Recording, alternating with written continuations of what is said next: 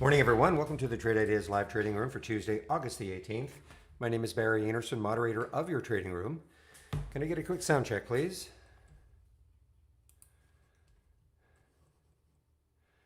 Okay, so yeah, just as I was going to open the room, VVIV is just popping here, really exploding. Great volume. Not a low float, 208 million in the float. I couldn't quite see what sort of news, if there's any late breaking news on it, but anyway, lots of volume coming into VBIV. Of course, it has some room.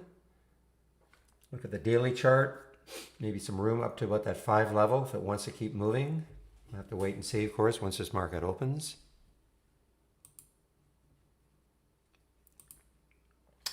All right, what else is happening? MICT, big gap up. Pulled back a little bit. Actually, it's pulled back quite a bit. It almost got all the way up to $10. They've got a smart camera order. Low float, 5.5 million shares in the float. Look at this gap now on that weekly and the daily. It just remains to be seen if it can hold or if it's just going to fade.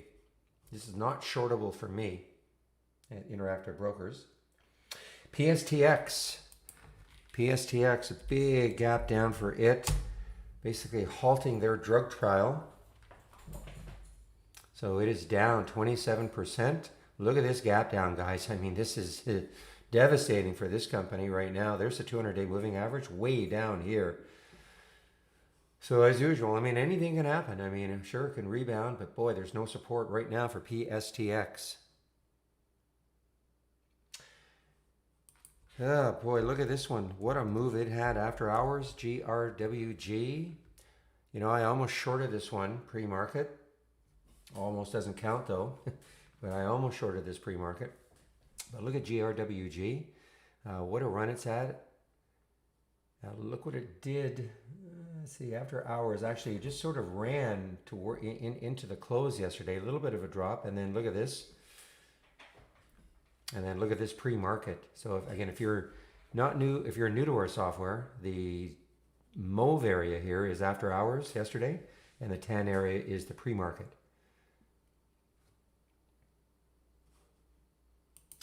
REDU, continuation play from yesterday. This was a great alert yesterday from the AI. The alert was at 492. So if you actually held that one, it's at 669 now. To me, it looks like there's some resistance on the weekly chart right around here, right around maybe the 710 to 730 area.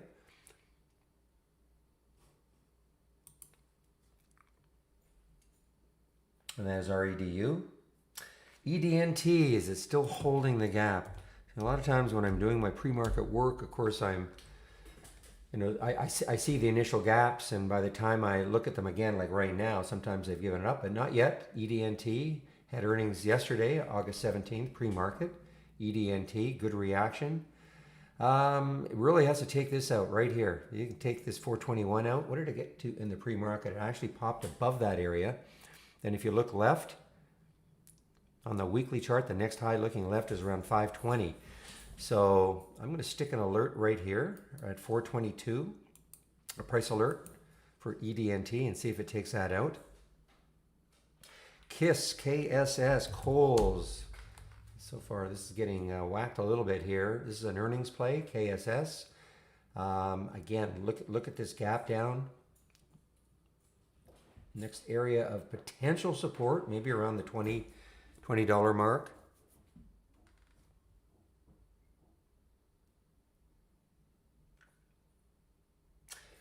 NBY, probably a really frivolous press release, but nonetheless, NBY, something to do with their product being available now in Walmart. NBY, this has some room to the 150 mark.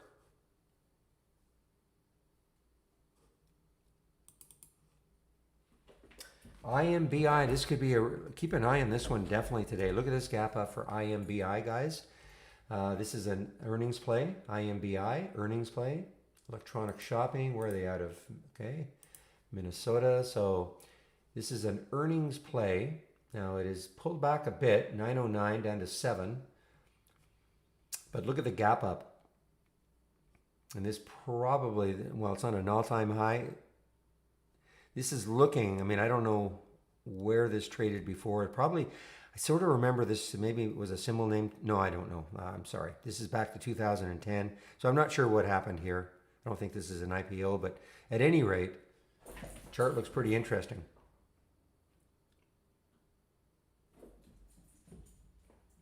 Vanda, VNDA,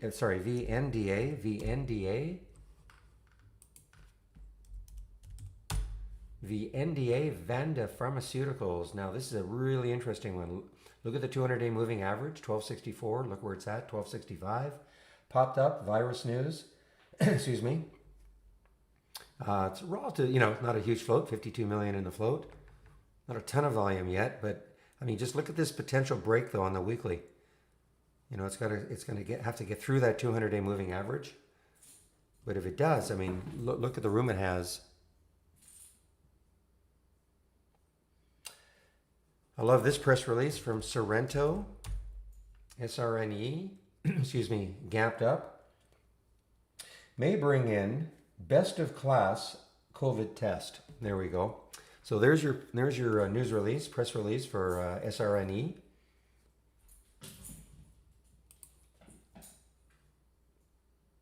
Hey, Real, take a look at this. You probably just popped in now, but I mentioned when I just signed on here, GRWG. I came so close to shorting this GRWG. Look, and this is on the 15-minute chart, but here it is on the 5. Again, this is Interactive Brokers. Look what it did. Popped up through, came down, popped up through, came way down. And that's using your 100 period.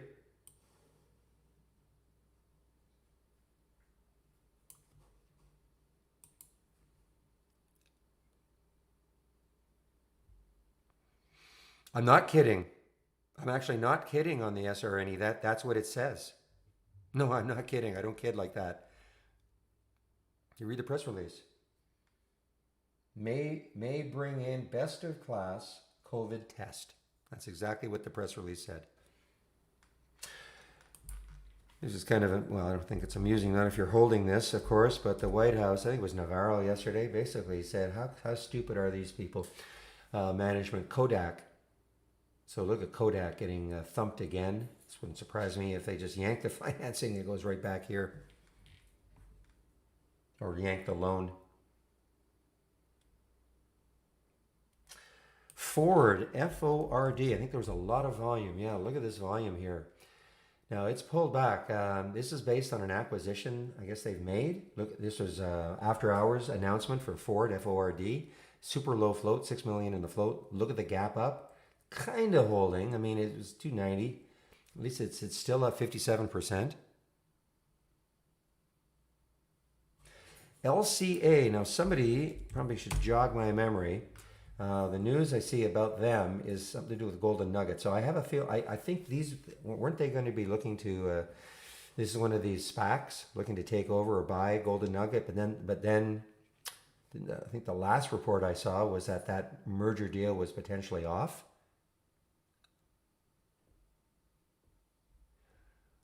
It's I have several news sources. I have this one, of course, from Trade Ideas, and also from I also glance at my IB, Interactive Brokers News.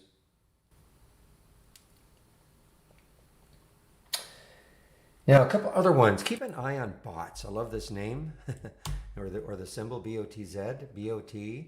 Look at this. So no volume yet. But this is on my watch list. You can see what it did yesterday. Basically an all-time high now. And I say there's no volume on it yet, but boy oh boy, what a run it's had. This is an ETF. Don't typically look at ETFs, but you might want to take a look at this one at some point during the day. Trade of the week, VSLR is still kind of hanging around the trigger area. Actually, it's up now, 26.25. So it did trigger yesterday, then it pulled back. So again, 26.25 was the trigger.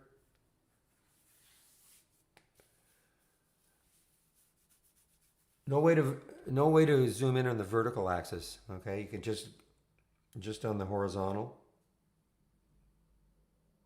Just like you can do this, but you cannot zoom in on the vertical axis. Answering somebody in YouTube. No, I know. We already have Strive. Just cancel it. Well, the website's working. Just cancel that. Yeah, I mean these are the not growing pains, but we did a massive switch Friday afternoon once the market closed to this new website. So sometimes they try to test and test and test ahead of time, but some of these links aren't. Like yesterday, of course, their trading room link wasn't working. Oh, I see. I see. Yeah, well, they definitely know about it.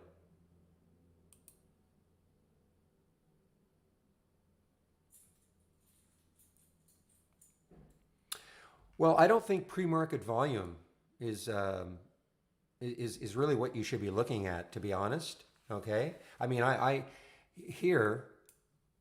I mean, this is my scan. Pre-market actives up. Okay, I mean, I can sort on the ones that have got the most pre-market volume. I shouldn't say. I think what you're really wanting, though, I mean, a stock can have a lot of pre-market volume and not have had a significant move, especially stocks like Microsoft and Facebook and all that. But I mean, you can have this one and just sort on the volume today. So at least you're looking at stocks that have got a lot of volume in the pre-market and that have moved. Okay, Hill. So it's one of the scans I'm sharing. The pre-market actives up.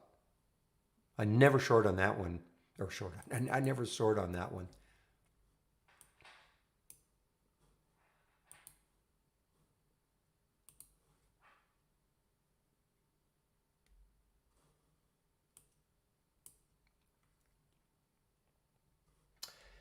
And also another one, TAOP, kind of an interesting.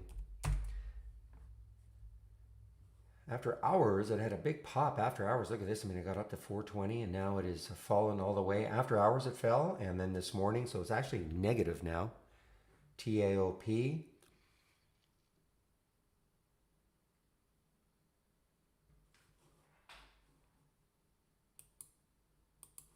And POAI. And I didn't put it in the POAI. So it got up to 156. I mean, this has got a lot of room. It's a low float situation. I didn't put it in, or didn't put it in the alerts actually, because it wasn't up that much, only 11 cents. It's up 8%. I get it. Lots of volume though. So something to keep an eye on. I believe. Yeah, I think they do have a little bit of news. Yeah, sells 8 streamway systems to a large university hospital organization in Virginia.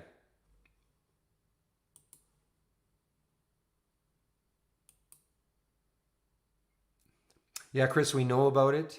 Yeah, well, the room isn't having problems. Everybody's able to get into the room, but that happened to me too. I saw that little pop up. I just canceled. It didn't seem to affect anything. I just canceled. The developers are aware of it though.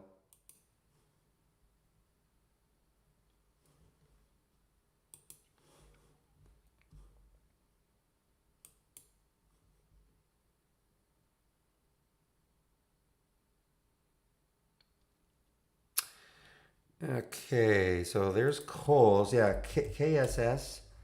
So it's one of the few big earnings plays. When I say big, it's sort of people know Coles. We're not in earnings season really anymore.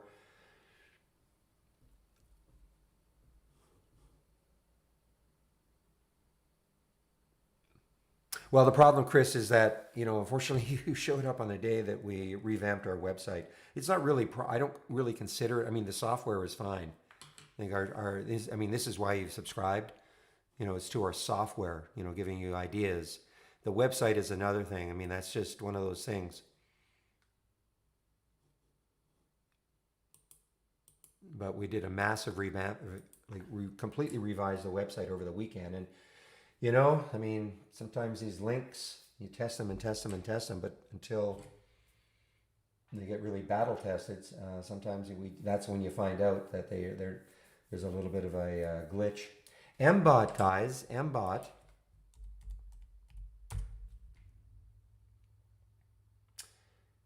MBOT is, let's see, this is an earnings play now. Yeah, that's right. It released earnings, so right at $10. Had the big gap up yesterday, but it pulled all the way back. And now this is an earnings play. This could be interesting as it's not available to short for me.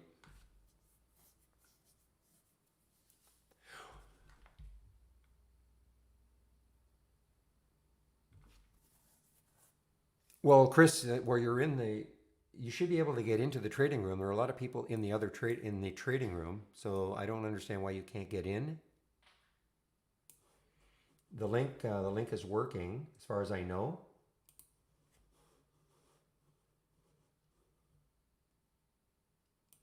And you're in the YouTube. I mean, the YouTube feed is okay. I mean, it's just not quite the interaction among other traders. That's all. Excuse me.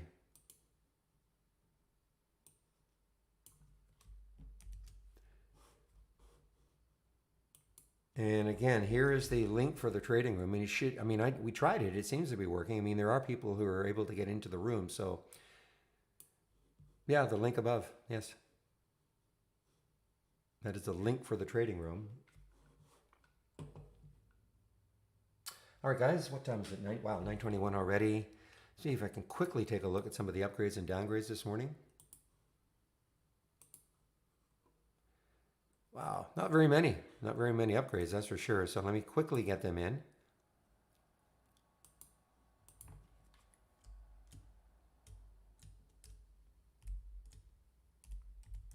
Did you see what I post? The charts for GRWG this morning, Real?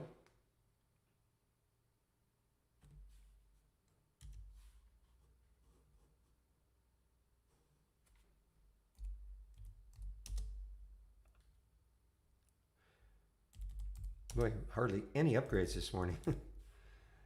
Let's get that in.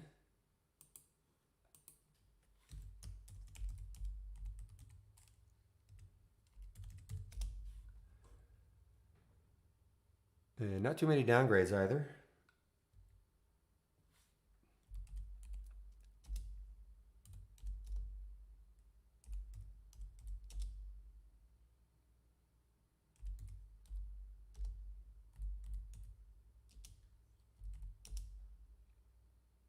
Got a couple of downgrades for UBX, I see.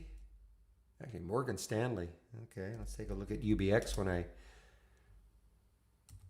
So there are the upgrades and downgrades from briefing.com this morning.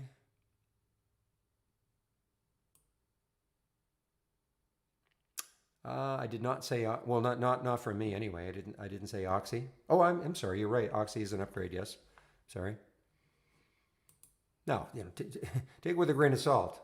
That's just I don't even know who analyst that is. Tudor Pickering. Never heard of you.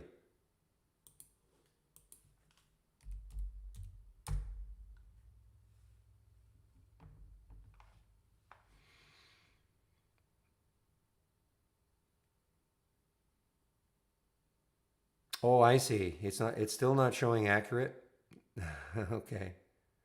Well, that's too bad. So I'm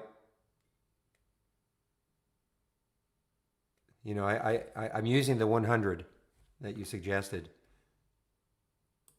Maybe I'll go back to the 21. Well, let's put it this way. It worked. It certainly would have worked.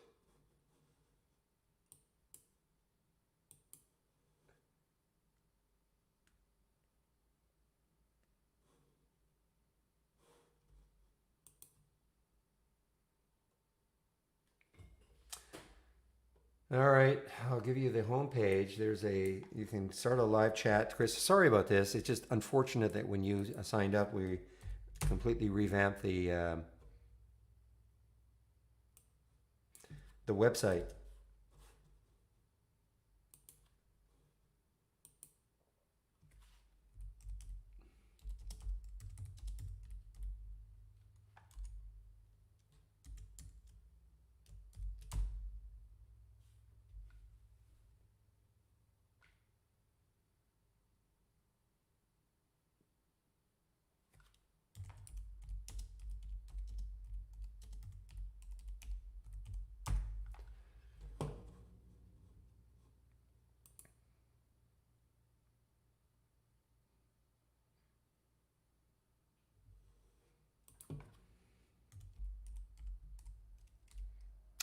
DMPI, let's see, DMPI.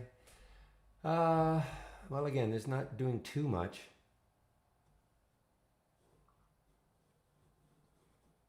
I don't, I'm not that interested in it right now. It's a low float, unless they have some.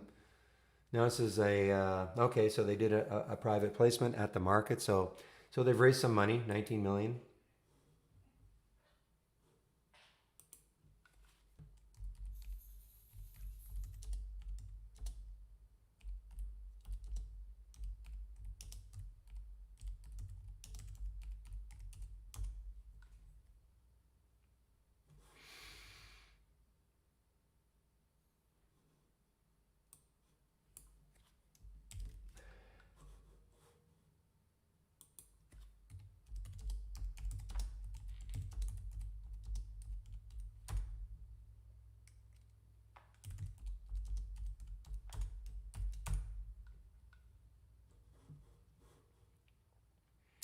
All right, guys, let's take a look at anything else. VBIV. So VBIV kept moving higher here.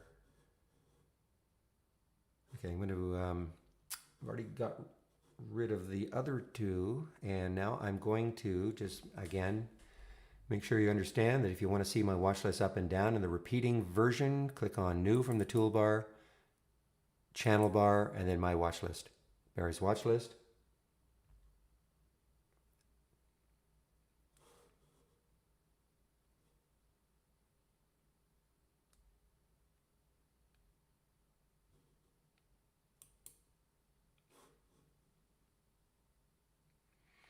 Remember that everything here is a layout in the channel bar, so before you load anything from the channel bar, including my layout, my watch lists, make sure you save your layouts to the cloud. You can only have one layout loaded at a time.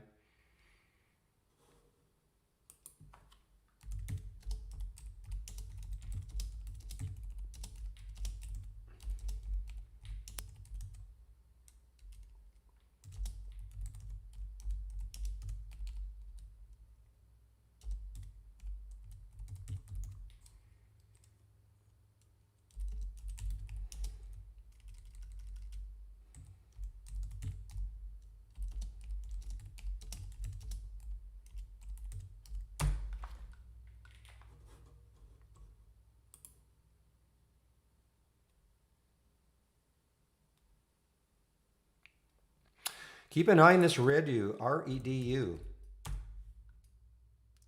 Again, big alert yesterday from the AI, popped through that 200-day like nothing, and it still has some room, REDU.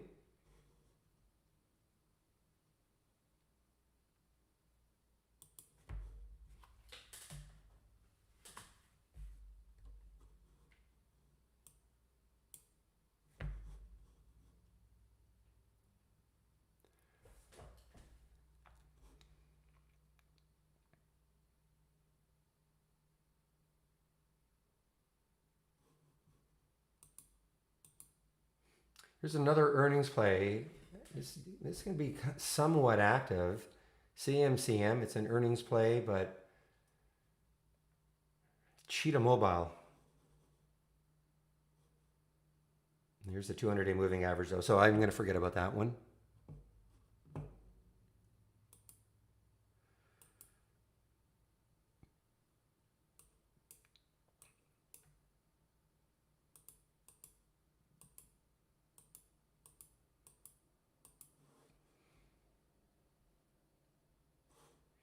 All right, guys, the market is going to open in less than 1 minute. Let's have a great trading day, everybody. Just one moment, please.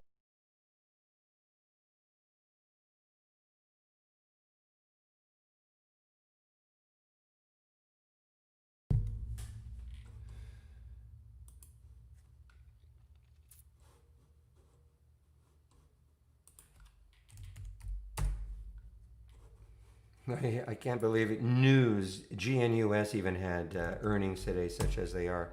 All right, market is now open. Actually, a lot of shares available to short REDU at Interactive Brokers. Not that it helps you, William, I know. But over 300,000.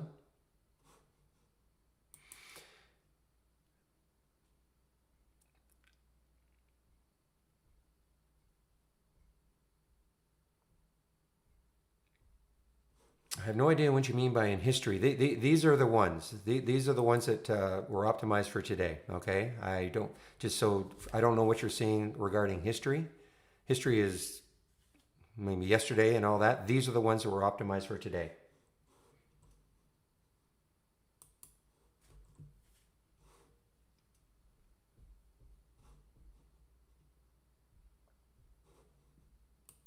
MICT is holding. All right, there's a GRWG ripping again. Look at this volume that has come in. A million shares. Again, this is a relatively low float.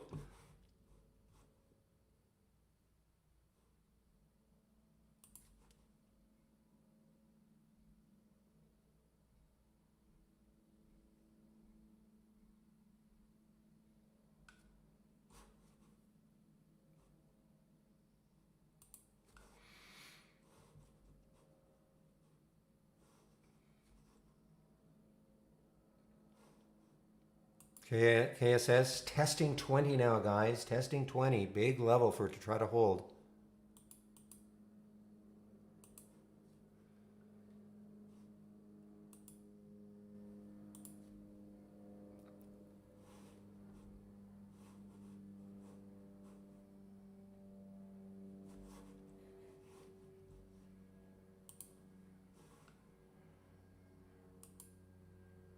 Well, look at the drop now for REDU. Too bad, William. I didn't, I wouldn't have taken this. It's too early for me, but Glue Mobile. Look at this one. Wow, look at the volume coming in here too. This is not an earnings play. No, just for some reason. Look at Glue, GLUU, guys. Breaking through 8.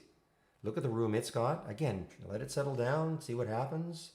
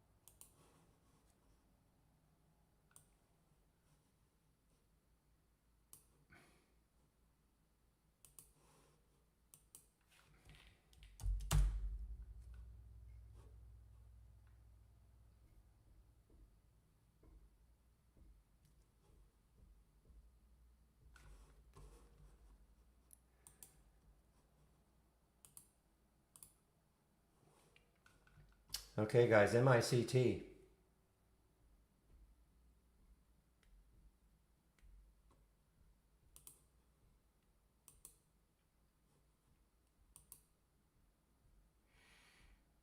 Still, this got up to, what did it get up to? 988 in the pre-market. So it is dropped quite a bit, and now it was halted. Okay, I just see it was halted.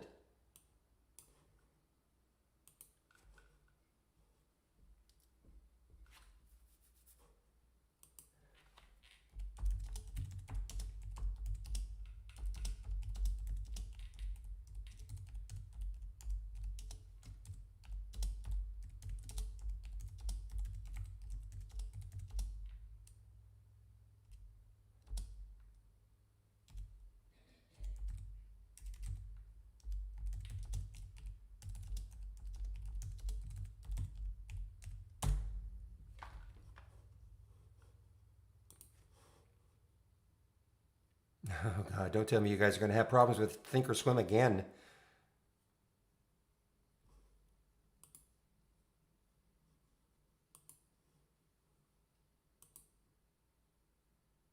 Wow.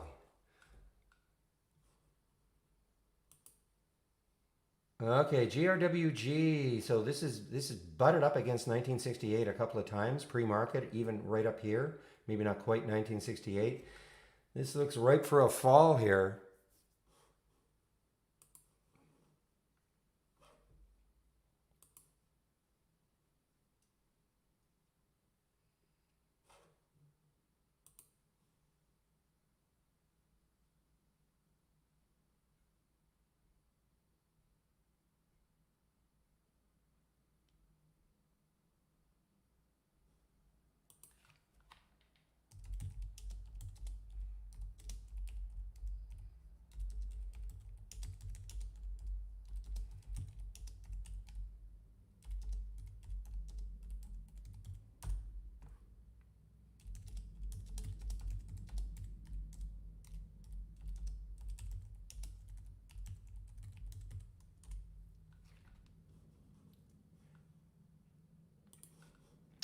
Well, Sorrento on that news release may bring in best of class COVID test. Of course, this stock has been just beaten up.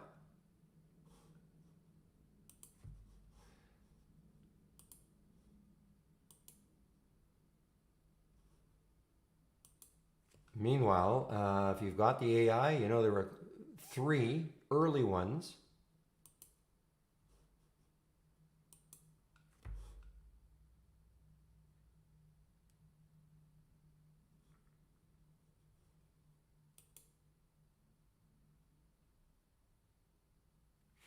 Now, this was one of the flyers from yesterday. Look at this RRR. I think I've got pirate here. RRR. And right at the 200-day moving average, and kind of pop through it a couple of times. Once on Friday, and then yesterday. Tried again today, and now it's just being rejected. No, it doesn't work with Brokers Plus. You need Pro. Guys, it's not that expensive. I mean, maybe I'm just I mean, IB Lite, yeah, it's free commissions and all that, but I mean, it's not like IB Pro is like crazy expensive. But anyway, yeah, IB Lite does not work with Brokers Plus.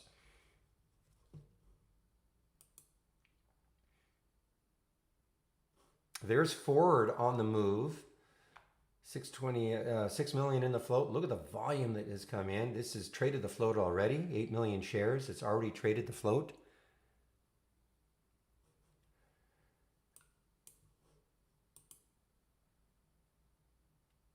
We get the question a lot, Basil. I mean, there's no video on it because there's no right or wrong way to use the AI. It's that simple. I mean, I use it as a watch list. I see the alerts come in. I don't have to take the trade immediately. I can let it settle down a little bit. Check the chart to see if I like the chart. Use it as a watch list all day long. So there's no right or wrong way to use it. The only thing I can say is that in order from my point of view, to use it effectively is from the toolbar, click on New, and then click on AI/Holly Strategy Trades window. Make sure then that you've got this window loaded and you can incorporate it as part of your layout. And then every morning, just start watching the alerts as they come in. So you see what I'm saying? There's no right or wrong way. I mean, the only thing I would absolutely suggest is do what I did there, is make sure you have that window loaded all the time. And you could probably incorporate it as part of your layout.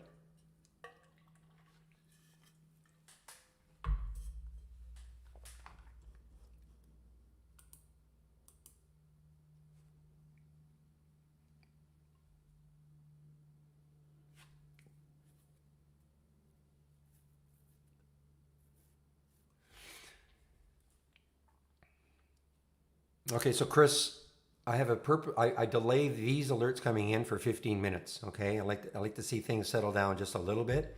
This you should see right off the bat. If you just loaded it, you won't see everything previous, but you should start seeing alerts coming in. Here, nothing will happen until at least 15 minutes after the market opens. Yeah, Josh. The only difference is that you will not, if you just load it, you won't see all the previous alerts. You only see the last alert as they start coming in. You won't see the ones, okay? But yes, you should see.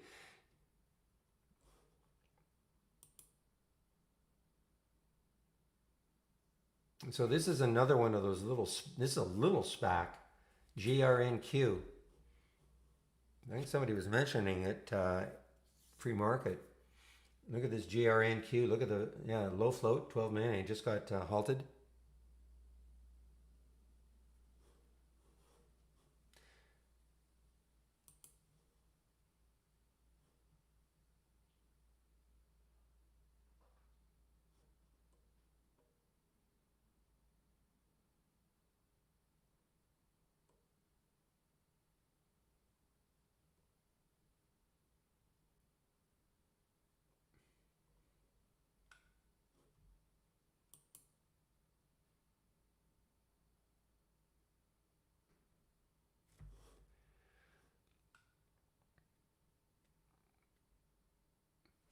Well, if you're going to stay on my channel, Josh, this is what I would recommend you do. Now, I know it's a little confusing.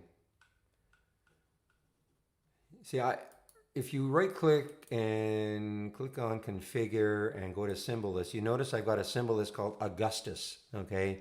That is a symbol list that these three scans are looking at. So I keep the same symbol list name for 2 weeks. On next week, there will be a different symbol list name. But so what you can do is you can save these windows to the cloud, okay, for the balance of this week, certainly. Save these windows to the cloud. Then you can bring back your own layout if you have a layout, and then bring back these three windows again, and then save your layout again with these three windows incorporated. Okay? Because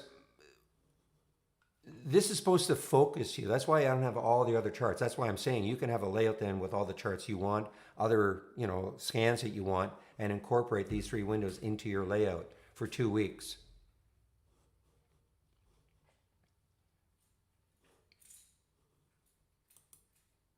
Meanwhile, Li Auto, are you out of China? Yes, you are. Okay, so Li Auto.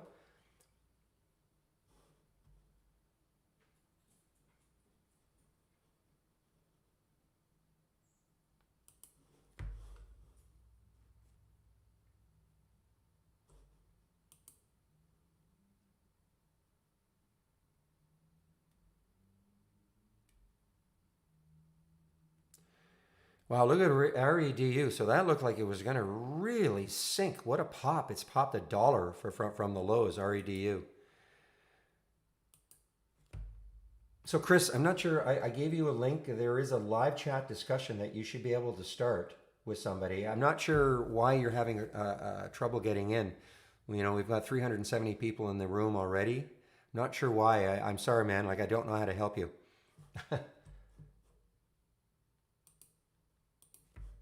Again, the link for the home page, and then you start a live chat.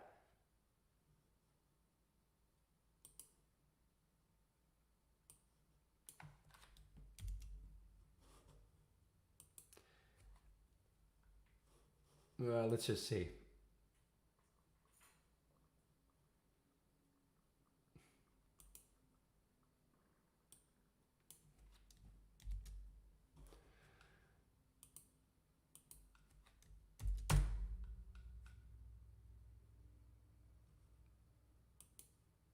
Okay, so this is what happened. Chris, if you follow me, when I did, okay, I'm going to do it again. Just have to cancel. I know we've got this little bug going on, okay? Just cancel out. So that link I gave you, cancel, and then you get the questions and answers, okay? Right there. That's the pop-up, and then you can start asking. At least I hope. Instant answers, but what can you help me with? So, you have to try. I don't know how else I can help you.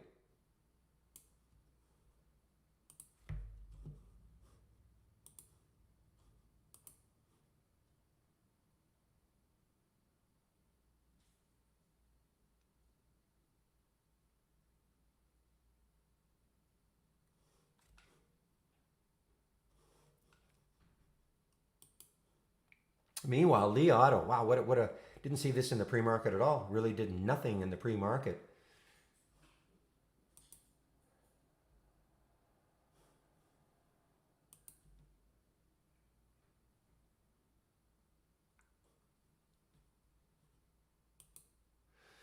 All right, 9:45. So let's see if we start getting some alerts here. We will get an alert for Ford if it takes out the high, which would be about 258. And GRNQ just resumed. Wow, look at this. Jeez. There it goes, guys. GRNQ just from the halt, just resumed.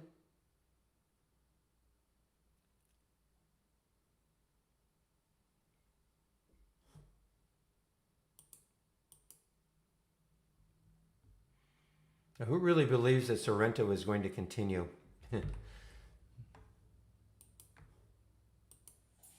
Now we've got Clovis on the move. CLVS on the move. So let's see. Looking at that daily chart, looks like there's pretty stern resistance around 650 for Clovis, CLVS.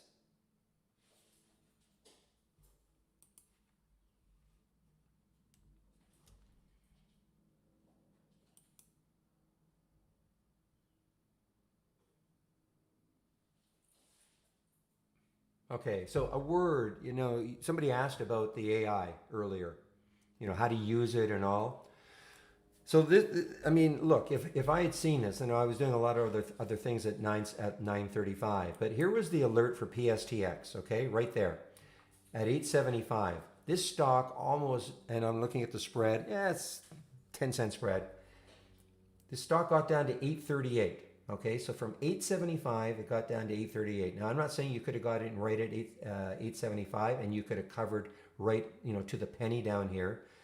But you cannot allow something like that to happen, right? I mean, if you were able to short this, 965, and this stock got down to 835, 838, and then it starts to do this, you have to cover some or all. You can't let this turn into a loss. As an example, so you can't have a video on that. I mean, that's just trading. But you notice the AI is not out of that trade. No algorithm kicked in to get out of that trade.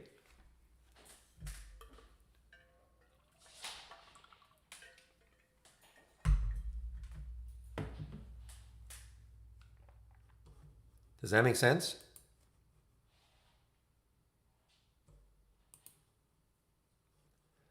Meanwhile, GRWG, wow, look at this thing just collapsing now. I shouldn't say collapsing. I mean, look, the pre-market low was 1721. Takes that out.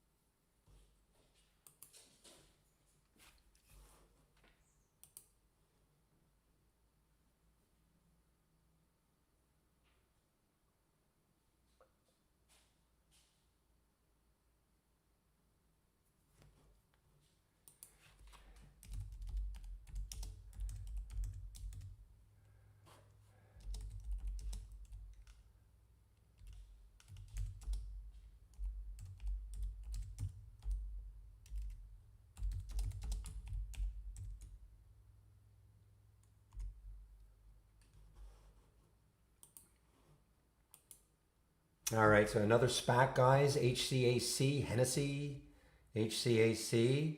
Nice move here. It's got, again, crazy action in these. 1152 in the high in the pre-market. So it's I don't know if there's any specific news. EV developer Canoe to go public via reverse merger with Blank Check Company. So that is I don't know if that's a rumor.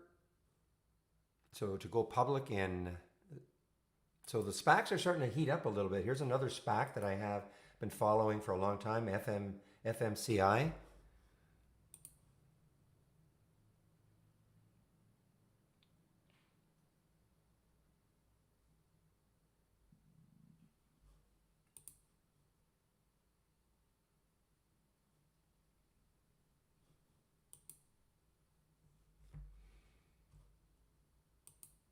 This was an active one yesterday, LAC. Had a big gap up yesterday. It started off pretty well, but now it is starting to fail.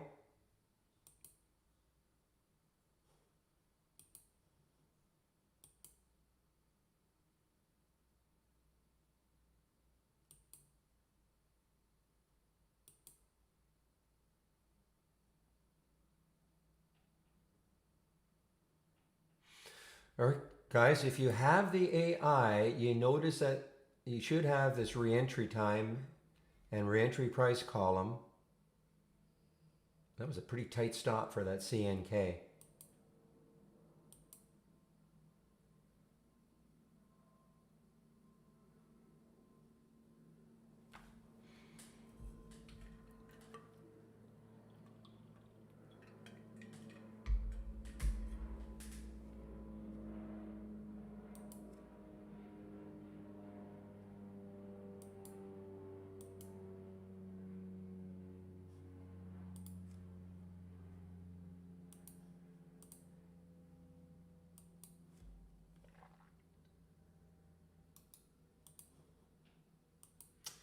Okay, guys, listen, I am.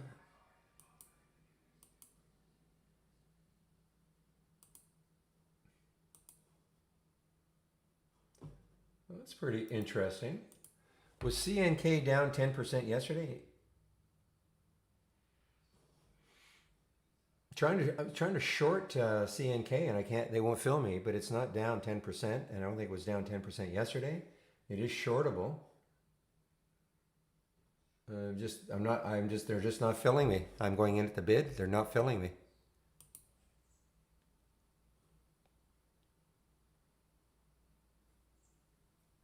And the reason why, I'll show this. Okay, you should have the reentry time and reentry price column.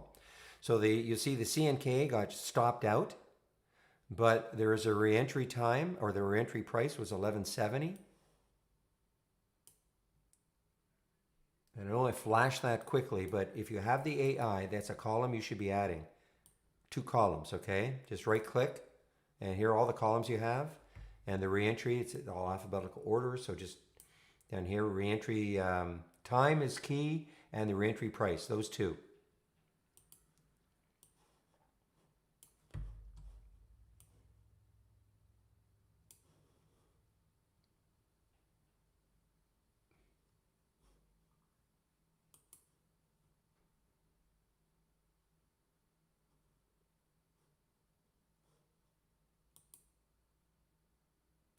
So nothing showing up on the watch list up yet.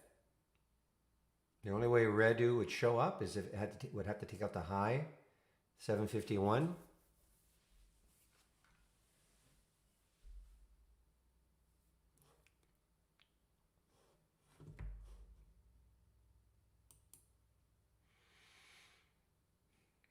Look at that choppy action though in the first 15 minutes, all the way down to 625, right back up to 750.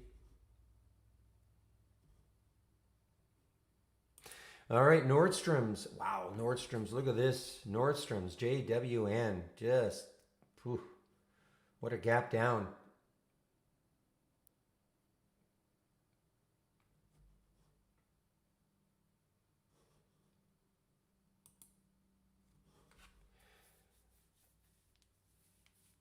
Oh, and GFL, what are you doing? GFL, another gap down. Look at this gap down. Probably maybe some support around 1860 or so for GFL.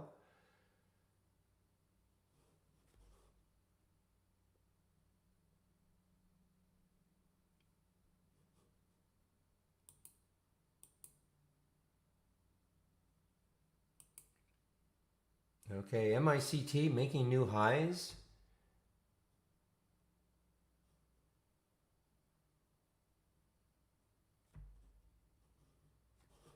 Just give me a moment here, please.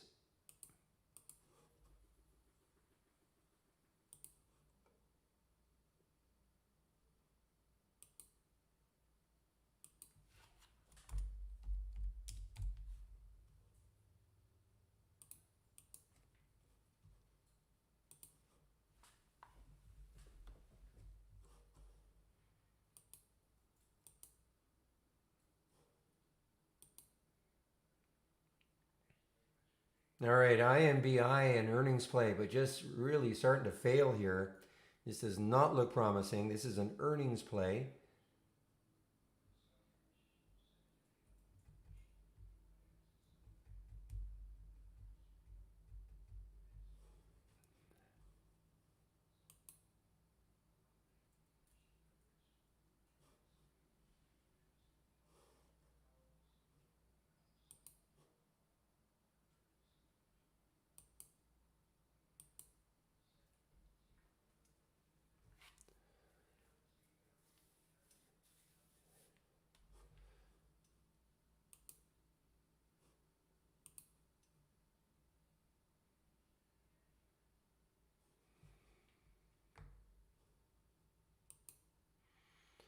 BFR8, guys, is this shortable? Yeah, it's shortable. Also, look at this one, right into the 200-day moving average. Well, I shouldn't say that.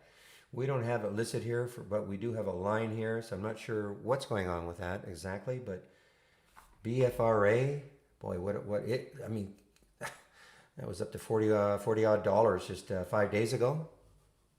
One of these crazy ones.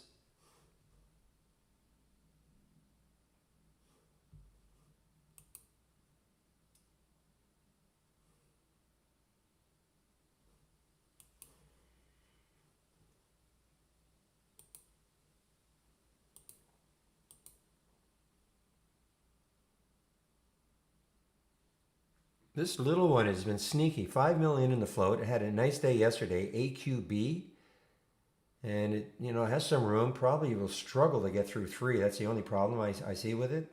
Close to that whole number. Has room. AQB, but it's a super low float. Lots of volume.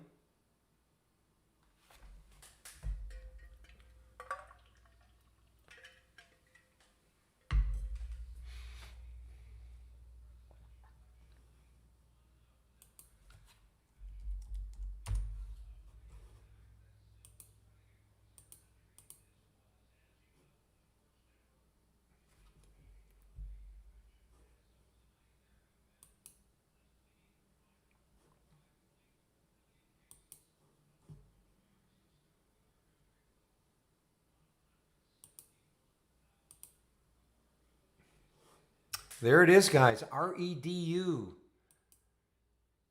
I said if it hit a new high, so there it is, 751. What are the triggers? The trigger here is a new high for the day, with other filters in place, of course. But REDU, nice from yesterday. That was an AI alert from yesterday at 492.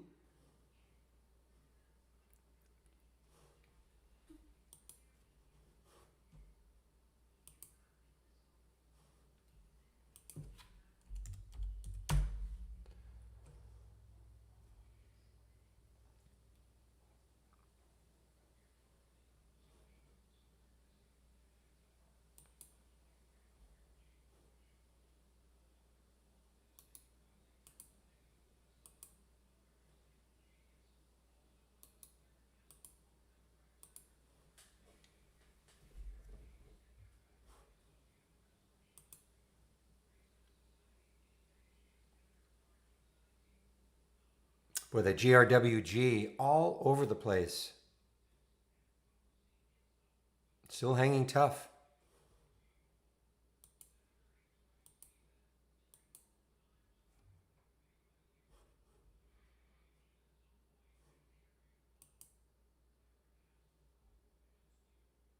So this resistance on the monthly charts at around 860. I'm not saying it's going to get there. Let's just back this out on the weekly and take a look.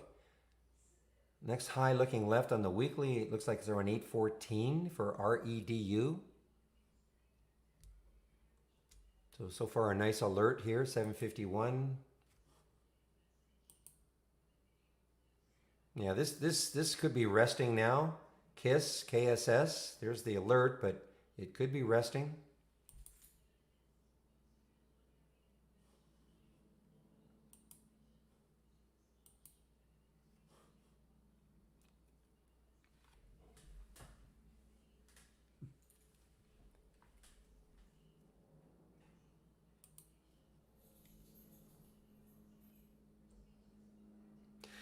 Yeah, you just had to withstand. I mean, that was a big drop right down there. That looked like it could have been over for REDU when it got down to 625 in that opening candle.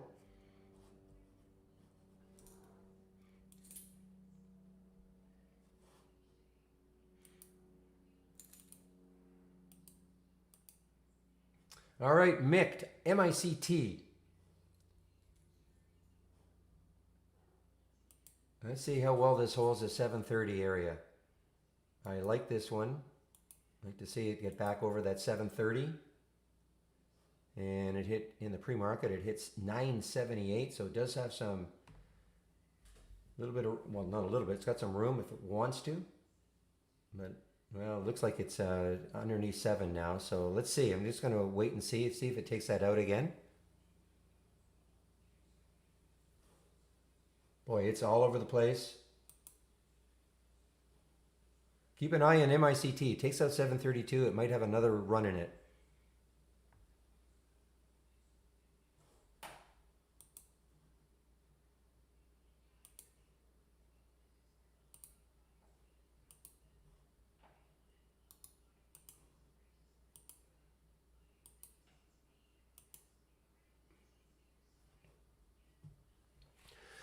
Excuse me.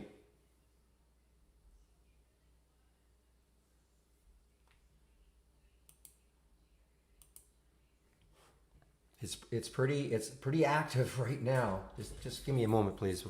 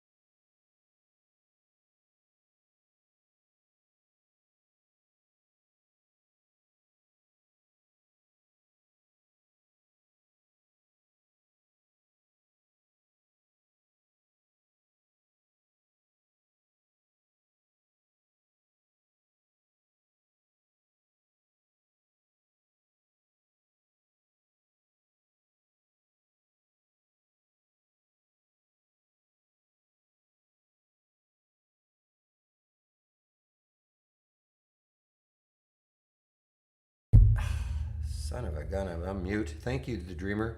So I'm just saying, this is my time in sales for MICT. Just look how rapidly it's trading. This is from Interactive Brokers. Keep thinking if it just takes out this 730 with a lot of enthusiasm,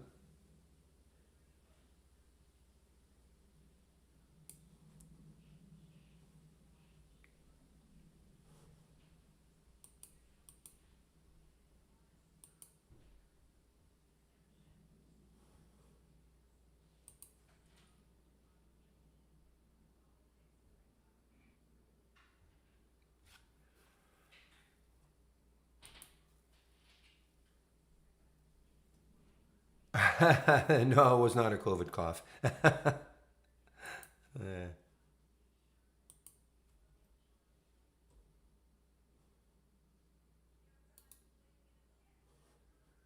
ah,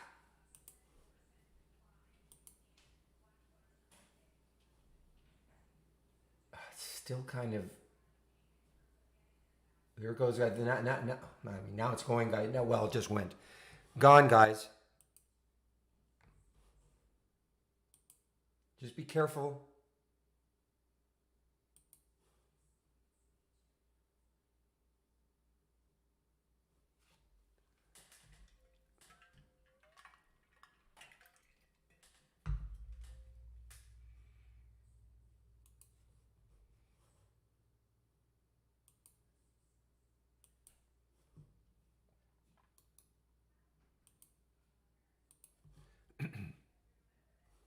I'm sorry. You asked about UBX. I did. The only thing I noticed about UBX is that it had a couple of downgrades also this morning. So, I mean, yeah, it could bounce, but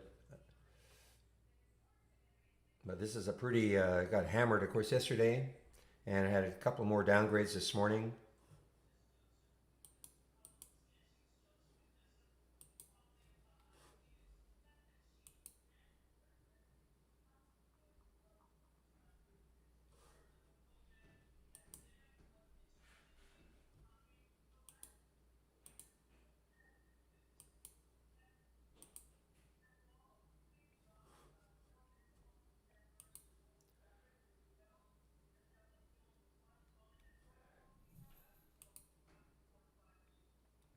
Yeah, look at that spy bar. Wow, no kidding. That's ugly.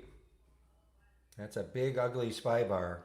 So if you're long things, which are, kind of track the market, just obviously be careful. Some of the other things that we look at, MICT doesn't care what the market's doing.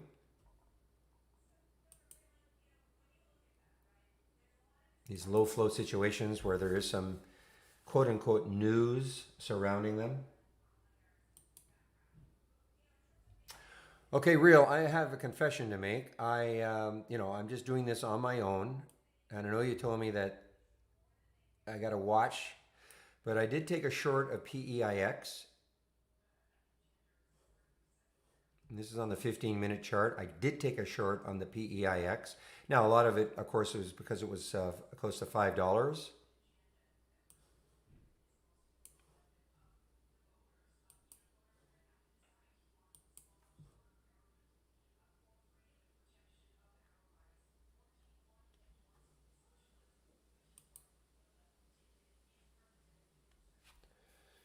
Oh, is that the one that is that the one they teased last night or the night before? Oh, it must have been last night that they were going to come out with a big blockbuster review on his stock.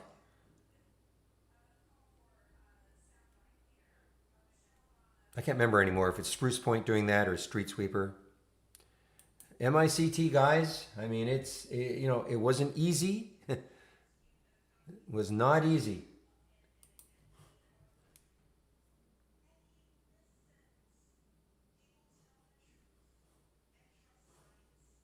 Be careful. I mean, 8 could really stall it or not.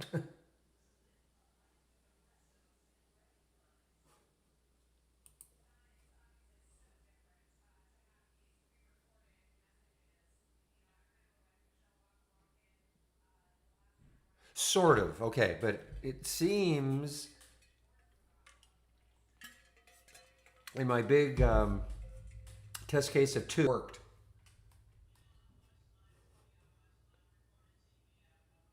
Again, guys, MICT was not easy. I don't want to give you that impression, but I had to stick it out.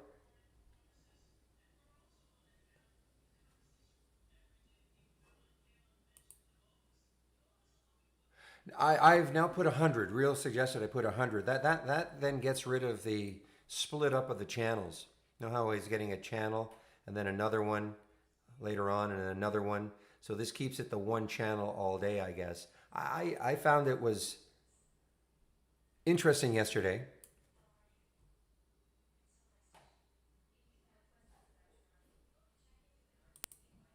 And I was really impressed with what it did pre-market with the JRWG.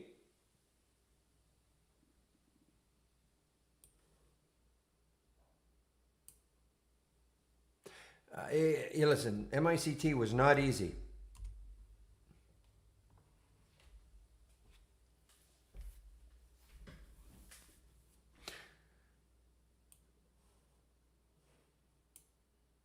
Yeah, so what I've done, again, these are Interactive Brokers charts, guys. So now, yeah, 100. I put a standard deviation of 100, where the period is 100.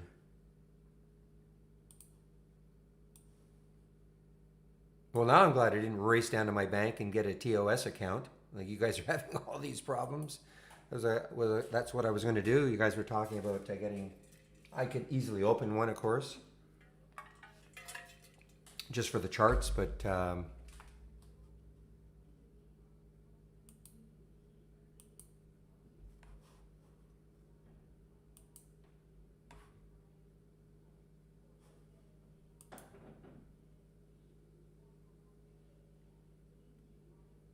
yeah, Matt, I can't actually say that. I've heard so many over the last, ever since they went to their commission free, I've just heard people complaining about TOS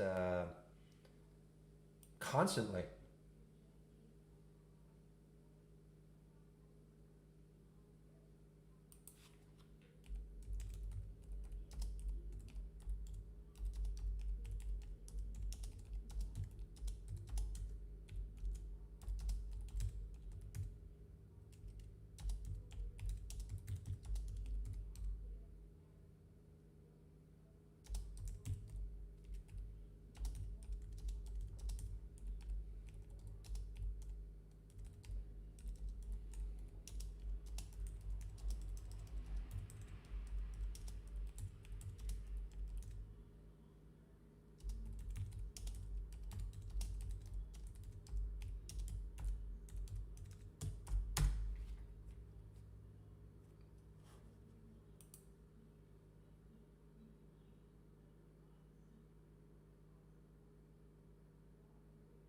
Really?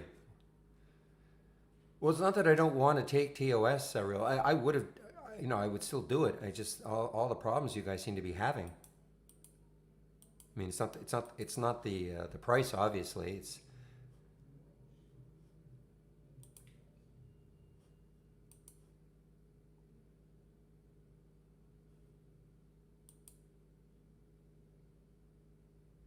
boy.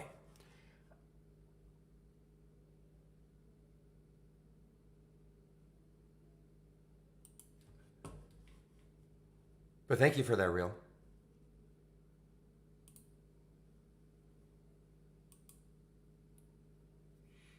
Again, you cannot. These are one of these ones. I say this all the time. It's not a stock where you can get into this, even when it broke here, and think, okay, now it's gold. Go downstairs, make some toast, come back upstairs, and you're down $1.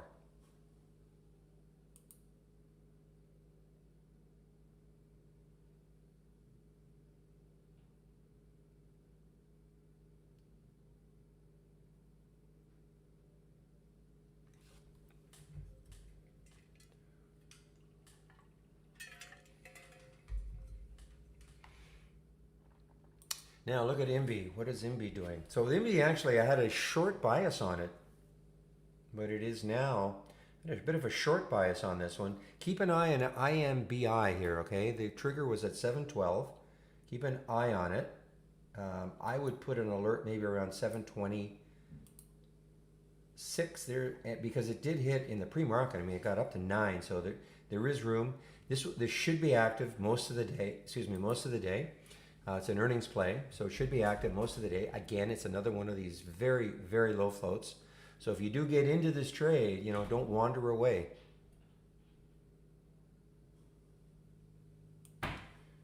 So just as I'm speaking about it, it triggers.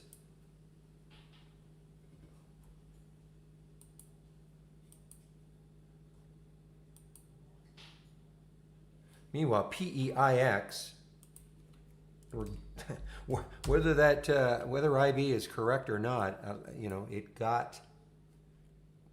did hit that little. I know what you're saying, real. I get it. I completely understand. But so far, I mean, I've only looked at two today, two this morning that I've had even a chance to look at.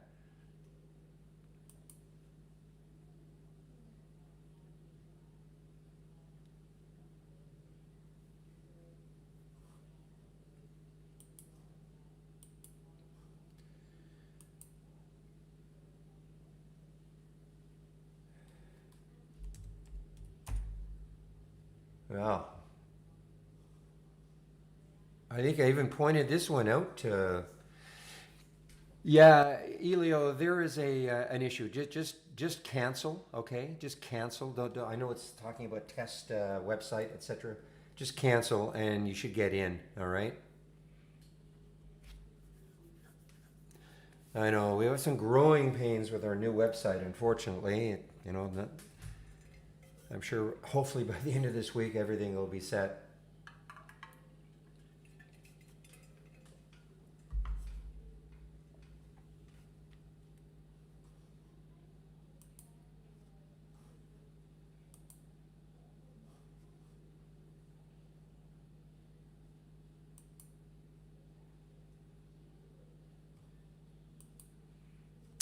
I have warmed up to it. No question. I have definitely warmed up to it in terms of the SDC. Yes.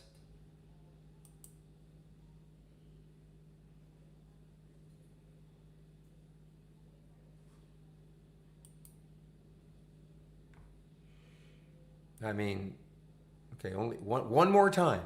And the PEIX. So now it's actually through the mean, or it's at the mean. So of course I covered some right there.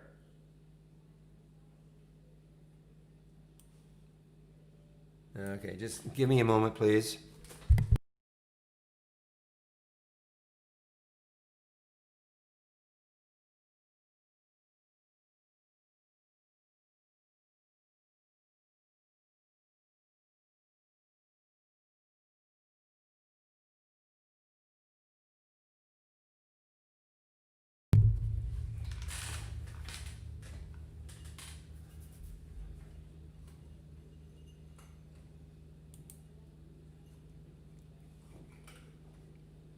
Yeah, the INBI definitely could go either way.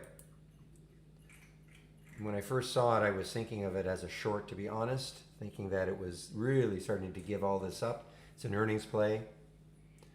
But then it did this, then it had the nice bounce. So it's just, it doesn't really know what direction it wants yet.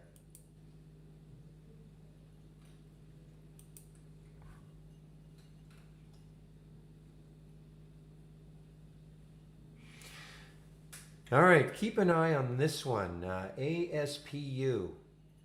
This will trigger in here. Actually, the volume is a little light, but just keep an eye on it. ASPU, 1224 is the high.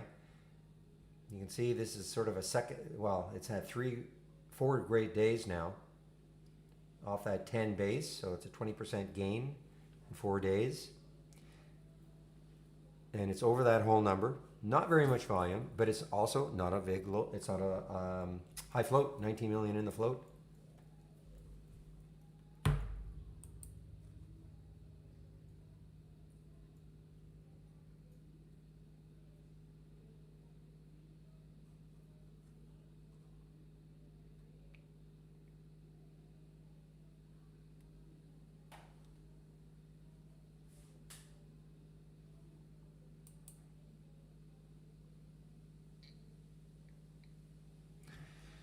All right.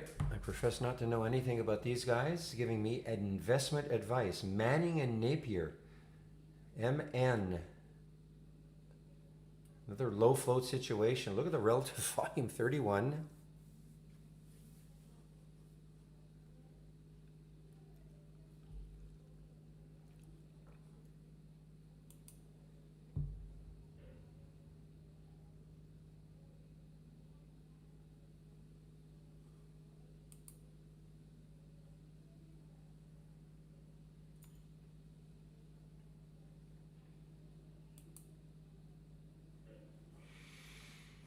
Okay, guys. Well, it was a fun ride for the MICT, but again, you cannot wander away when you're in these low float situations. Meanwhile, the market, yeah, Dow's down. So all except for the Qs again, just doing their thing.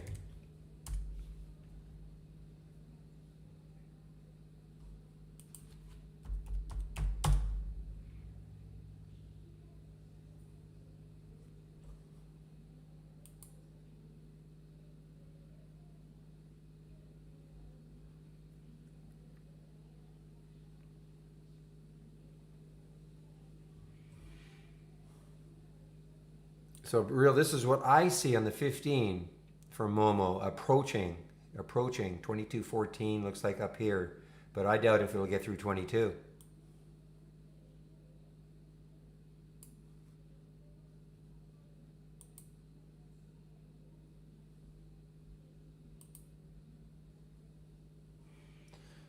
All right. Well, that was a good. This is so interesting. So see what it did. So there's the PEIX. There's the top of the SDC channel. Moved all the way down to the mean. That's where I said it covered most, and then it popped off it. So interesting. Again, these are Interactive Brokers charts, not Trade Ideas charts.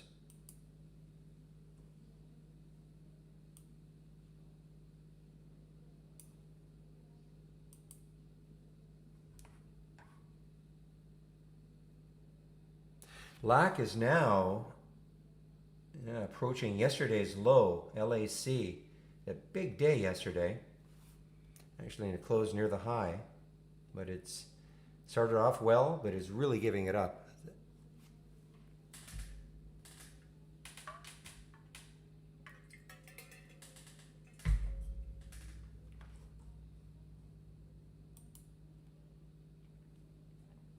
Sugar. I took my eye off MB. Look at this now. IMBI. So it really exploded now. But again, for how long? I mean, with the low float situation. But it just exploded, guys.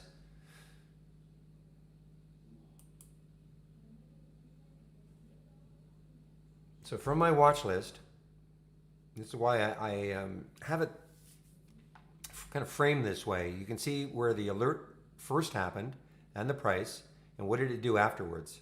So when I look at redo, 751, there's the candle right there, or the arrow, the blue arrow designating the candle which the alert happened. That's on a 5-minute chart. There, of course, is the 15-minute chart. So after that, got up to 797. Not bad. 730, MICT.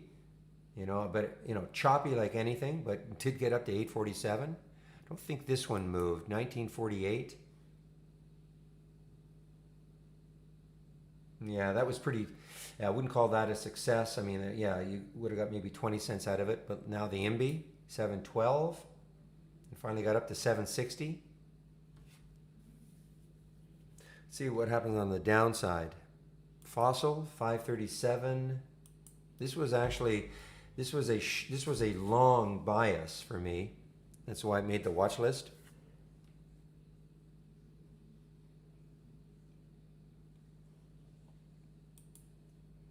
Another one that was sort of was definitely a long biased.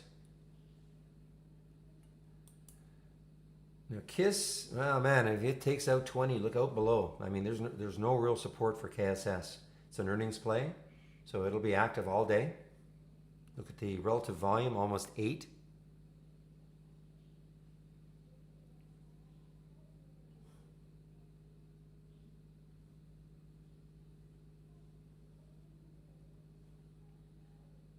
And then CXW 977. So this is starting now. What I see here now, again, this one made the watch list. As a long bias.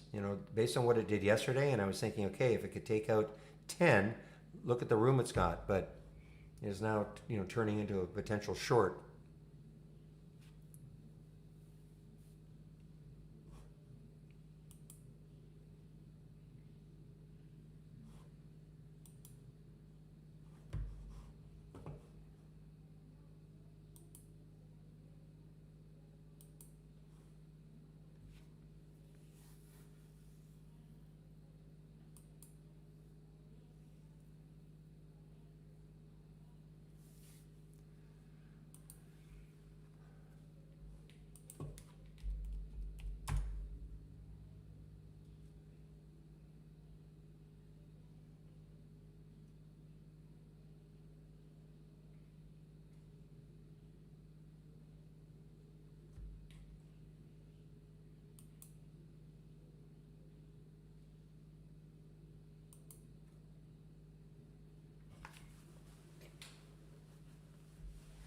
Big volume came. Look at the volume that came in on that 15-minute candle right here. The biggest volume bar of the day, the 15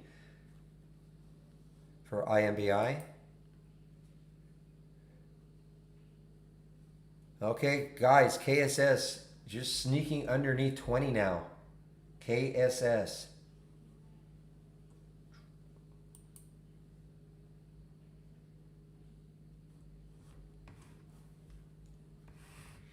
So again, just a word about the watch list. I created this a few months ago, predominantly for people who are new to trading, so they could only maybe have to focus on a few stocks over the course of the day, rather than get overwhelmed by all the alerts that come in. And this watch list gets updated every day. There are some carryovers. So in the current watch list, I'm looking at it right now, there are probably about, I don't know, 30 stocks. These are the ones that have triggered from it.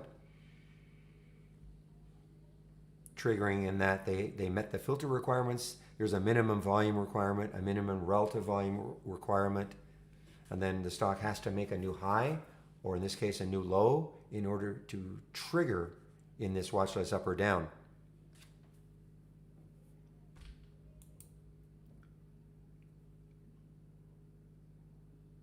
You know, here's another one. I mean, again, this made the watch list not as a short, though there's that 200-day moving average. But you know, had some news this morning. But you can see right here. Look at the lows. 1152. Today, yesterday, and the day before, virtually to the penny. You know, if it takes out, you know, I'm going to stick an alert at 1148. I might take it out immediately.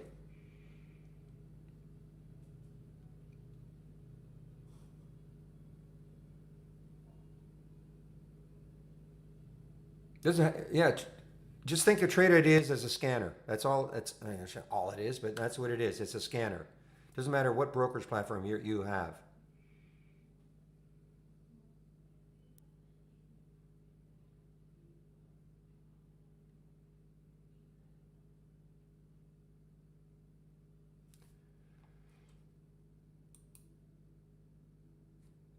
Well, we do use our alerts are live.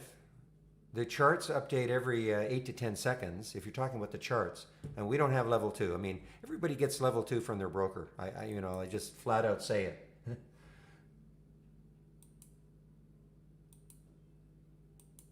I mean, if you want level 2, get it from your broker. A lot of us don't care about level 2.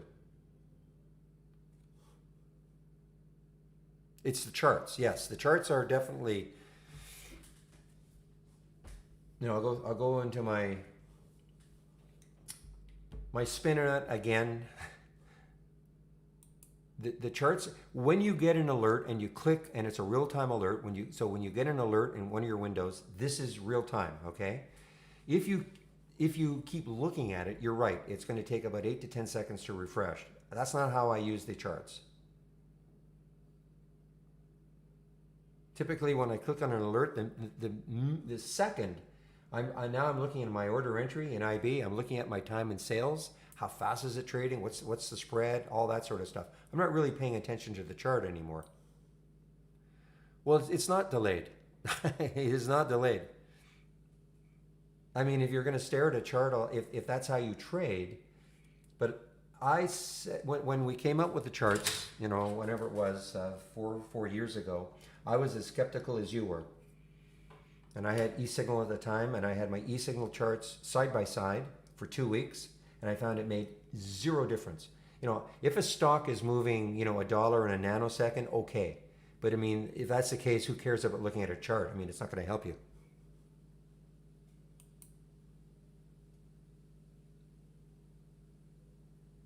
No. He's talking about within Trade Ideas, though, our charts. But it made absolutely no difference to me. And I was skeptical as you were, or are.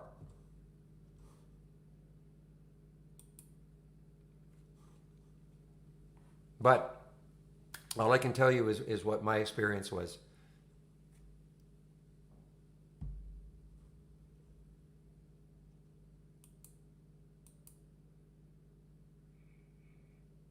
And just one last statement on it. I would not be using TI charts. Just because I work for TI, if I'd said, you know what, guys, I can't use them because there's an 8-second delay, I would have kept using my e-signal charts. It's that simple. Because I'm not going to jeopardize my trading just because I'm working for a company that has charts that I may not like. Okay, I love everything else, of course, but it honestly didn't affect me at all. The other thing is, I love the way our charts look. To me, they're so clean, clear, crisp, concise. Exactly, David. These are all real-time alerts.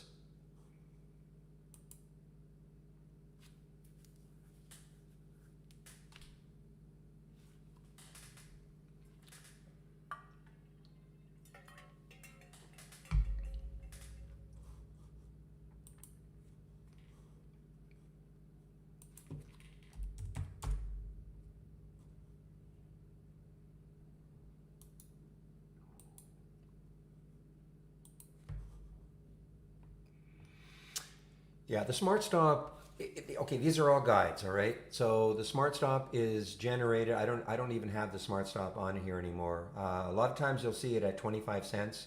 I know I've said this seemingly for months, but we have to come up with a better idea for a smart stop. So it's a guide. The profit target is nothing highly scientific. It is literally just double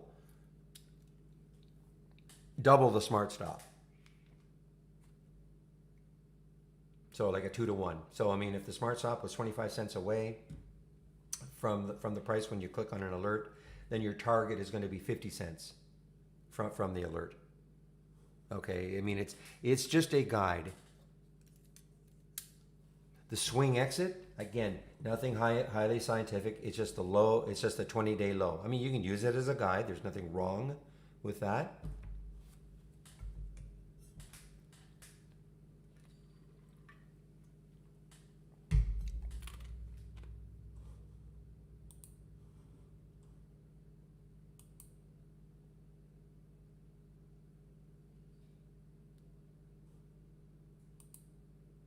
Well, it's not a delay. Mike, it's not a delay as such. It's a refresh. It's a real-time alert when you click on you get an alert real time when you click on it. That is real time in the chart. If you stare at the chart, it might take 8 seconds to refresh. That's all. But I don't want to keep hammering this home, but it made no difference to me. If you find it makes a difference to you, then use your broker's charts. Guys, it is 10:36. Wow, it's gone by quickly. First of all, if you're new to the room, welcome to the room. This is the format, Monday to Friday, 9 a.m. to 3 p.m. Eastern Time, sharing my screen and live on the mic. So I've changed things up a little bit here. If you have trade ideas, I'm sharing a lot of scans. You can click on the Scans tab and you'll see all the scans that I'm sharing. You can also access all the scans from the Room Drive icon. Looks like a half-open folder. Click on that, and scans that I share, download. And that'll go to a Word document. Then you can look at all the scans at your leisure. In order to get a scan, all you have to do, from the Word document, just copy the link, and then File, Load from Cloud from the toolbar, File, Load from Cloud. If you've copied the link, then the link should appear in here, and then you just load. From here, say you wanted the basic new highs and lows, if you wanted to just access it from the Scans tab, just click on the tab or on the link. It should appear in a browser. Just copy it, Control copy it, and now the same thing. File, Load from Cloud, and there it is right here. Okay, and then you just load it. Now once you have it loaded,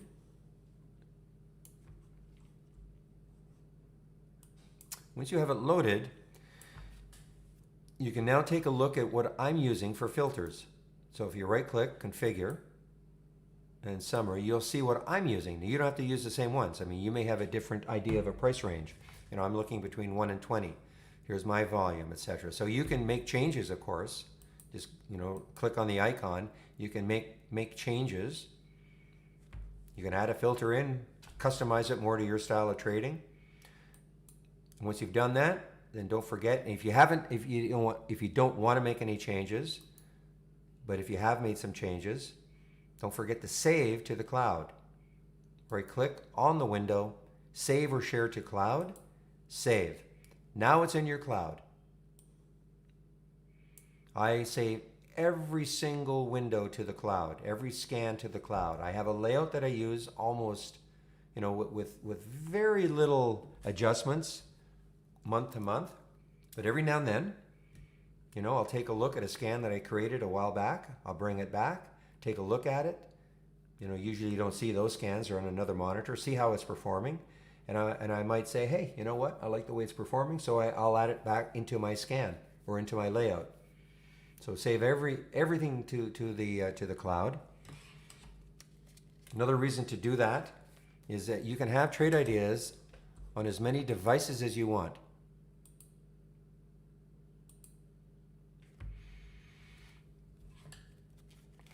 Okay, you can have it on as many devices as you want, but you can only have it loaded one device at a time. And so obviously, this is why the cloud is so good, not just our cloud, but the cloud in general is so good, because now if you load trade ideas, the software to say a laptop, and once you've got it loaded, then all you have to go to the toolbar and then file load from cloud. File load from cloud, and then you can find your layout. I've got a bunch of layouts, and just load your layout. So you don't have to recreate everything device for each device.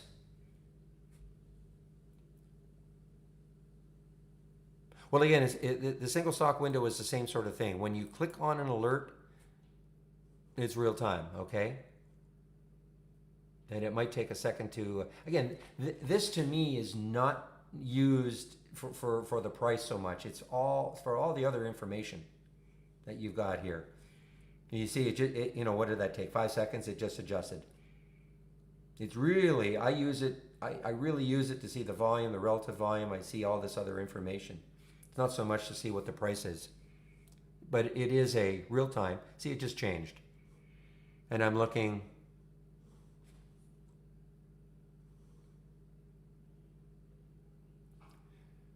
and it's basically the same. I'm just looking at my TI or my IB. It's basically the same price.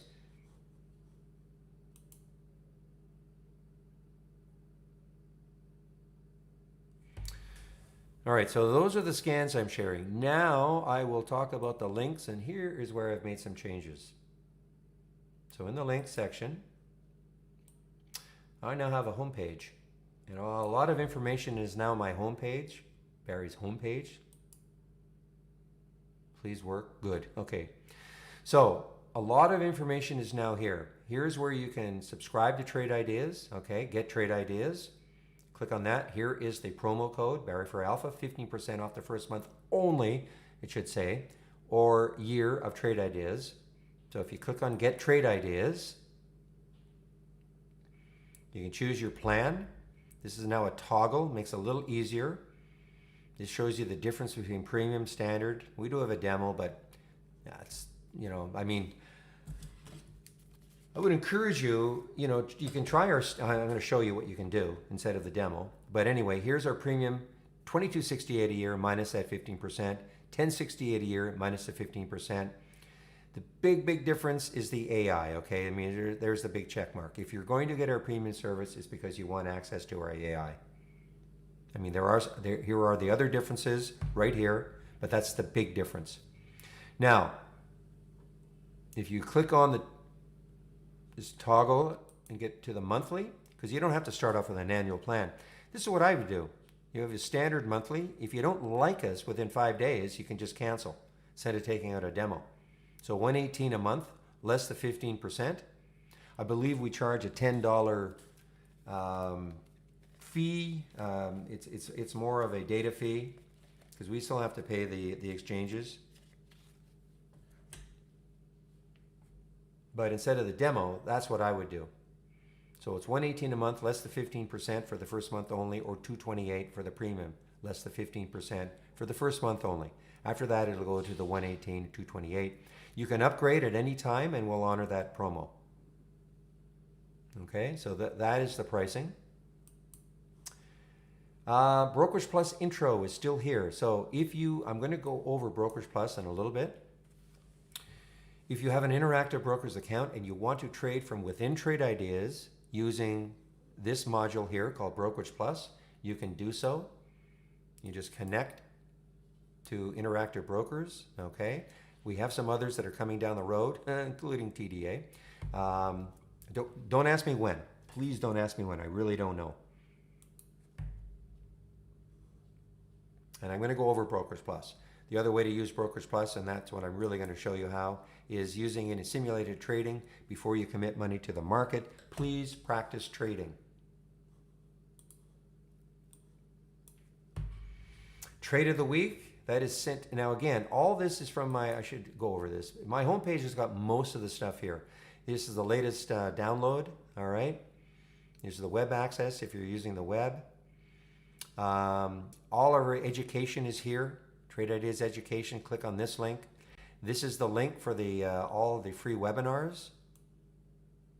Monday to Thursday, you can click on that link. This is where my daily video, you can click on this link here. You can get my daily video. And this is the trade of the week. So a lot of the stuff is just from my new homepage, okay? I did want to have this link on its own. You can access it from my homepage, but I do want to show you this. If you're new to Trade Ideas, and I want to pop that into the room. The 20 lessons in 20 days. Of course, you can go at your own speed, but really, really good. I mean, if you're new to Trade Ideas, second here. I'm going to put these links in.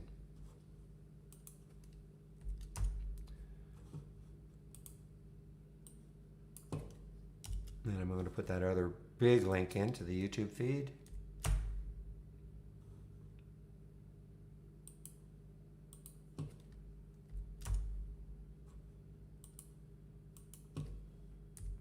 All right, so there are the links.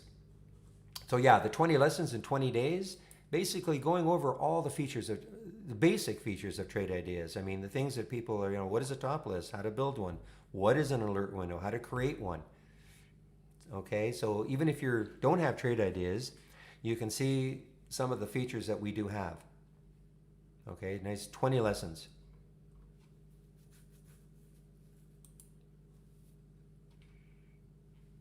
And what else do we have in here? So that's the trade of the week. And the other links.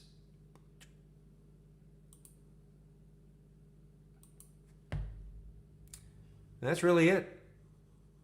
Okay, I mean, that's it. So my homepage has got a lot of information on it now. Sort of, you can go one-stop shopping.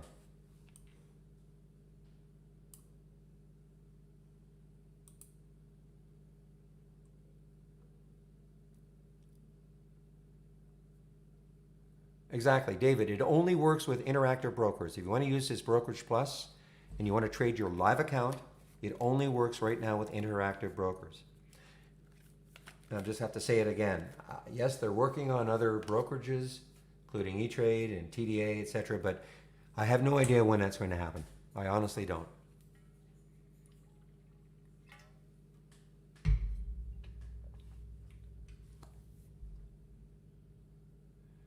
Does Interactive? No. Interactive Brokers is separate from us, Holistic. You have to have a subscription. You have to. I mean, it's an account that you have to set up.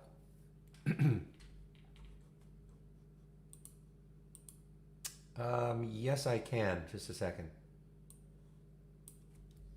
Just a second. I'm talking to somebody in.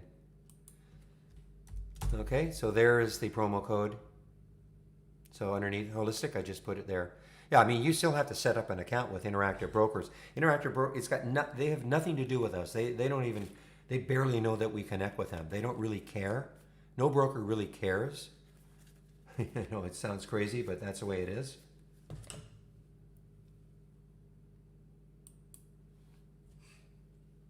It's just that why we did it with IB is that when we did our survey about 4 years ago, to find out what the majority of our customers, what brokerage platform the majority of our customers were using. It was Interactive Brokers overwhelmingly.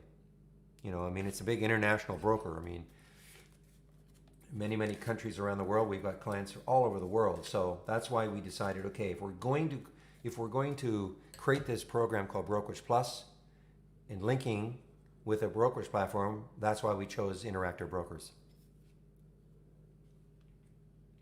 Let me talk now about the AI.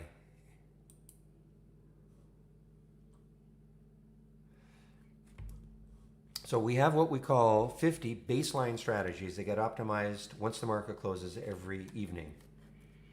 AI waits for the market to close, so it has access to the latest market data. This is not one of the AI strategies, but if it were, this is kind of the routine it goes through. Takes a look at the filters, the filter values, maybe makes adjustment to the filter values, maybe adds a filter in, takes one out, runs the back tester. Once that routine is finished for 50 strategies, you are then presented with the strategies that made the cut. These are the ones that made the cut based on the combination of win percentage and profit factor. Tomorrow, we don't know which ones are going to make the cut.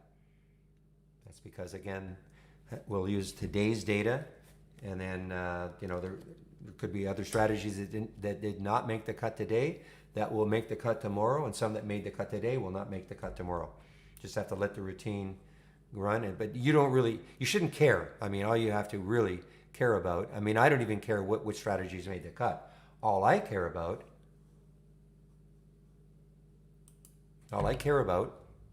is going, and I think what you guys should do is from the toolbar, click on New, and then AI/Holly Strategy Trades Window. Trades Window.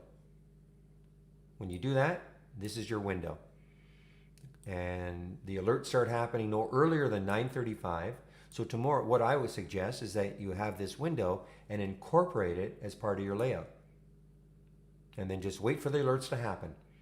When the alert happens, it's a real-time alert. You don't have to act on it immediately. You can kind of, take a look to see, the pattern. What does the pattern look like?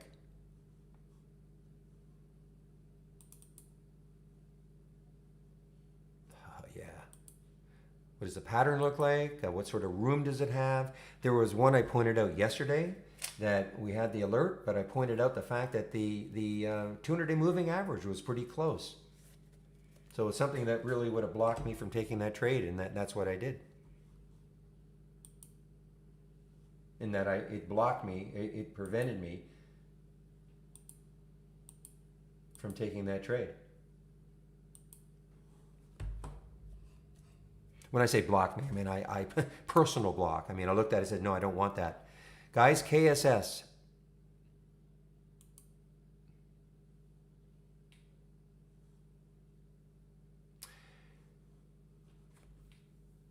And then again, all you do, then you wait for the alerts to happen, and then you have a stop and just manage the trades as you see fit.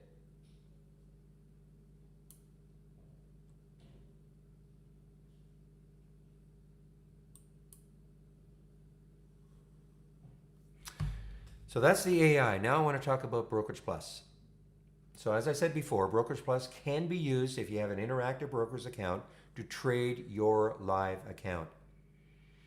You can trade from within Trade Ideas. You connect to Interactive Brokers, and you'll be using this module right here to do your trading. You can set up things like one-click trading. I'm going to demonstrate the simulator, but you can do all of that. And what I want to do is just pop the link in. Great video that was done by Michael Noss. He's our expert with Brokerage Plus and IB trading. And I'm going to put this in here. If you haven't watched the video,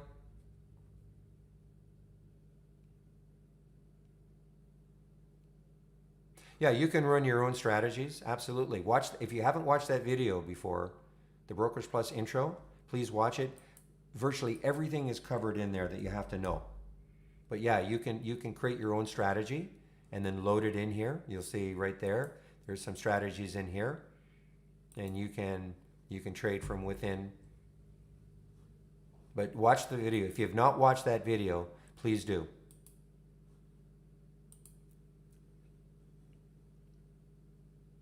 So what I want to concentrate on now, though, is for those of you who are new to the market, or even if you're not new to the market, but maybe you want to, test a strategy that you've got, and you want to see, okay, and so you want to paper trade it, use our simulator. So to load Brokerage Plus from the toolbar, click on New, Brokerage Plus. Okay, and here's your Brokerage Plus window, and then you just connect where it says connect to Trade Ideas Simulated Trading. So what'll happen now, it doesn't matter what broker you have, it'll be using our real-time data. 1 second, please. I do have to change my headset.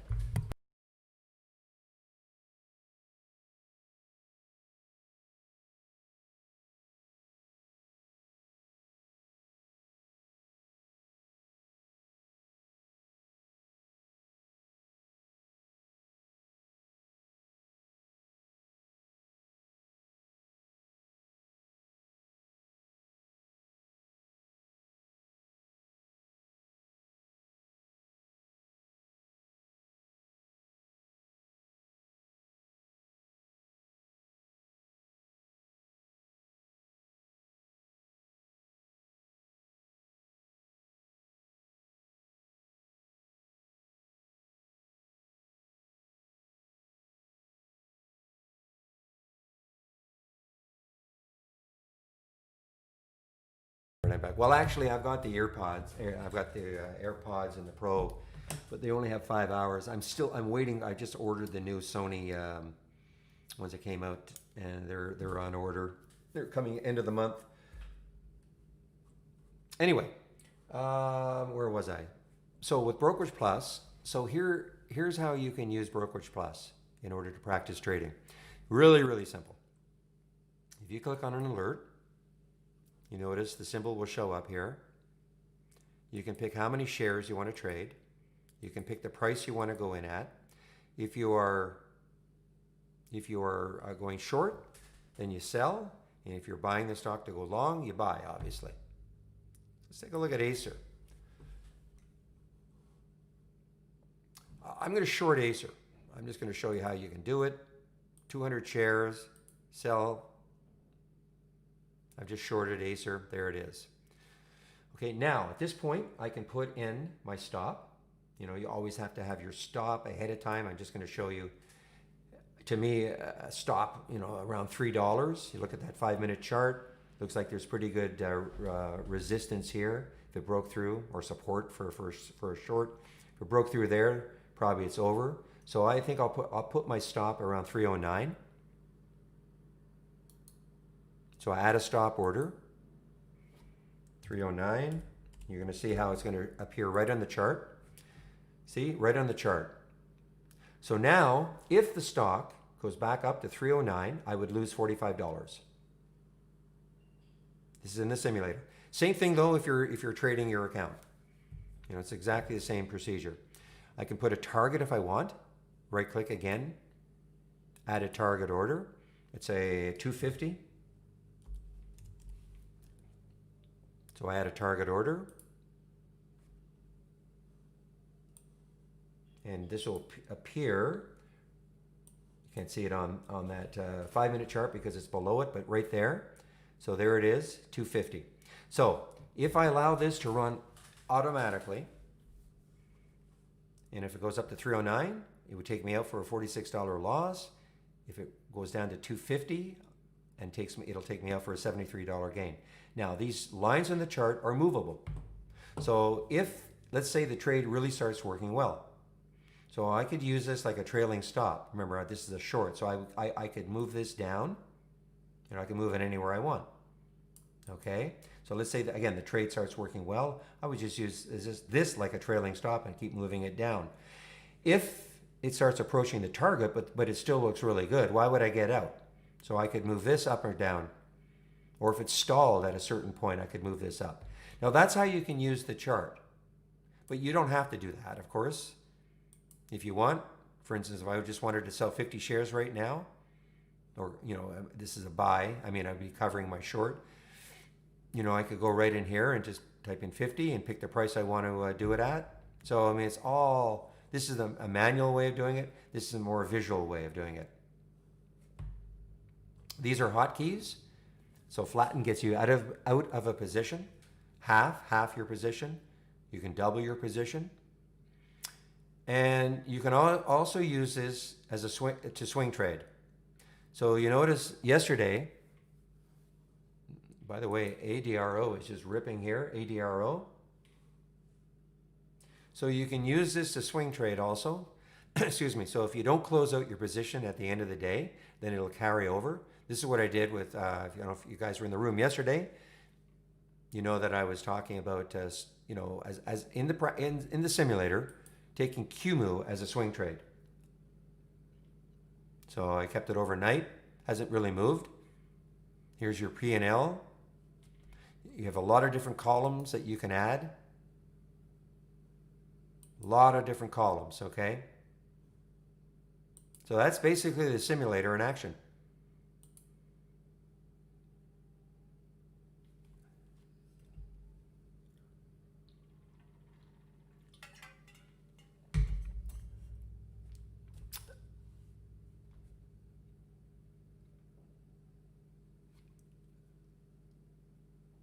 Look at REDU. Well, I know Michael Noss, at Trade Ideas, he uses it all the time. I don't think he'd be using it if execution time was terrible for him. So I can't answer that. I mean, I don't know Lightspeed well enough, but I can't believe that it would be bad execution in terms of time.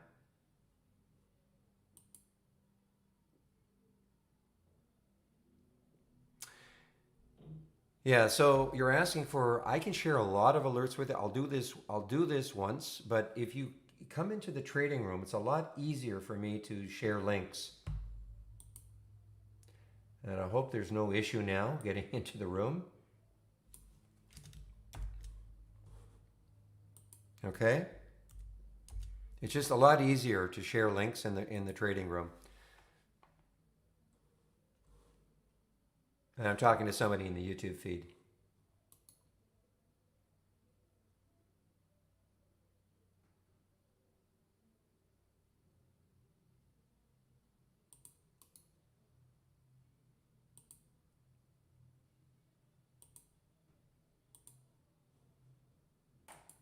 But here it is, okay? Otherwise, you see, I'd be spending all day.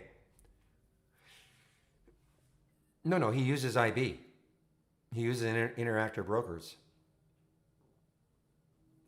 I just said I don't know Lightspeed. I can't, hard for me. Somebody says, well, how does this compare? If I've never used the platform, I mean, obviously I work for Trade Ideas. I don't work for IB, but, hard for me to say anything about a competitive product when I don't know it.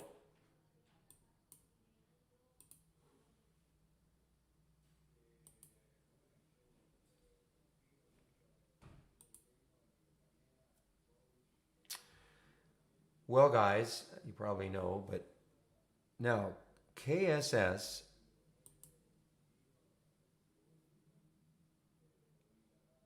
there's no website, no, David.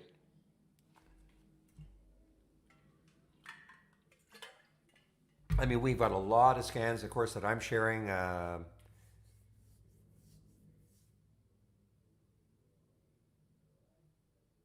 We do have 200-day moving average crosses, if that's what you're talking about.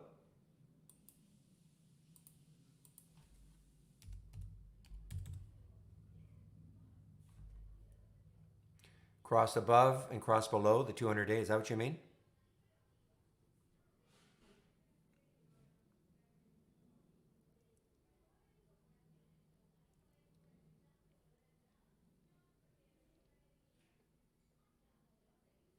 I'm not talking to you, David. I'm talking to Jora.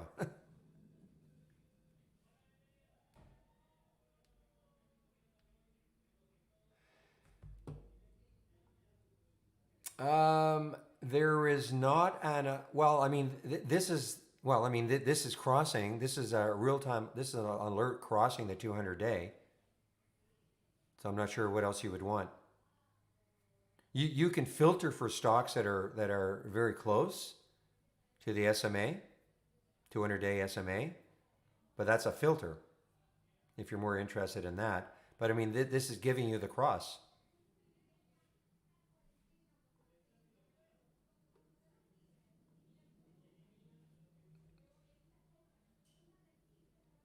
I mean, this is the 200-day moving average, daily, I mean, if you will.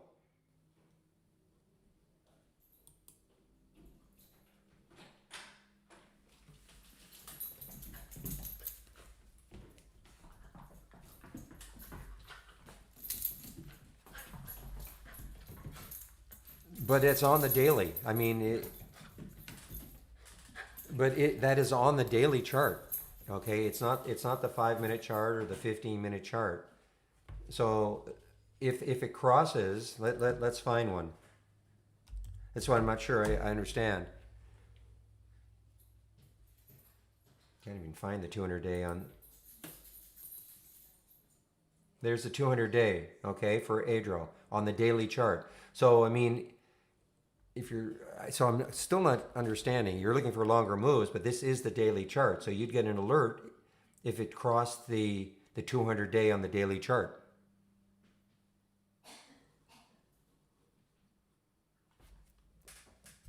Okay, so we're not talking intraday crosses.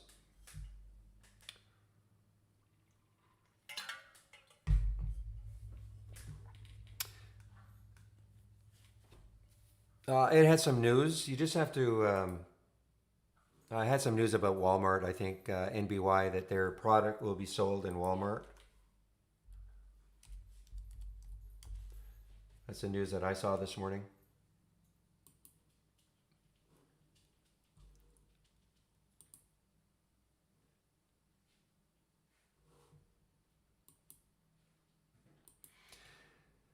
Okay. So guys, I get a lot of questions. Not so much in the room, but emails like, "Why don't I trade more?" Well, can you see why? I tend to trade more in the afternoon now. Oh, you're welcome, David. Oh, I can't make recommendations like that. I mean, NBY. I mean, it's a low float. Obviously, look, the news, it got up there, but I mean, it just sold off. Well, it's not so much. It's not that so much as that I'm answering a lot. The questions die down, as the day goes on. So, I have a lot of questions that get asked, and then I have to, go through my spiel about trade ideas. And it takes about 45 minutes. But that's why the room is free.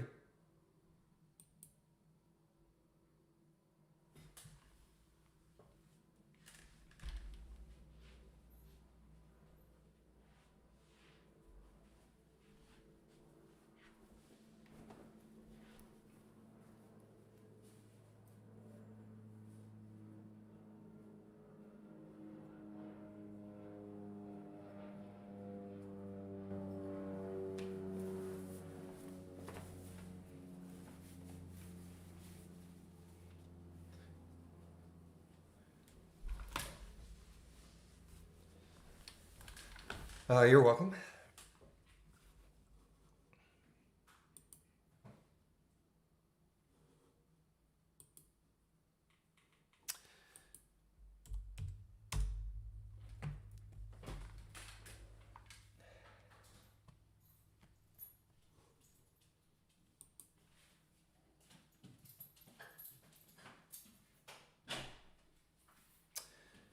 All right, now Watt is starting to approach that channel. Look at the volume.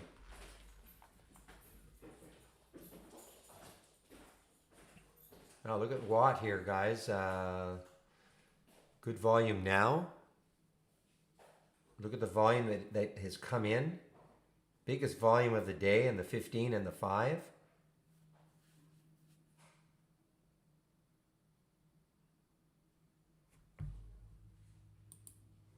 Hammer that nail, William.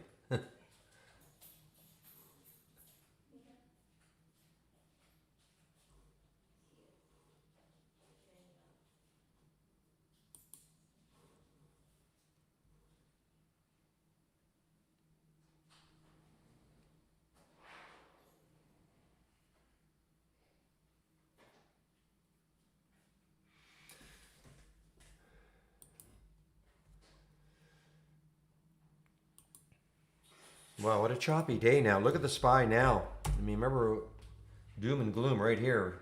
45 minutes down. Now starting to bit of a resurgence. They're mildly positive.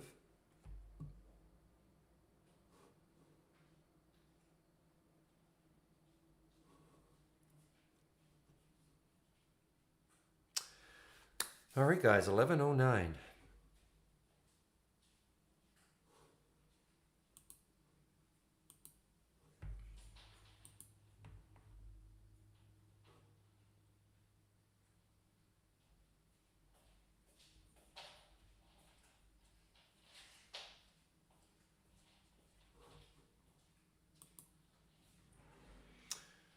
All right, so PEIX, obviously a big area would be for it to take out 5, try to take out 5.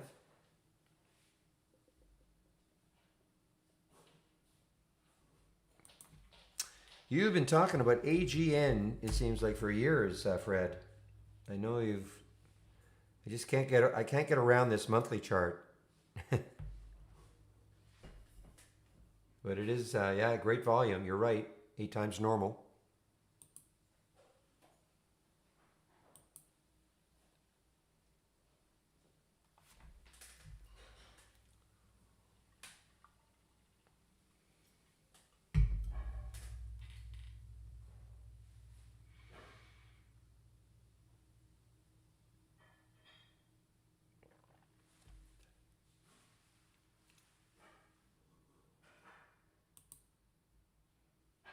Ooh, look at one here. This is an earnings play. Meanwhile, REDU continues here. It has been choppy, kind of choppy. I mean, only one red bar on the 15. That's a big one. And higher lows on a trend line, I guess.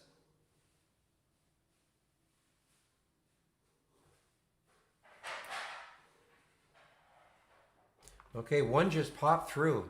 Now there's a 200-day, guys. 524. I'd be watching this one as potential short. This is an earnings play. 1 ONE.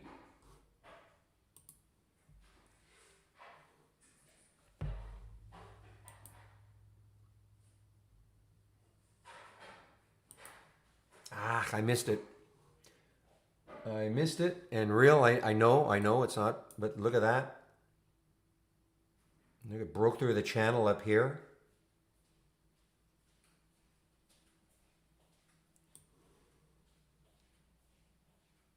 For 1 ONE.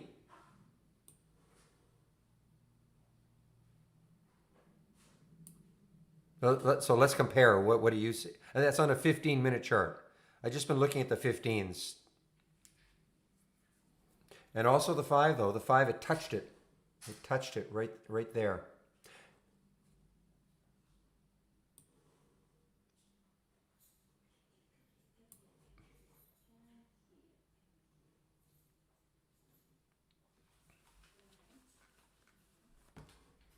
And I just missed it. I mean, I wanted to take it at 498.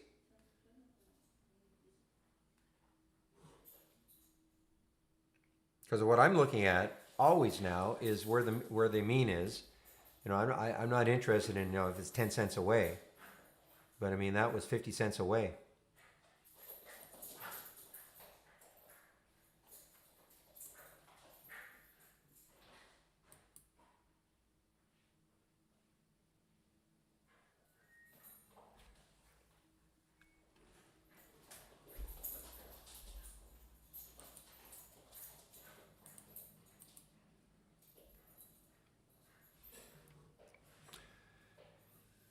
Yes, I was going to short 1.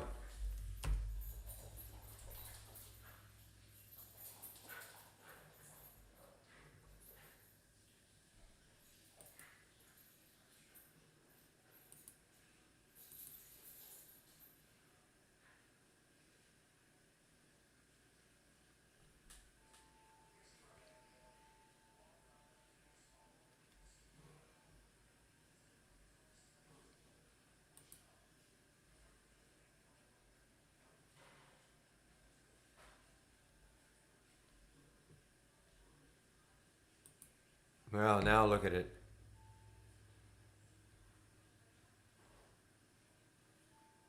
So that's close. I think on it was 445.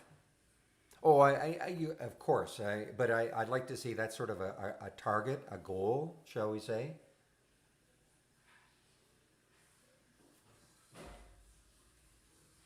Boy, REDU is just.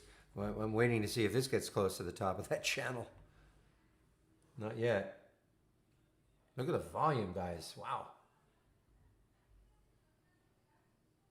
Interesting. I mean, we thought the volume yesterday, but look at the volume today for REDU.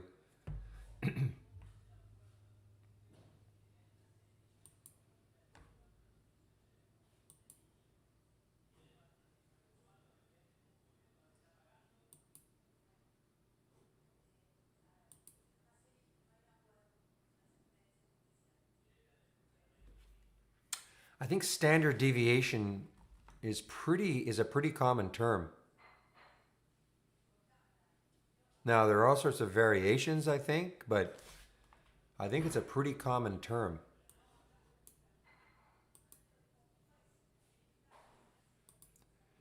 You know, this came in within trade within interactive brokers. It was in regression studies, you know, but there it is, standard deviation channel. I think that's a pretty common term that if you know any charting package will have it.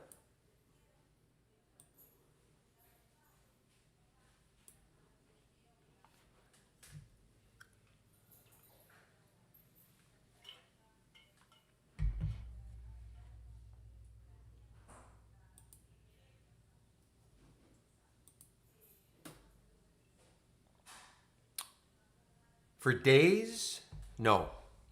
Yeah, it's part of yeah, it is part of linear, but there appear to be many variations within linear regression. Hey, this is all new to me, guys. I mean, I don't. So these are regression studies. So look at these. Who knows? Maybe one of these is the gem.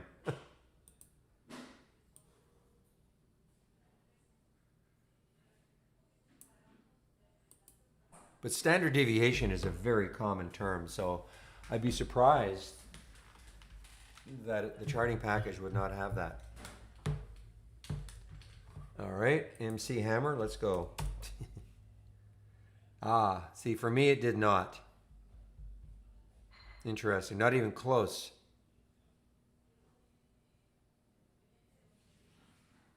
What time frame are you talking also? Or does it matter? And that's for real.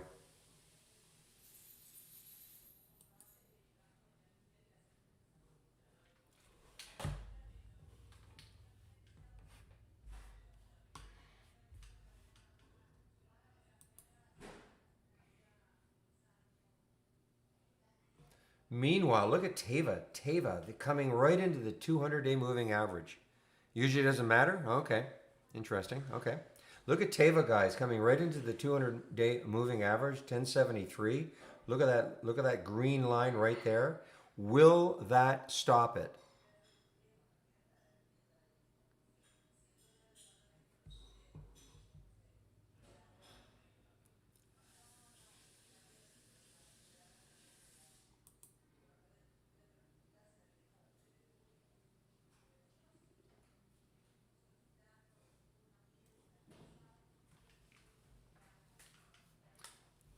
Yes, I'll answer for real. Yes, it does. Yeah.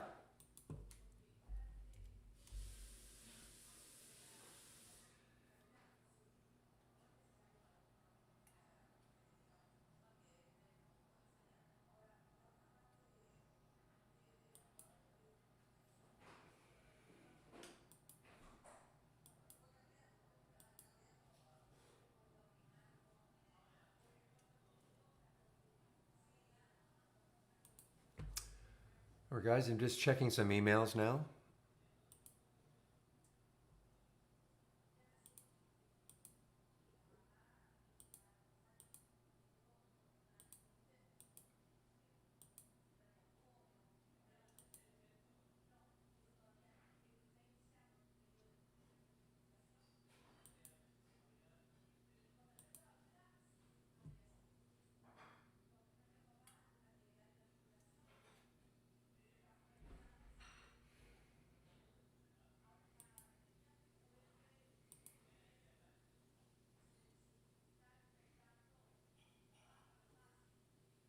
Boy, I mean, it's been choppy, but wow, what a move, another move. I mean, look at that on the 5 minute. I mean, if you drew a trend line, I mean, again, all these making higher lows for REDU.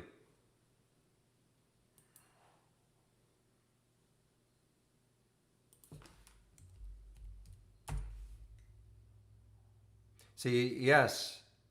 Now, even for me, wow, I mean, it's way above. I mean, I'm assuming you don't see my screen, right? You just hear me. But yeah, it is on the two time frames, 15 and 5, way above.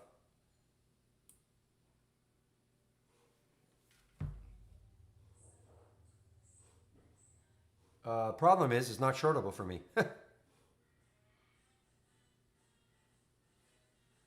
Not shortable at IB anyway. If you're using IB real, AMTX is not shortable right now.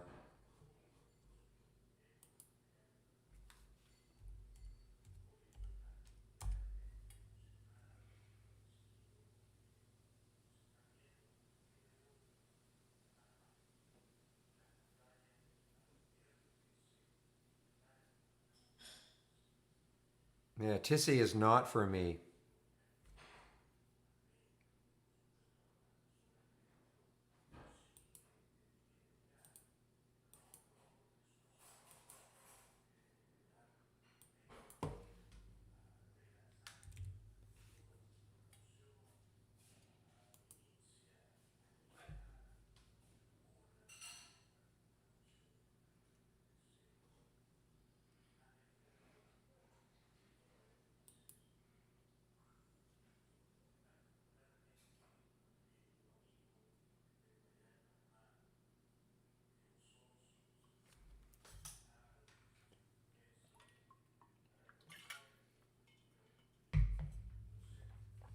Always the 200, always the daily chart. When I talk about the 200-day, it's always the daily chart. I don't look at the 200-day intraday at all, okay?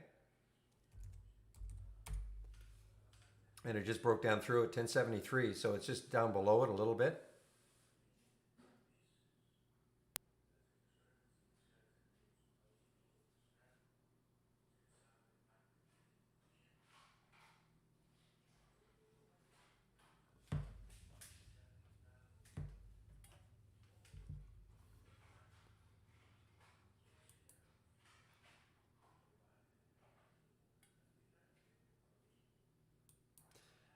Meanwhile, Sun W, yeah, Sun W, interesting. Through the 200-day moving average, 86 cents, so it's through the 200-day moving average.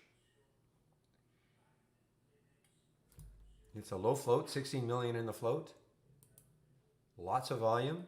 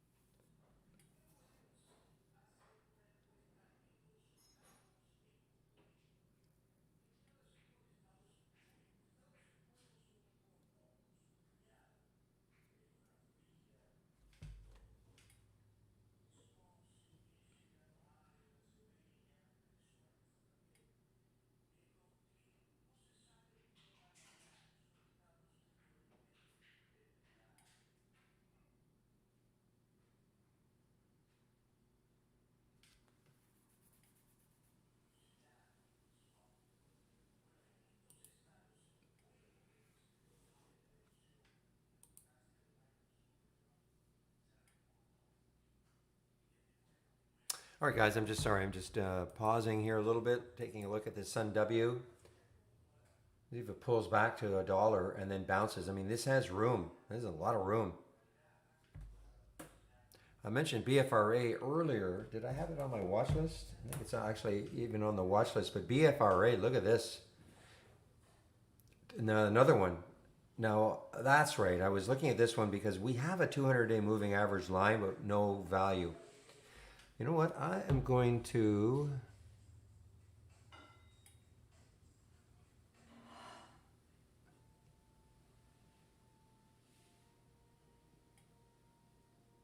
Okay, I'm going to bring this to development attention.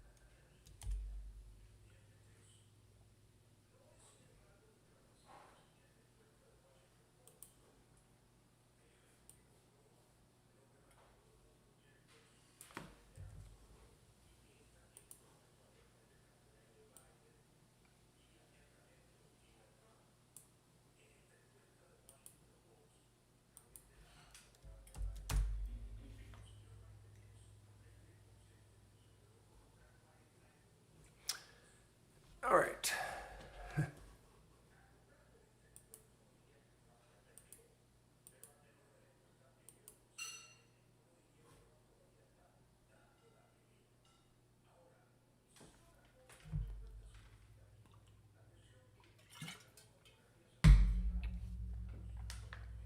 Interesting reel. Excuse me.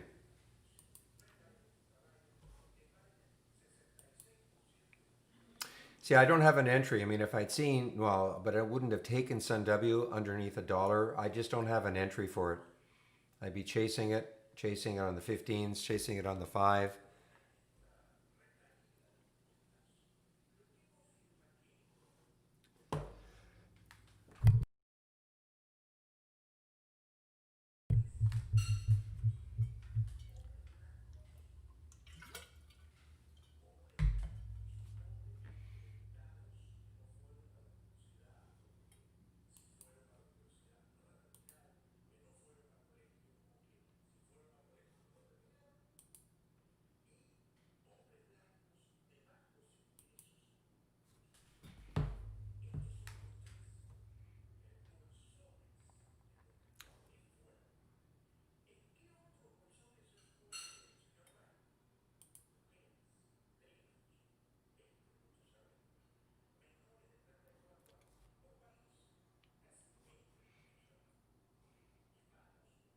Oh, what happened to 1?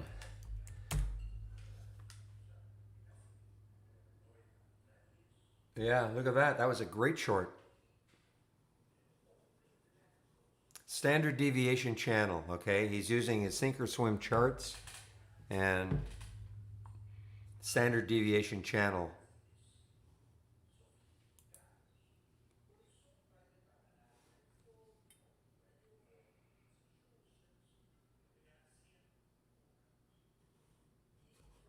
Well, that one turned out to be, I unfortunately, I didn't get it, but that one turned out to be a great short.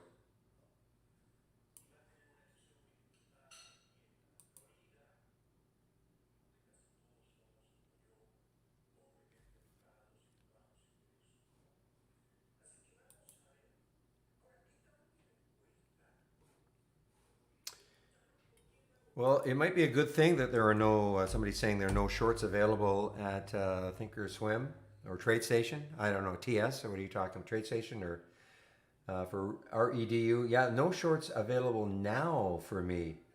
There were shorts available earlier for REDU, but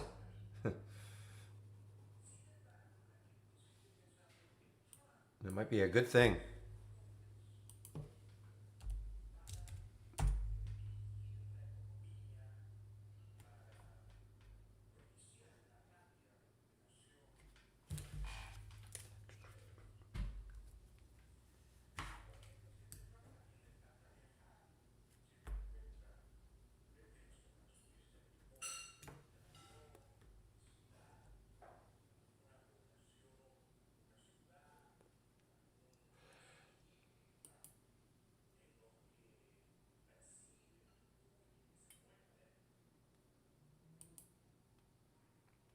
So, guys, and now I'm just looking at some of the AI alerts here, as I haven't been able to pay attention to them at all.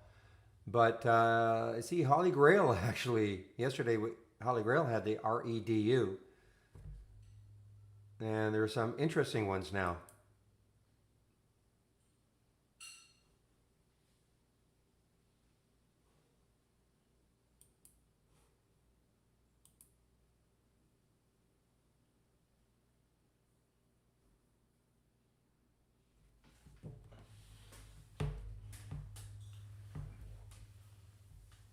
I say it's a good thing no shorts available for REDU right now. Anyway, I'm I'm expecting I'm going to see some shorts come available as people start to cover. But wow,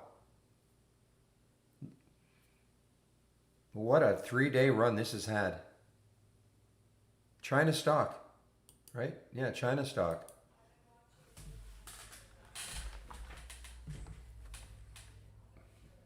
Trade station. Okay.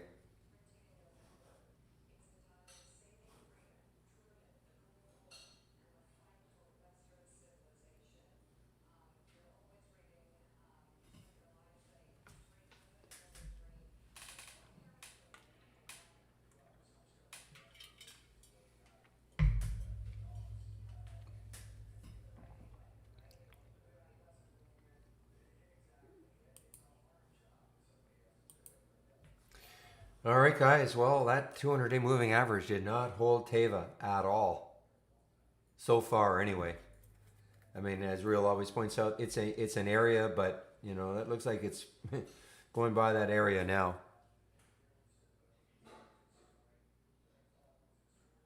Yeah, I was going to say that. I mean, it just like you're saying, Real. I see that ADMA. I mean, I kept saying higher lows all the time.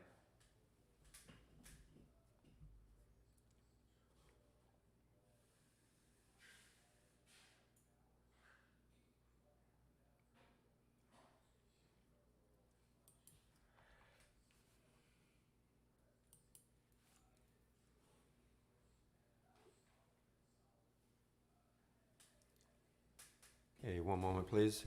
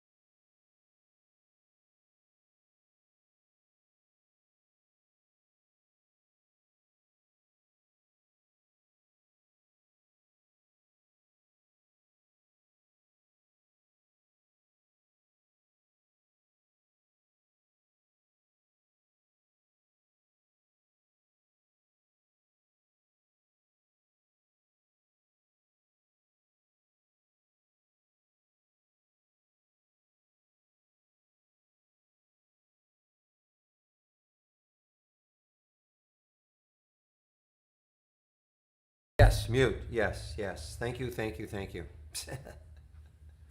Yeah. So why, you wonder, well, why would we even choose TDA or E? E-Trade was an obvious one for us because there was a very old version. It's still there, I guess, of trade ideas within E-Trade. So that was an obvious one for us. And then when we did our survey a little while ago, TDA was the second broker to IB as most popular among our customers. So,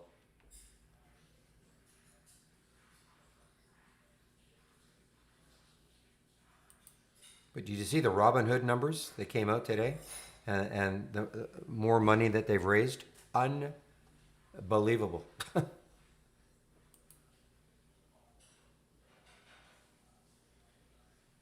Yeah, you're right. I mean, it's crazy, Calvin. It's staring at me. I mean, right, staring at me, because I'm on a microphone, of course. So I mean, it's staring at me, but I don't know. I just get distracted.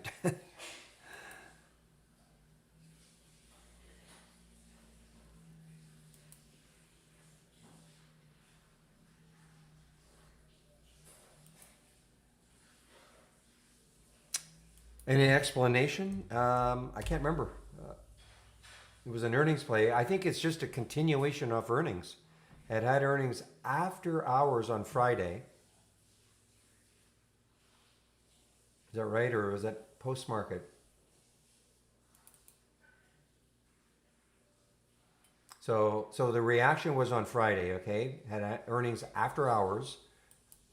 So there was the reaction right there, and it's just continuation. It's crazy. Just continuation. It's not a low float. I mean, 55 million. I mean, that's not excessive, but it's certainly not one of these crazy, crazy low float situations. So, I mean, there's probably other news. I'm just not, I don't know it, but Morgan Stanley turns bullish. I don't know. Maybe Morgan Stanley put a buy on them. I don't know. But it definitely started with earnings right there.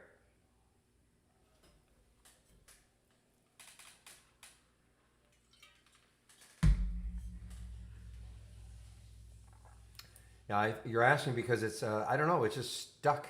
Zetsan is just stuck. Probably has to get above 175 anyway. But even if it did that, let's take a look at it on the weekly chart. Yeah, I mean, it just looks like it's got a lot of resistance not that far away. That's not that long ago.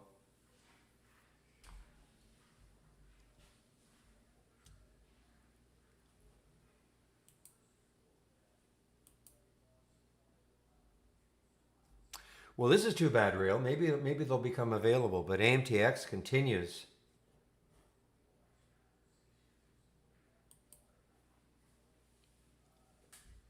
Yeah, just no shorts available. Interactor brokers for AMTX now anyway, and they dried up for REDU. Oh no, I thought they just became shortable, but not yet.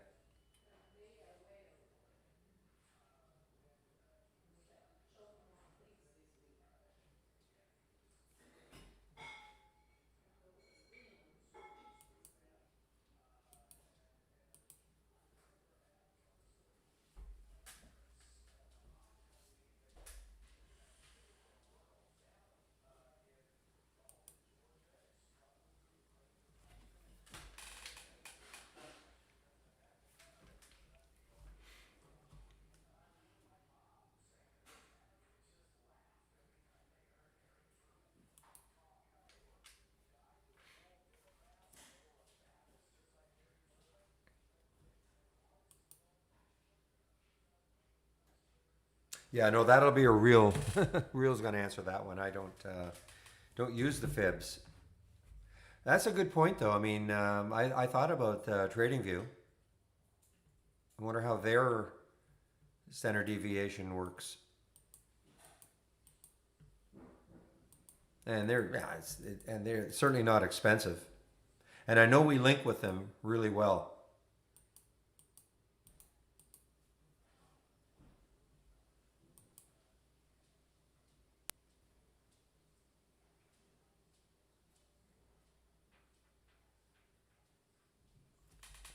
Ooh, 50% off. Well, I know they're not expensive anyway, but I'll take a look at them. But, well, are you using them? Can you find out if you can? I'm positive you can do a standard deviation channel, SDC or something. Are you using that? Are you using them for the SDC also?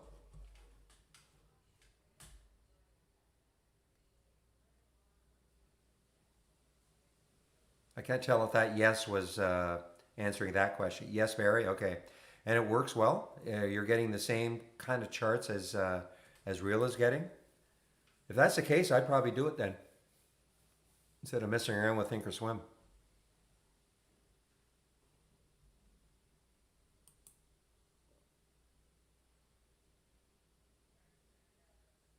I can take 98%. Okay, very cool. Thank you. I'll check them out today once I have some time once the market closes.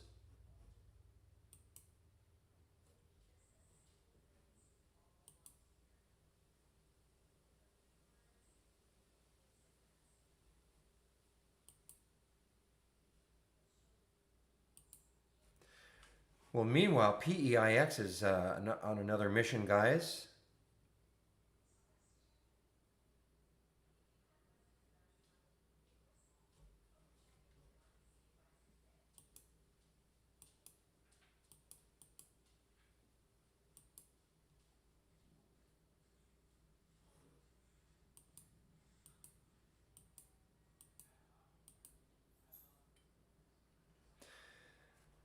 Well, Grumpy, I'll tell you. I mean, the major focus for Trade Ideas is, we have a wonderful little community here, but the big market out there is for longer term traders who don't stare at charts all day long.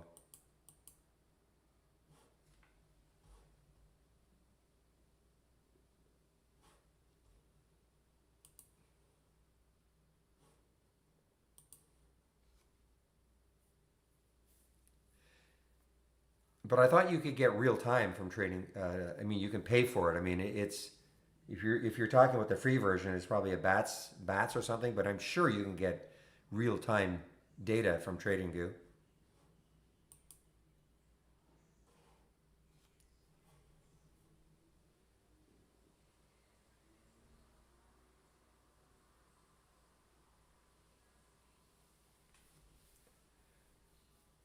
Yeah, 300 a year is nothing.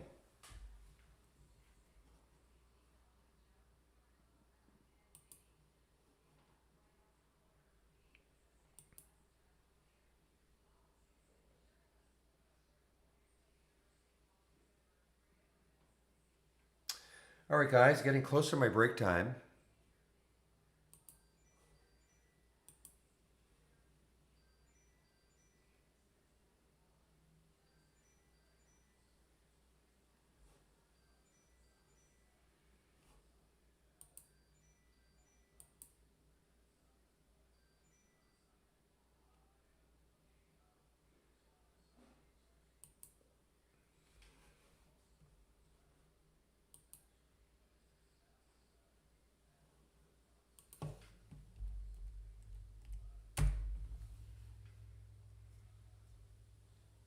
See, okay, that's showing up for me too now, Mogu.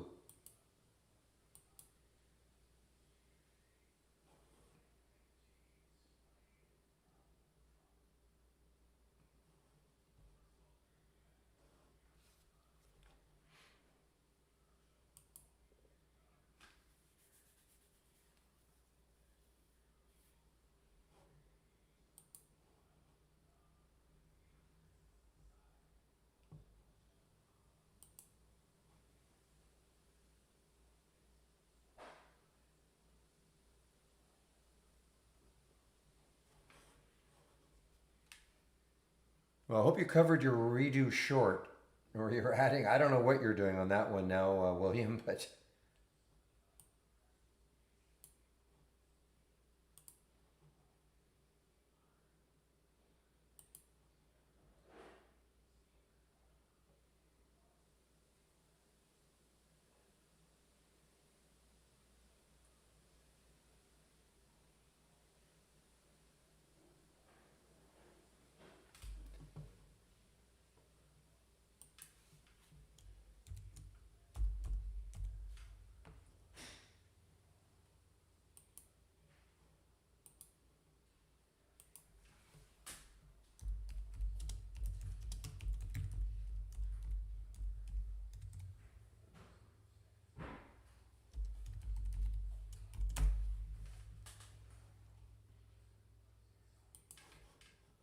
Teva, guys, oh my goodness. So this is really giving up that 200-day moving average.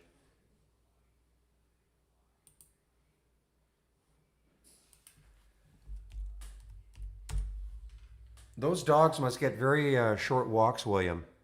Every time you say you're going for taking them for a walk, you're back in like a minute, or maybe you never leave.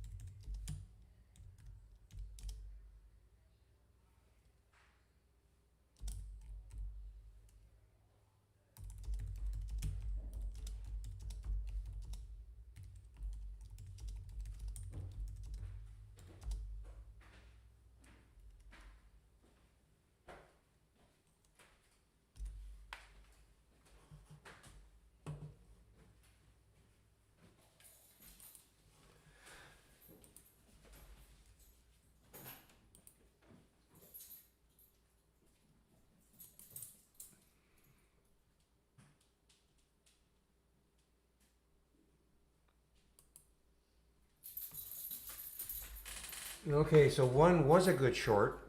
Now it is completely reversed. Look at one going now. Now it's approaching again. And this time I might short it.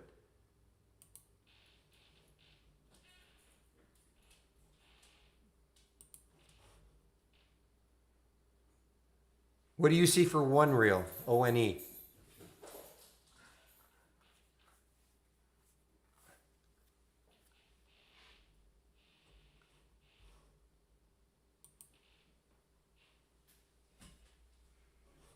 Blue skies.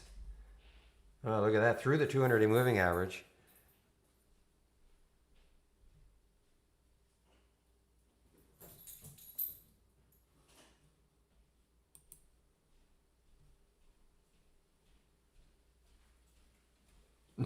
Jeez. How frustrating is that?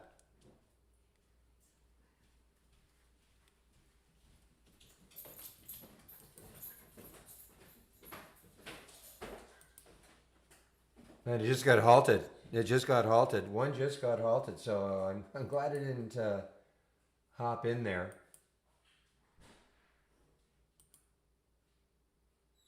71,000 shares.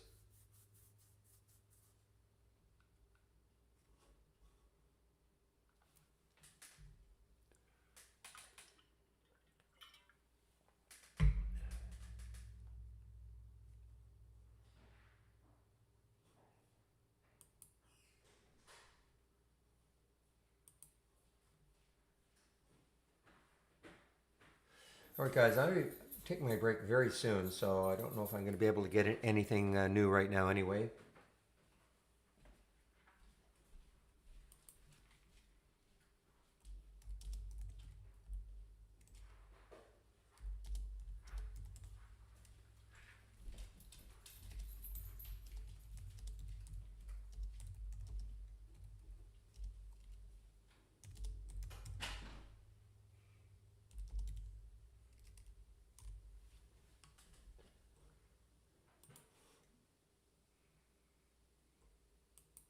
It's just got halted though, also a reel. So this could come out of that halt. Ah, look at Teva.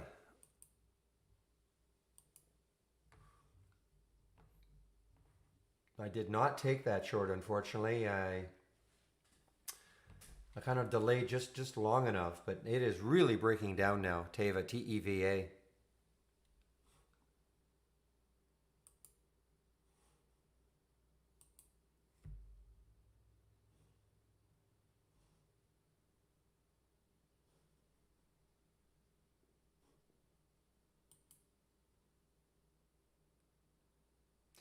Boy, I mean, there's a really nice one from the AI. I mean, I can show it to you now. Well, there's actually two, BE and the VRCA. From Holly Grail, too. I think Michael said yesterday that over the weekend he kind of tinkered around with some of the filters, etc. with in Holly Grail, because Holly Grail is usually kind of the sleepy one, the one that is not zeroing in on the most volatile, but it gave us REDU yesterday, and it's giving us the best ones today. Interesting.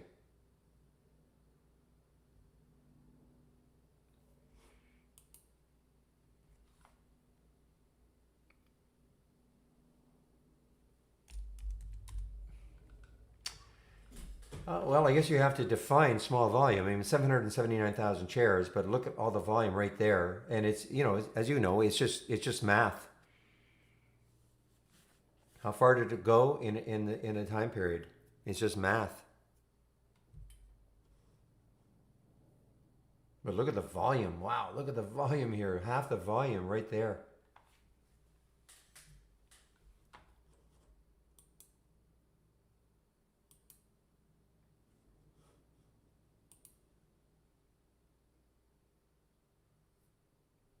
Can I explain more about what?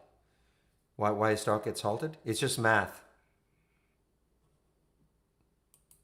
It's a computer that, obviously looks at all stocks all time.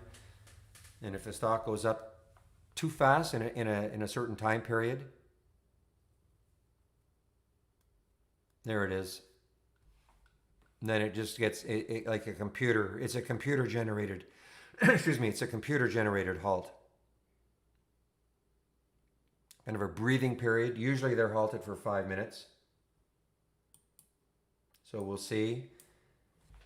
It was halted at 11:48 plus 10 seconds, so it should be 11:53 and 10 seconds, so about a minute from now, if it's a 5-minute halt. Most of them are 5-minute halts.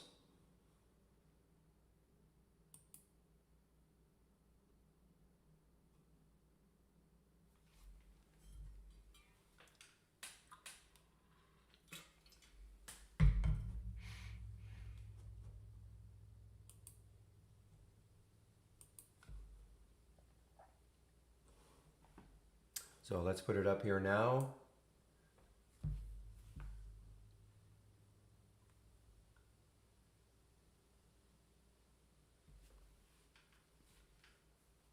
All right, 10 seconds. It should be unhalted in 10 seconds. Let's see.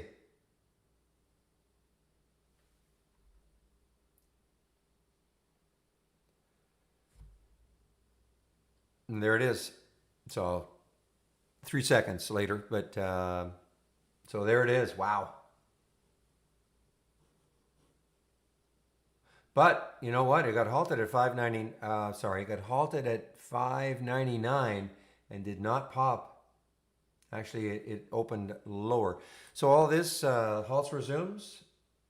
Everything I'm sure that's another scan that I'm sharing. Scans or room drive icon. Scans that I share, okay?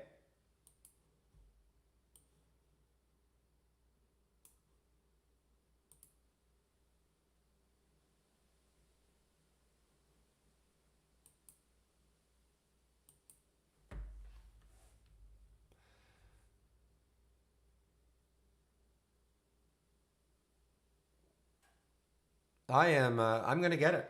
I'm definitely going to get it. Sale's still on. I'm going to get it for sure, not just because of the sale, but because, again, $300 even for the year is nothing.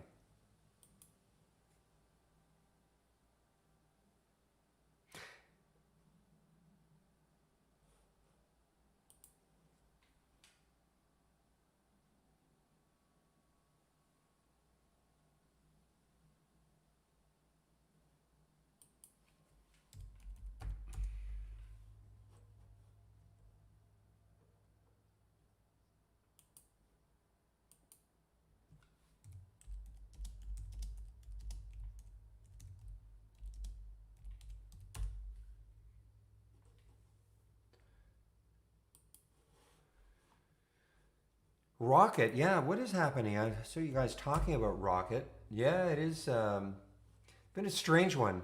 Again, guys, if you remember, I actually took this one, IPO day, swung it for about a day, um, and then it really dropped. Huge names behind this one. Huge names. Goldman, Morgan, JP, I think Citi. I mean, huge, huge names behind it.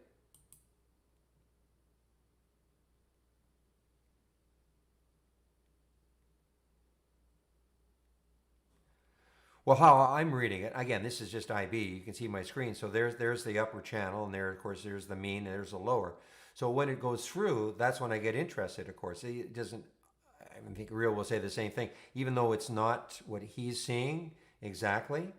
But I mean, the minute it goes through is when you get interested, and it popped and it came right back down. My other thing is seeing, okay, how far away is the mean from there? Because I don't want it to be too close, because the theory being that it can revert to the mean, though as Real saying, it probably won't, but I want to have that opportunity. So, right now it's like 50 cents, 60 cents, but I would take 30 or 40 cents easy on something like that. Don't know why the symbol's not here, but so that's all I'm looking at.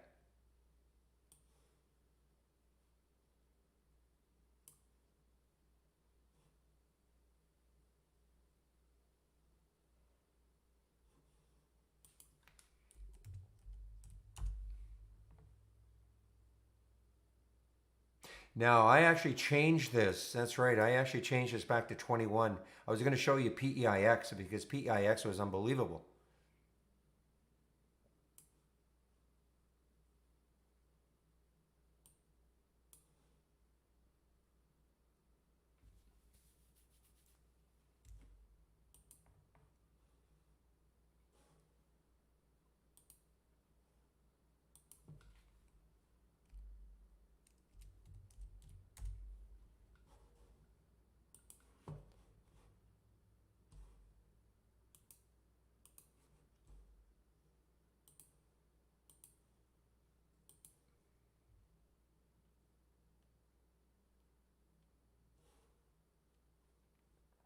Well, you mentioned plug. I saw earlier Fuel Cell was also very active.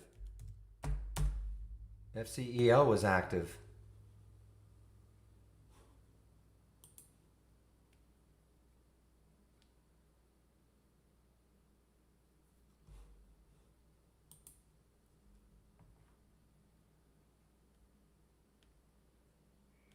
Aha, there's Steve.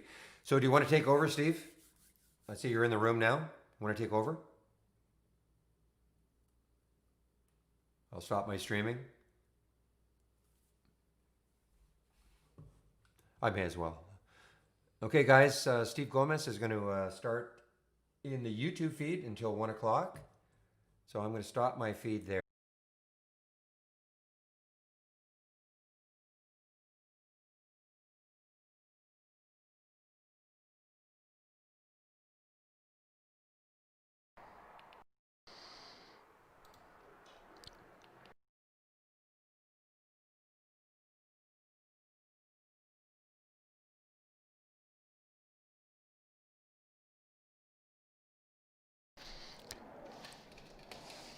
All right.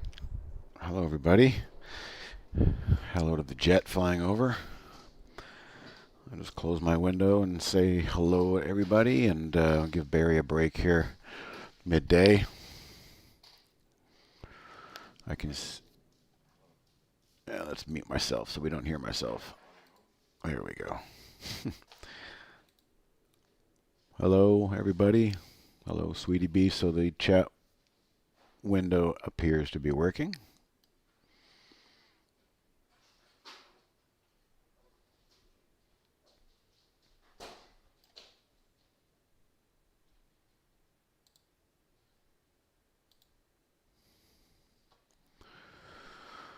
All right, so welcome to my desktop. I'll take over here for the next hour. There we go. And, this is an hour for you guys, so I'll tap dance while I can. But if you have questions, I'll keep monitoring that chat window and just fire away. It's primarily designed for maybe a second voice to show some of the features of this program. I'm looking at the spiders here, and they're just doing their typical shallow pullback. The pullbacks don't last long in this market. It's ironic. Whoops! It was ironic that we did that right after the S&P 500 or the SPYs posted a new all-time high. I heard somebody say it. Let's just confirm it. Maybe it was in the index, not the ETF. So the high in the ETF, 39.08, and the high today, 39.07. Well, somebody's not subscribing to the same chart package. All right. Kiani caught RKT on the 15-second chart. Is there such a thing? Do you mean the 15-minute? Is there such a thing as a 15-second chart these days? I mean, I thought 1 minute was slow. Well, let's bring up the old pointer illustrator.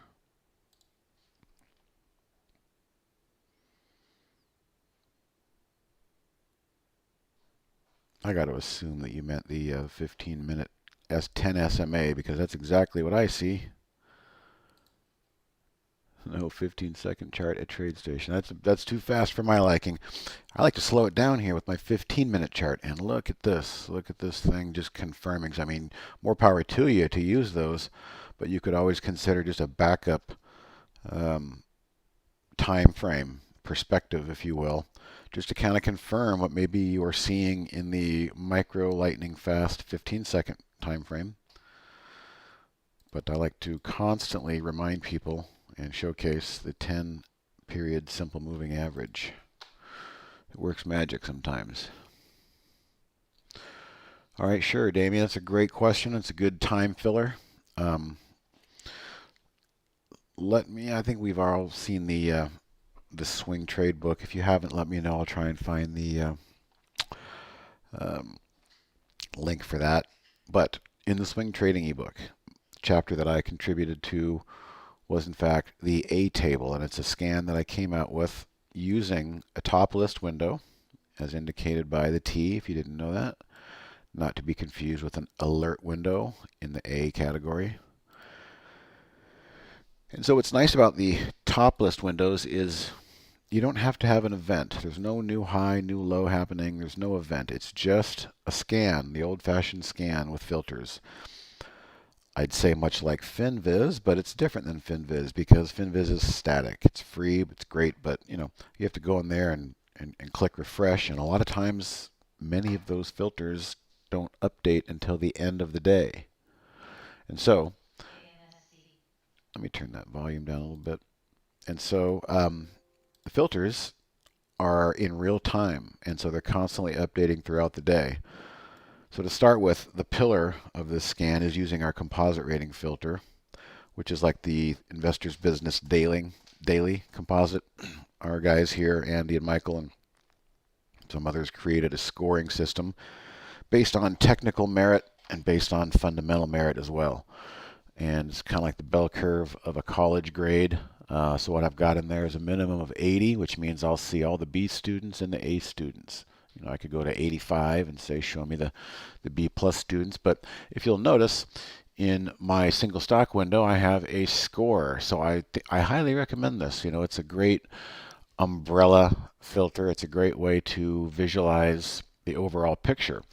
So RKT, I mean, granted, it's only been out for a few days. Doesn't have a lot of technical fundamentals behind it, so it's going to have to prove itself.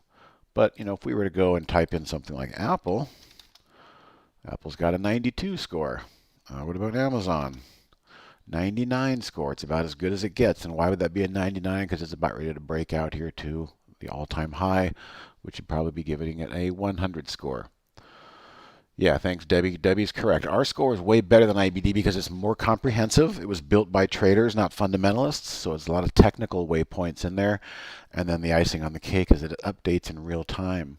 So Amazon could go to new highs and go to a score 100 today. So there's that. But what you've noticed is I've colorized and I have sorted the short float column. So let's take a look here. RVLV, Revolve Group, mail order house. Okay, so it all makes sense. What am I getting at? I should probably rename this A table the COVID table, because what's happening here is these are stocks that have high short float. Probably one to keep. We'll talk about this here in a second. 15 million shares in circulation. This is at the top of my list, so this is meeting most of my criteria based on my double click. 43% of 15 million shares are short. And it looks like earnings just happened based on that gap. And here's what I think is very, very important to watch if you want to trade this stock. As this moving average starts to come up and gather the price, I don't even think this price is going to even touch this moving average. I think that this score, and here's the whole crescendo here of this scan and what it's looking for. It's looking for stocks that have great score, but they're missing something because they, being the short sellers, are missing the fact that these are solid. And we are finding the real stubborn stalwarts here that just do not want to cover their bad shorts. And so this is a very interesting scan array of symbols every single day. Now I'll get into the setups for a second. I just wanted to describe what's happening. So when these things do go, for instance, Wayfair was at the top of the list for a while. Wayfair has a giant short float of 25% still and a 99 score. Look at this. So what's happening here is what we call a short squeeze. The squeeze is happening on the short sellers because the higher the stock goes, the more they're losing money, and the more pain they're in, and the more likely they are to cough up in an emotional cover and get out to close the position to stop the pain. But they're competing with people who are greedy and are jumping in out of greed to buy and go long because they see a momentum trade. So it becomes a perfect storm where you can, in fact, get 7 or 8 green candles in a row before we have consolidation. And then looky here. This is what we look for. Consolidation and respect of the rising 10-day moving average. All right, so going back to the top of this one now, our VLV is probably getting ready to be really repelled. I mean, that little dip yesterday might have been the low. I'm going to say that was probably as bad as it's going to get after post earnings, because as this moving average creeps up, these short sellers are going to get scared, and it doesn't take much. 15 million shares in the float. It doesn't take much to move that stock quickly when you've got 43% of the people on the wrong side of the lifeboat. All right, so that's the idea and the concept. So is RVLV a buy here at the moment? It very well could be. You could maybe jump in 1/3 or even 1/2. 1/2 is a starter position, and then just watch it and monitor and make sure that you're at least participating. Because if you wait too long, these super volatile ones, because of the float and the short float and the size of the float, they might not even wait for this moving average to get close. It might not even be a close. So you might jump in, starter size. Okay. So the original question was, can we go through the A table and what stocks stand out to you? So let's start with the first one. This one stands out to me. I think it's going to be one to keep an eye on. Here's a name maybe some of you have heard of, Tesla. It's got 40% short the float. Apparently, these shorts are just being murdered. So this is probably one of the best examples you can find. And the reason Tesla was not on this scan until a few days ago was, back here, this was probably a score of like 78 or something like that. It wasn't meeting our threshold of a score of minimum 80. Well, now we're up to 94 as this thing has moved from, 30% in the last few days. So would I buy Tesla here? Absolutely not, because look at the space. I mean, this is an exhaustion as far as I'm concerned. This thing took off. It needs to consolidate and work some of that off and let that moving average catch up to it. So I'm not interested in Tesla. CHRS, okay, I mean, interesting. It's got some certain metrics to it because a lot of short floats are in there. And look at how it's repelled by the support of the 10-day moving average. That's interesting. Great example right here. This is probably one of the best examples I've seen yet because it's more akin to what I wrote about in the A table chapter of our swing book. We have earnings, I'm going to guess. Yeah, August 4th. So there's our earnings gap. Didn't give any of the earnings gap back. Tried to run, but really ran into consolidation as short-term sellers were taking profits. And then what I love to see is the gap do not give the gap back, and sideways action out of that gap, and look at what started to force the action. I mean, it really is this simple, guys. Once you start to see a few of these examples. So LPSN, could have been something to keep an eye on, and may have been an entry in the last couple of days there.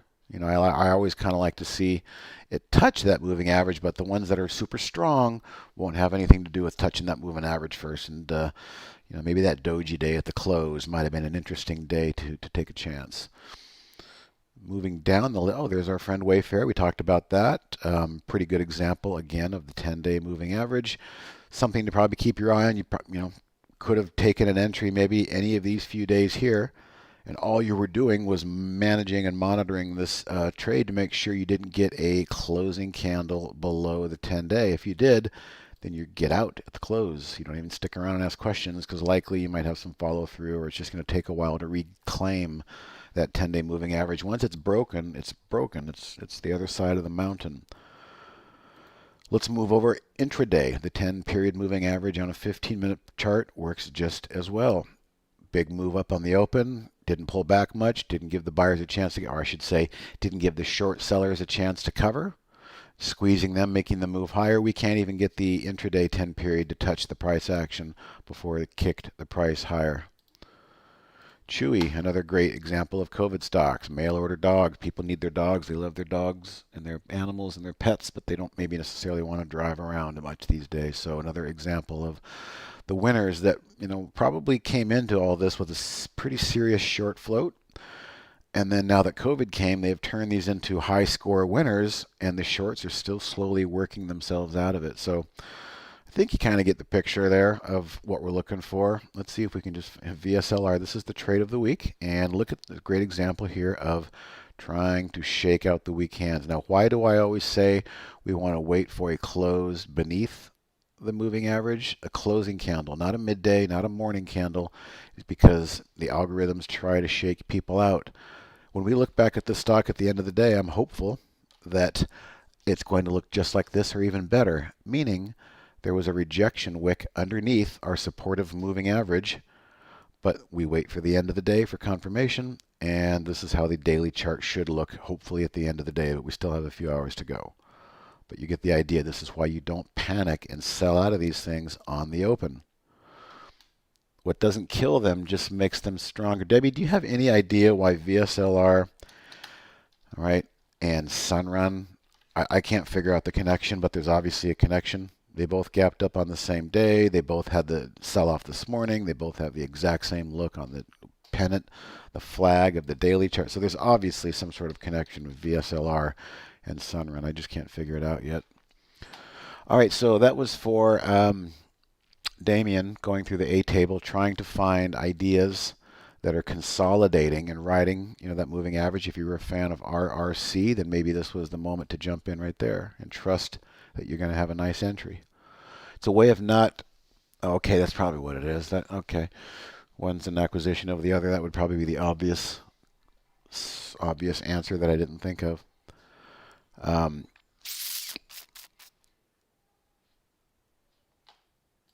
Yeah, I forgot where I was going next.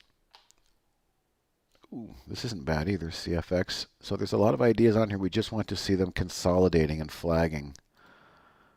I'm going to talk today in my afternoon webinar.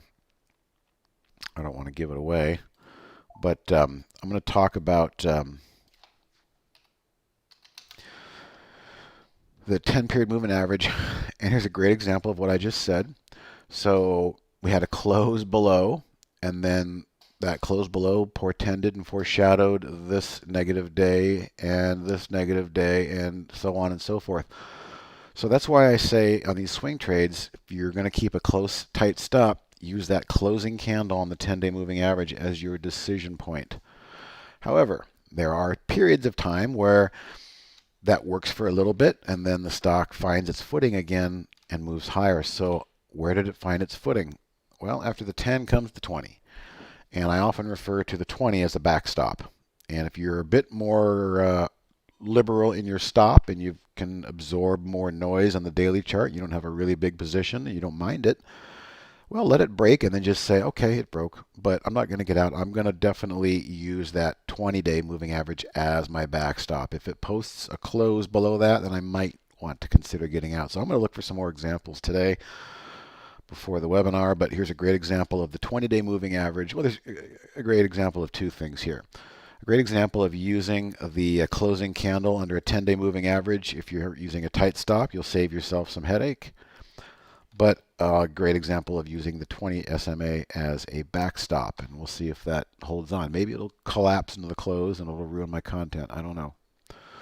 We'll see. All right, so Brian had a good, what are the pros and cons of the 10 versus VWAP? You know,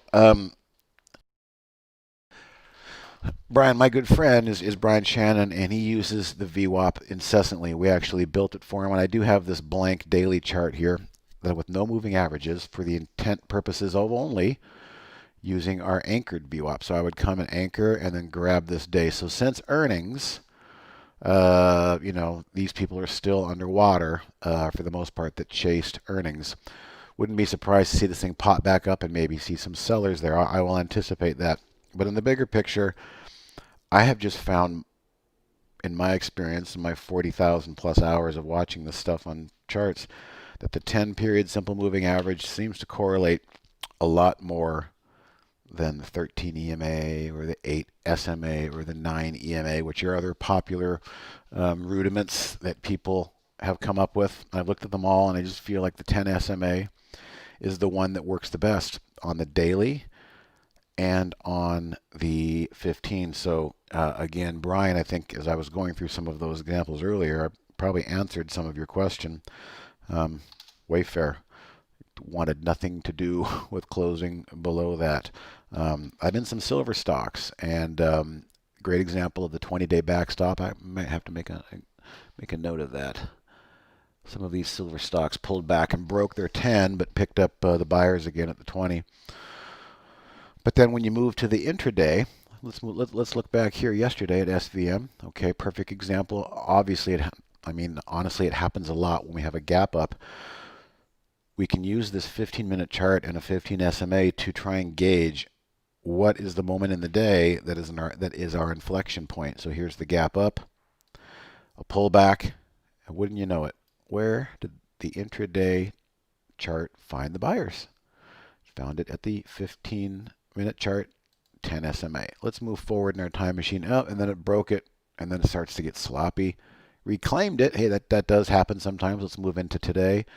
Gap up, and it should have bounced right here if it was going to hold, but it didn't. It's getting sloppy, but the day's not over. It's trying to fight it again here. So the ones that are great momentum trades, they might ride this thing for a full day or two. I've found that a day and a half is a great momentum move for the 15-minute chart before the price breaks back down and closes underneath, and then intertwines for maybe a day or two, and then finds its footing again. And then the same thing, of course, happens on the downside. I mean, we can go through. Here's our AI trades of the day. Look at this. What was I saying earlier? It's fractal. Gapping up and moving sideways on a daily chart. Same thing can happen on a 15-minute chart. Gapping up, moving sideways. Didn't even wait for our magic line to come into play before it pushed higher. And that one is still moving nicely. I like to go through the AI trades sometimes. All right, so here we are. We're basically on that inflection point. Oh, this is interesting. I like this one. Buyers stepping in. So this is the AI strategy. It's not a chase. It's not buying things in the first 10 minutes of the morning on highs or lows. It's looking for something that did something, and it waited, and our blue line arrow, that's our entry. So that's a beautiful entry because it corresponds right with the 10 SMA. So, all of these trades don't necessarily need to be taken as gospel, black and white to the penny. I know Debbie was in my webinar last week, and I tried to open people's eyes as to how to look at these as ideas to hold, to not lose track of for the entire day. All right, so this gapped up, pulled back, moved higher, and then there's our entry right there. So if you're in this thing, you're basically watching closely right here. This thing should bounce off of the 10 SMA here and keep us in the game on that one. What I noticed last week was the AI will buy things kind of early sometimes, where there's a lot of space between the entry point and the trailing moving average. And all I was suggesting last week was maybe wait a little bit and watch that trailing moving average. You might actually get a better price than the AI. Z-Sand. So this one's pretty extended on the daily chart. It was kind of a breakout buy, got in the money, pulled back, found support at the average. But look, it looks like it's starting to break this average. Hasn't closed yet. It could pop right back up and not close, but this one's threatening. I would probably be nervous only because I like to look left and say, what is the bigger picture? You know, if this was coming out of a big base, it might be different, but I might not be as worried about that. But when I look left and see that the price has more than almost doubled, it might be time to play musical chairs and be cautious on something like that. Oh, horseshoe up. That's interesting. This is one of my original scans back in 2003. It looks for stocks that gap up, come in and sell the gap, and then break back to new highs, and then there's your entry. I call that a horseshoe. It's one of the oldest, it's probably one of the oldest scans in Trade Ideas. All right, so Brian, let me know if that helps. I mean, I'm showing a lot of examples. Here's the summarization of it. It's your inflection point on the daily and the 15. If I'm thinking about taking profits after something that's had a big move, for instance, this one, let's say I've been in since down here and I'm itching to take a profit. It didn't break out and I'm watching. The minute this thing closes below, I'm going to say, yeah, I'm going to use this moment in time to take my profit. I'm not going to try and get greedy. So that's one way I use it. I use it to stay in good trades, like I was showing on these AI trades earlier. There's no reason to get out right here. No reason to get out. It's bouncing back up into play, so don't get out. So hopefully that helps. All right, catching up. Yeah, we talked about VS. Something happening in Kodak. That thing is just a tragedy of insider trading. Okay, well, looks like they've probably worked it out. They were probably under some serious threats for the shenanigans they pulled by writing options for their executives, which is just bullshit. You can't do that. I don't care who you are. And they probably would have deserved to have the contract taken away from them based on that, but maybe that's what's happening here in this technical moment. I'm not a fundamental guy. I don't read PRs. I don't read a lot of news. I just study price action because price action will confirm what the news is doing. So I'm going to guess and go out on a limb here that they're in the clear and they're going to be able to keep their contract for making the base elements that we need for pharmaceuticals, which is a great story. It's just too bad they had to tarnish it with that bullshit insider trading. All right, I think Sun is buying VSY. Yeah, we got that. All right, so Yoshi, you love the score. How do I get that on my chart in TI? Well, you don't get it in your chart, but what you get it in this single stock window here. And all you need to do is launch a single stock window from here. And then once it's loaded, go to configure, right-click configure, and just search for the score. There it is, stock composite rating. Grab that and then click show column and then OK. And you're going to always be able to look up and glance and see that Kodak has a 59 score. It probably started the day with a 40 score or 50 score, but it's moving up in real time.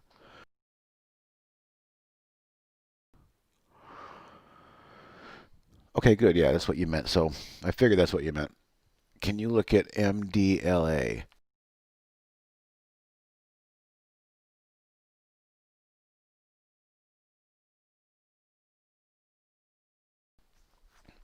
All right, so what I see on the daily, I start in the bigger picture, is I see a stock that's looking for a reason to make a move.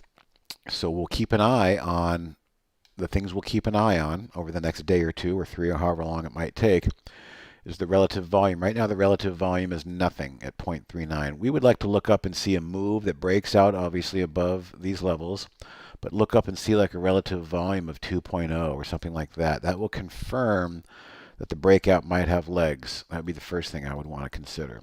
And then once that breakout occurs, we use this example right here. This is going to become our inflection point. What's going to happen when the price and this moving average meet? If you're long, you're going to want to see this thing go higher.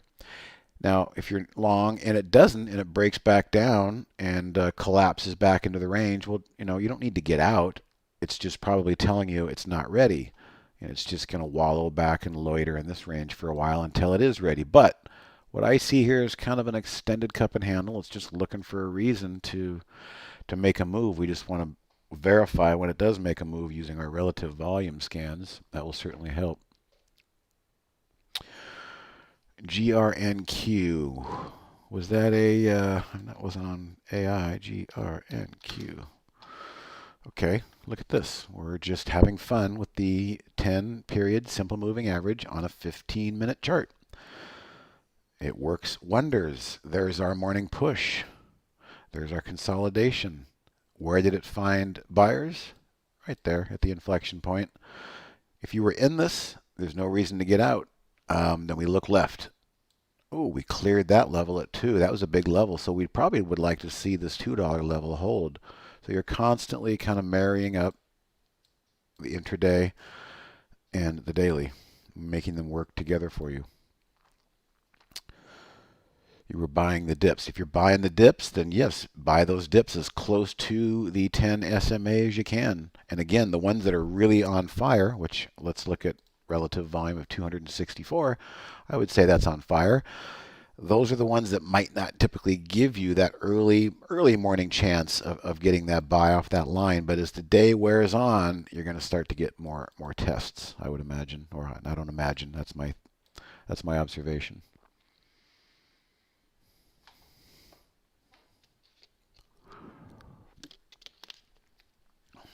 All right, so we're halfway into the session or so far.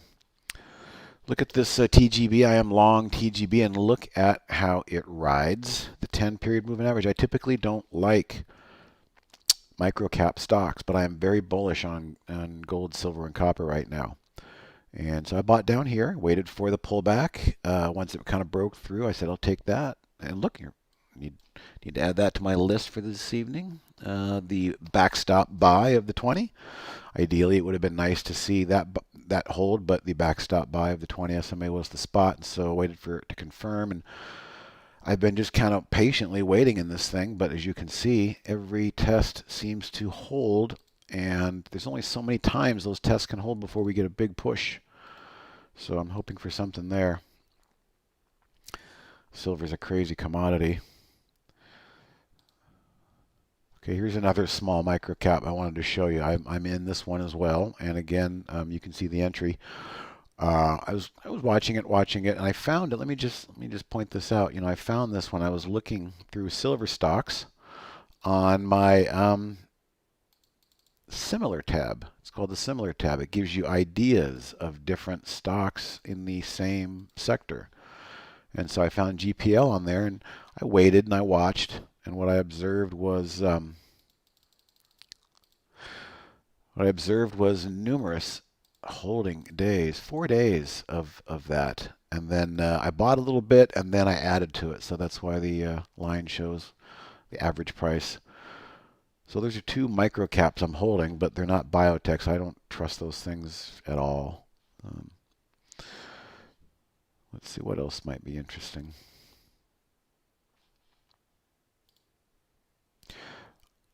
I've been holding X for a long time as a position, a long-term position.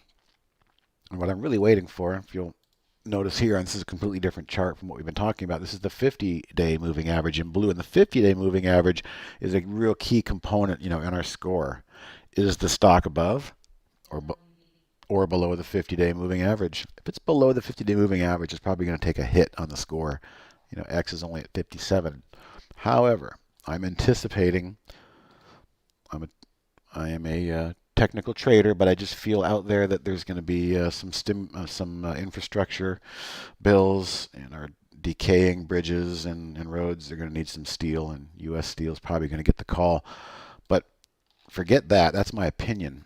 What I want to base decisions on is look at how many times the 50-day moving average has rejected. 1, 2, 3, 4, 5, 6, 7 rejection, 8, 9. I'm going to call that a 9. So 10. We're currently trading, albeit very lightly hovering above this 50-day moving average, which is actually sloping down. It's not good. So downward sloping 50 is not good. But for some reason, if today or tomorrow or the next day, X can close, if it can post that closing candle, which I talk so much about, intraday doesn't mean anything, but how does the candle close to make up the daily chart? If X can close above that 50, you guys might want to not lose track of that. X has a funny way of making big daily moves sometimes. It's been a while, but I just feel when something is rejected and something is so obvious like this, that when you do get that reversal, the algorithms and the quant funds, they have a way of paying attention. So I'll just leave it at that. All right, Chewy. Also buying dips in Chewy. That one was on our... There it is. It's on the A table. Let's just click into that. Okay. Great example of a nice, almost 2.5 day hold of momentum. So we see that momentum on the daily chart. Let's count. There's a nice hold. Yeah, it's a sloppy hold. Hold, hold, hold, hold, sloppy hold, hold, hold, hold, hold. So if you're buying these dots and you're selling these rips as a day trader, as the price expands and pushes away, and you're using this momentum line as your wall or your trampoline to lean on, you're getting great entries. You're getting immediate results. And if you're a quick-minded scalper, then you want to be selling when you get these extended green candles on the 15-minute chart that are moving away from the 10 SMA, because it's just a matter of time before the price either pulls back or consolidates back into that 15. So if you want to be a good scalper, you need to be contrarian. It's very hard to be a good scalper and be buying breakouts. I got to tell you that. The algorithms have a funny way of finding the short-term traders that are interested in micro moves and just grabbing them by the neck like a pit bull and shaking them, and you get shaken out. So more power to you if you can do it, but I find that if you're going to be a quick, nimble scalper, you want to use this 15-minute chart and these pullbacks as your entry points.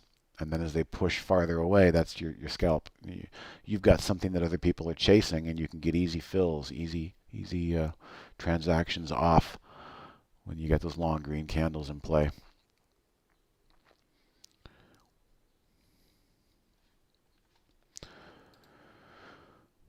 All right, it looks like we're caught up on questions.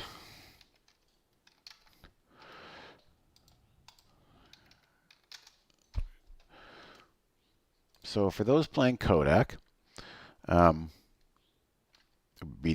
you're scalping it, you see what I just spoke of here. That distance between that moving average got a bit extended, and we might start to see some consolidation. But if you're eyeballing this thing, and there are people that are still not sure if this is a real move or not, check into this thing an hour later and see if we start to get some compression as the moving average comes up to catch it.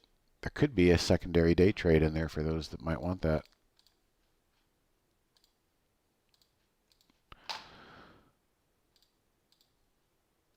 There we go.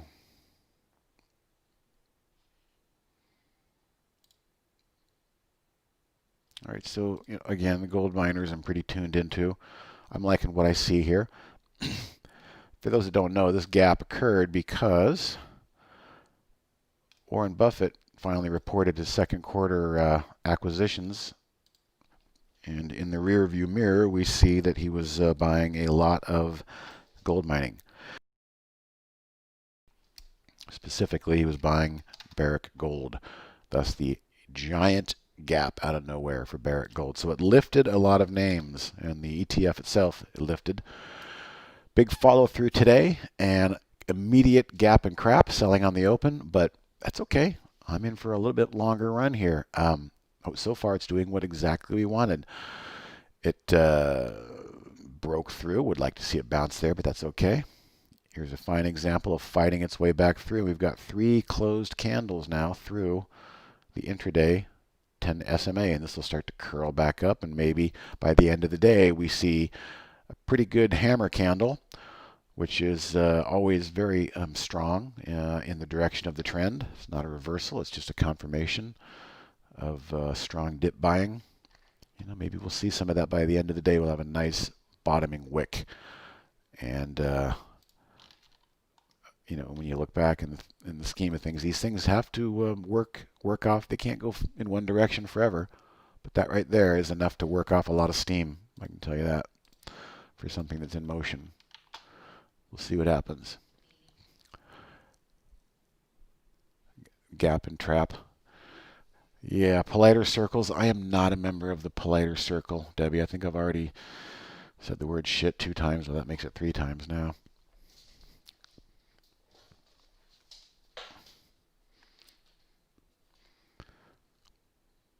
All right, you guys. Those were good questions. Those gave us some good examples of things that I like to look at. Anybody want to? You're welcome to jump in and grab the questions. Silver, look at silver. Silver's doing exactly what I just mentioned, even stronger than the gold miners. Okay, we got that giant gap and trap for Debbie. Big nasty pullback. Look at this. This is how the algorithms play with you right there. They pull it back and either kiss or take it a penny below the obvious low of yesterday, that little algo shuffle yesterday. Let's just drive it down and see if we can run any stops. Well, they couldn't run any stops, but that was the level they tried. And from there, it's just bouncing higher. And look at that look it's giving us on that daily. That's a nice looking bottoming tail. If this thing can continue higher and even maybe get some green in the candle body, oh boy, I'd hate to be short silver. I think this has a long way to go, quite honestly.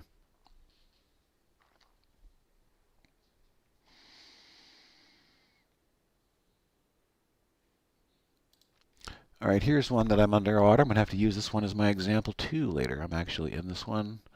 Dave & Buster's, it's a crazy one. I noticed it last week. I didn't want to chase it up here. Look at that reversal candle, that reversal wick, topping wick. Big distance between the moving average. And then 1, 2, 3, 4 days. Guess where I bought? You can actually see it's right there on the 10-day moving average. Well, guess what? It bled through. That's okay. I'm hoping that the 20 is going to act as a backstop. And so far it seems to be, but it's like I said, it's still a long day to go.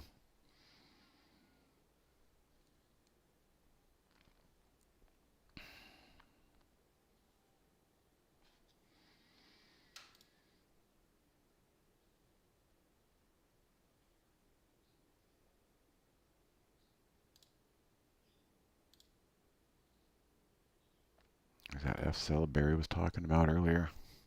I bought a little bit more right before we came on.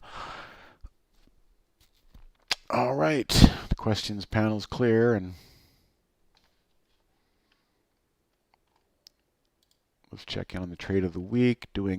Continuing to do another great example of the morning sell-off, the morning algorithm shuffle, trying to shake the weak hands, hold them upside down, and see what coins fall out of their pants, and then end of the day, hopefully continue and push back higher. I mean, when you start to see stuff like this, if it can get back in the range here and close strong, you start to think about, what doesn't kill it makes it stronger. That's how I start to look at these types of wicks, these types of candles on days where it tried to sell off out of a tight range, almost like the head fake. I can call it a head fake because a lot of times I'll look back and we'll see a pretty nasty candle before preceding a decent move. It's like, oh, look at that. The algorithms really tried to head fake those weak holders and shake them out of a position, snatch their shares from them, and then move higher.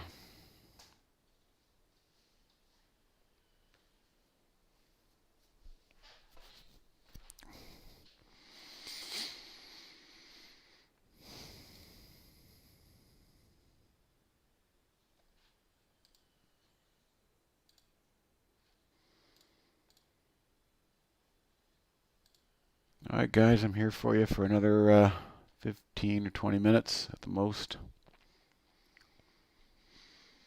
I am not a day trader. I was many years ago when it was much more fun and much more easier because we had human being versus human being. We had fractions, so every new fraction was a nice little windfall as a scalper. We did not have who did not have decimals. We had different regulations on how the market makers had to transact with us. And if they didn't transact with us, you could literally call up a phone and make them be good on the order that they rejected. Fun times. It was much different than now. Then they went to decimals, and then with the decimals they fragmented the markets. You had 13 different exchanges and dark pools, and the game became which quant fund could invest the most tens of millions of dollars to get the fastest speed to co-locate next to the exchanges, because the exchanges, they didn't care. They'll sell out that space on the other side of the wall of their servers and give these hedge funds with $50 million in their pocket a license to do so. It's just more money for the exchange. And then they get to sit there and play traffic cop in the millisecond time frame. 300 milliseconds to them is a license to steal.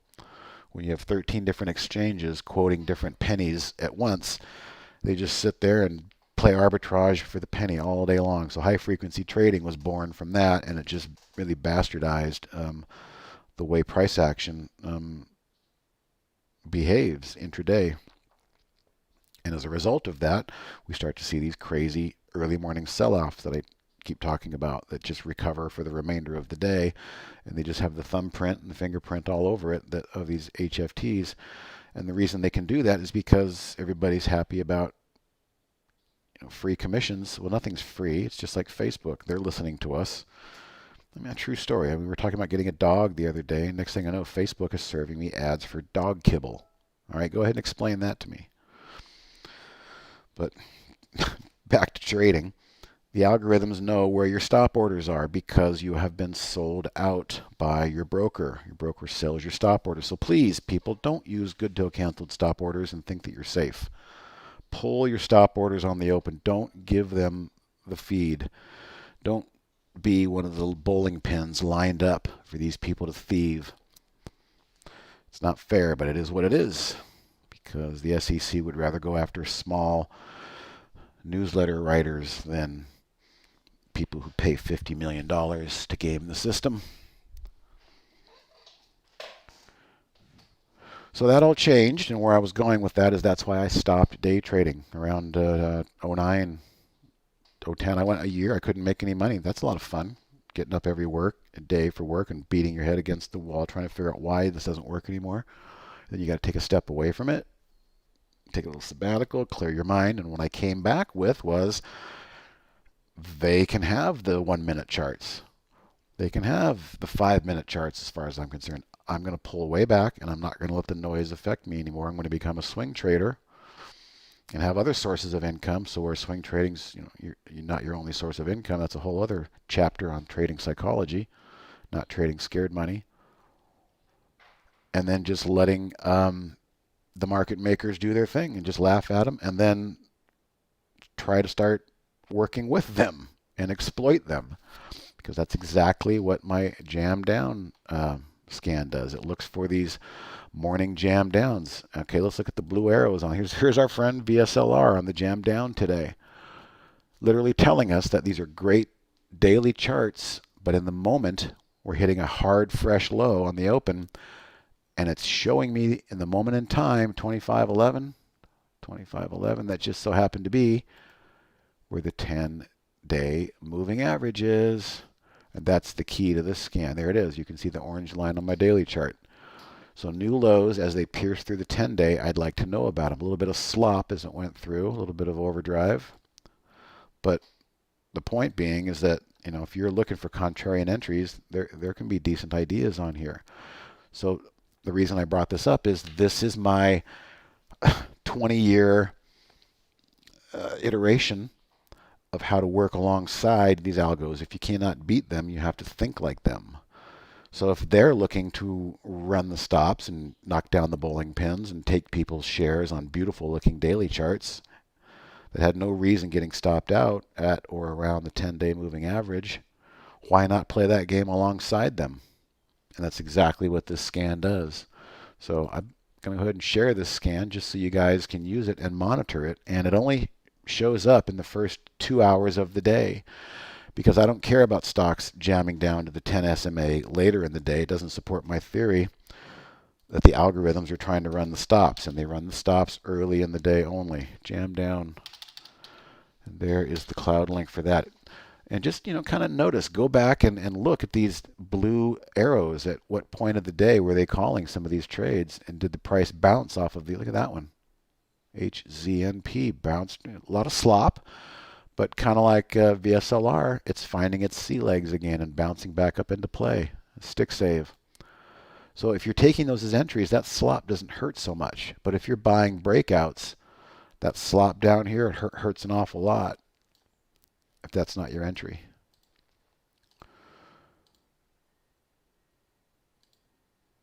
Here's a great one. MUSA didn't give much pain at all. Not a lot of volume in this one, but it's what you would call a contrarian entry. And then this is it for the rest of the day. HL, this is the last one I got. 612. So the entry was basically right about here, 612. 5 cents of pain, and then it bounces. So to sum all that up, that's why I became a swing trader. That's why I ditched day trading. If you can do it, more power to you. But I've decided to try and identify how these algos and quant funds work and join their playbook. Every time I try to get the ebook, it doesn't send the link to download. We just went through a new website overhaul, Damien, so I could give you the link again, but it just might take you back to the same dead end. So I'm going to suggest this, Damien, email info, I'll type it, email info at trade-ideas.com.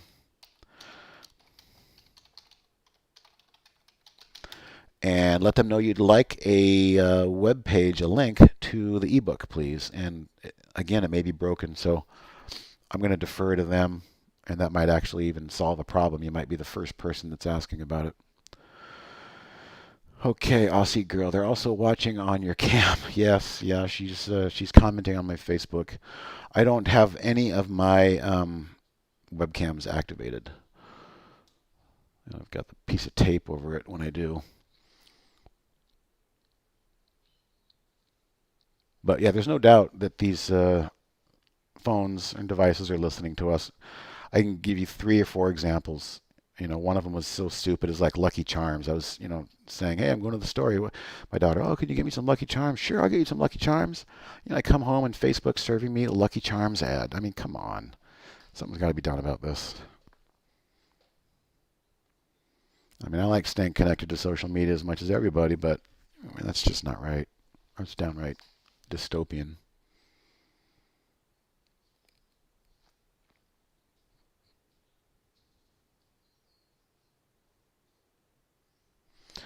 What are we doing on time? All right, I'll be here probably another 10 minutes at the most.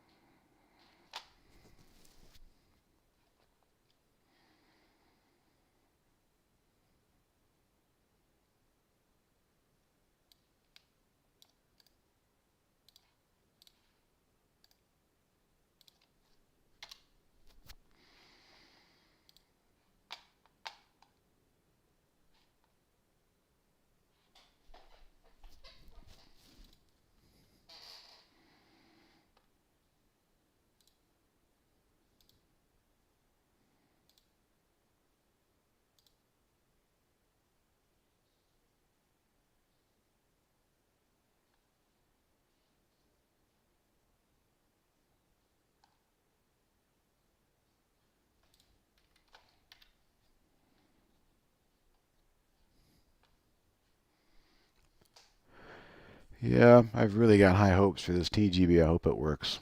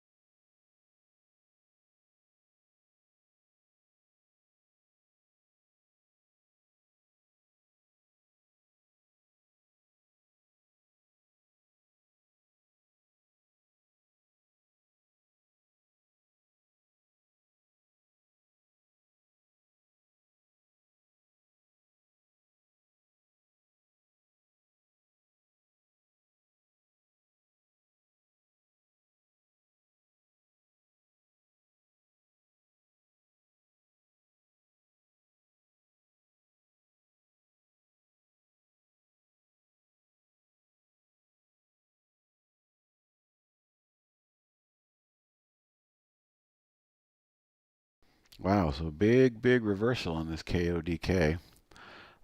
Another reason when you're a scalper, the more distance this thing gets away from the 10 period, the more likely you should be to be thinking about taking some profits. But now we find ourselves in that area we were talking about. What's going to happen here? We'll probably tell the story by the end of the day when you look back.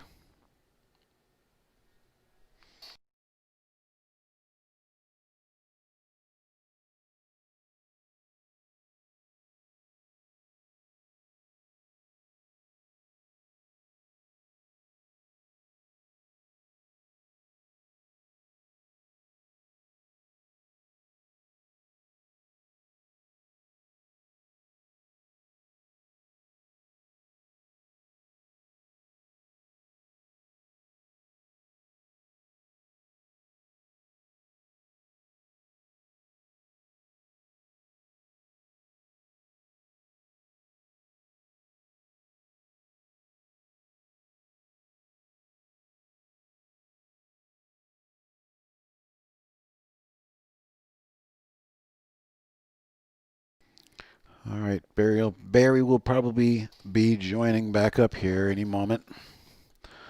So this last call for any questions you guys might have about the program, trading, software, chart.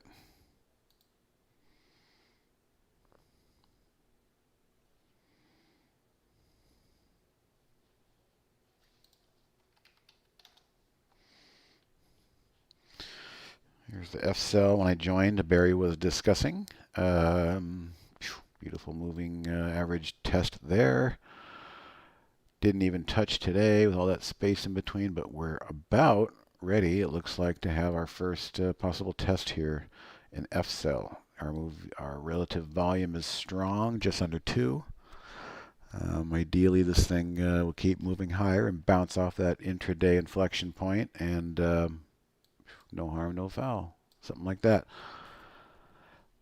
When I look over the daily, I think it's possible. I like to call it moving day sometimes when you have a big candle, a big green candle with volume moving out of a sideways congestion pattern. We have cleared that area. If we can get a nice candle, I'm just going to redraw that and say, maybe we get a nice candle like that, wishful thinking. I'm going to call that moving day. And ideally, it can follow this moving average all day long into the close. And then if it does, we could have a follow through gap up the next day. And then that's my day and a half theory when things start to fall back in line to that 10-day moving average. So, if you're in profit taking mode, the time to be thinking about doing it is when everybody else is reaching up and buying, when there's a big green candle and a lot of separation between the price and the 10-period moving average.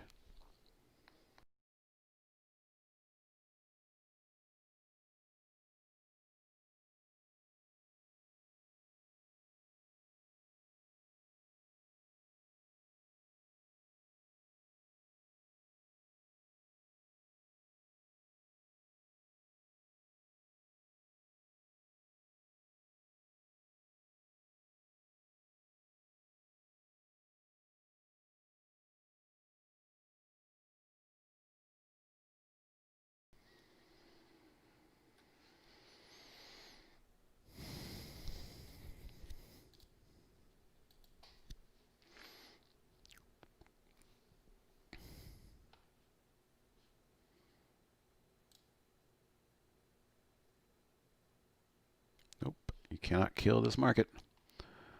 IGC 180 repeat of yesterday.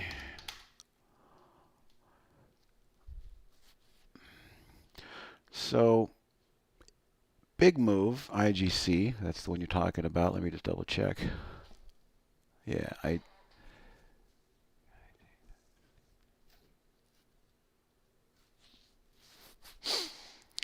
what I would see in IGC here is, yeah, okay, I see what you're saying, Fred.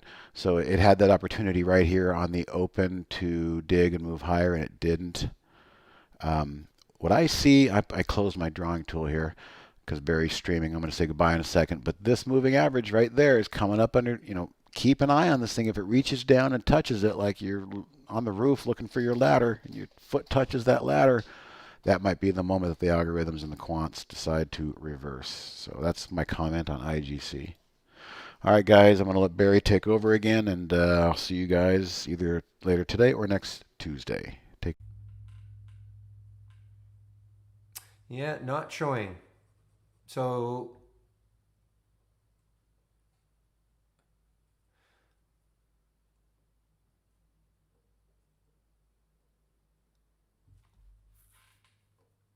so how is that showing on the TradingView chart?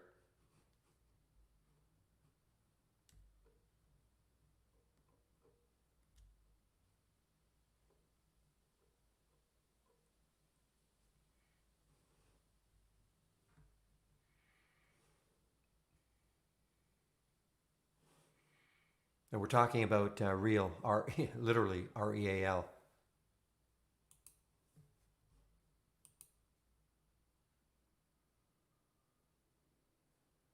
Okay, see, this is what I see here. This is on 15-minute, but I did put it back. I got to do my video. Let me just see here. I did move it back to 21. I don't know why I did, but I did.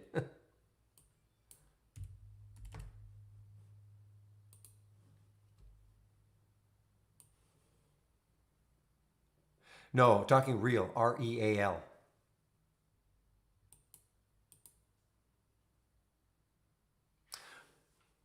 Okay, guys, I'm going to do my video now. Today is Tuesday, so there's a marketing meeting. Should be interesting. Talking about our website. Marketing meeting at 2 o'clock. So I'm going to do my video right now. So I should be back about 1:25, probably sooner.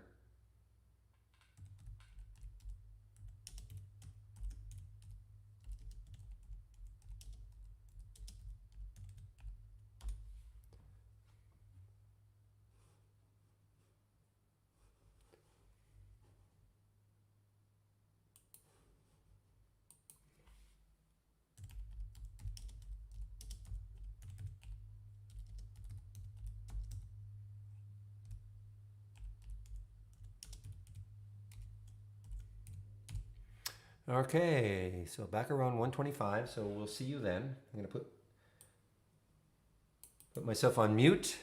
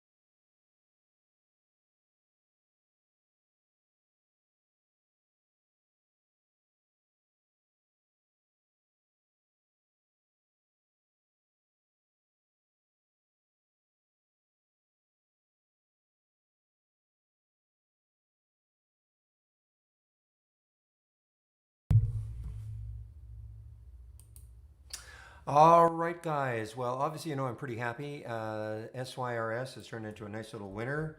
Real challenge during the video and watching this thing.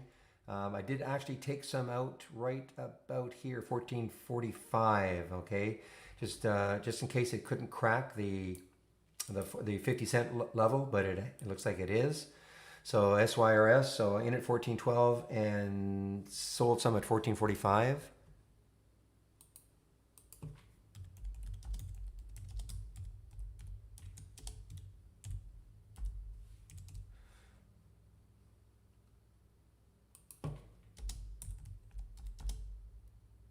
Yeah, that's what I felt like. It's a lost art, a real. Nobody probably knows what you're talking about.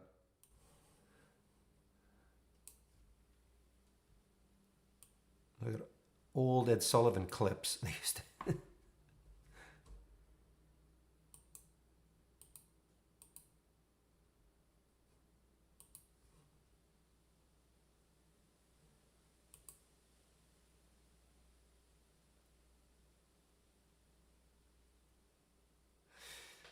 All right, I'm all out now, guys. I'm all out of it. Just as it was toying around that 50 mark. So I'm all out of the SYRS.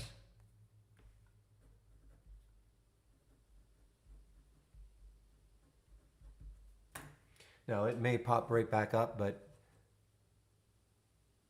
yeah, APG is here. I noticed 1539, 1548. Nice little bit of volume coming in. I'm going to clear this one now. Boy, Mogu. This will be interesting tomorrow. I mean, this might do a redo. Seriously, I mean, this is another China stock.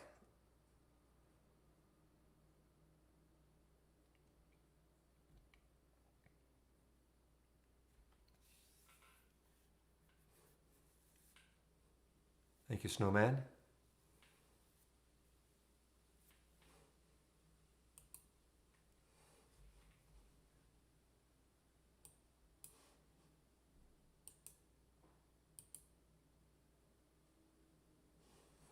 May not be over. Takes out 1450. I may get back in it, but I'm happy with the distractions going on. I'm happy to have been able to take that trade and hold on for a bit. Look at Mogu, guys. Look at the volume. This is the biggest volume bar of, well, I can't tell. I mean, there's 10 o'clock, but almost. I mean, it's got to be one of the biggest volume bars of the day in the 5 minute for Mogu. All right, UNVR. Let's see. UNVR. Yes, even in mine it did. Maybe I don't need Trading View. on both time frames, 5 and 15, yes.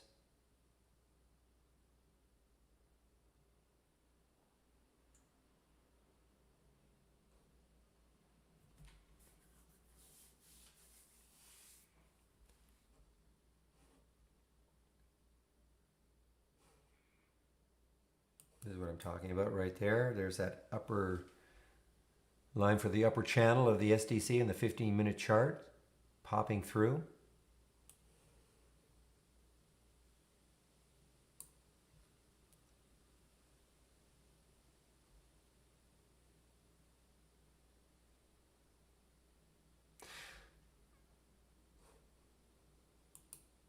It's interesting, even though MOGU is going crazy, it's not even close to the upper channel for looking at an IB chart. Not even close.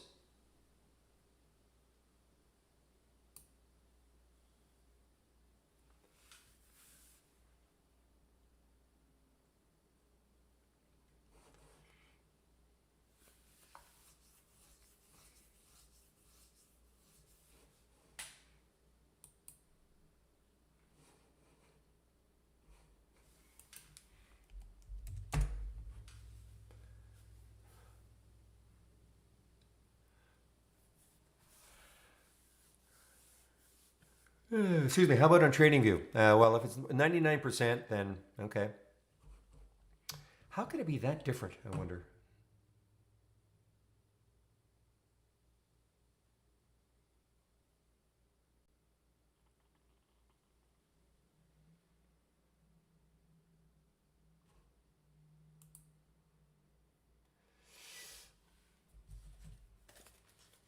I didn't think it was a yawn, but maybe one escaped.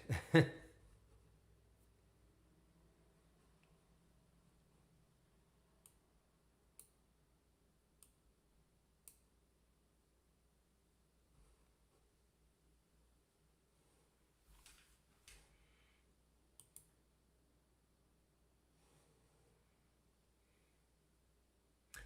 put the alert here.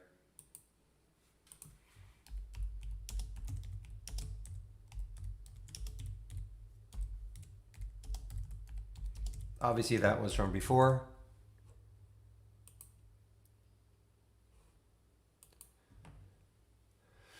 Boy, this one is shortable too, but it's down 23%. Probably really tough to get it. No bounce at all. I know somebody was asking earlier about what they thought about a bounce on this one. None, zero.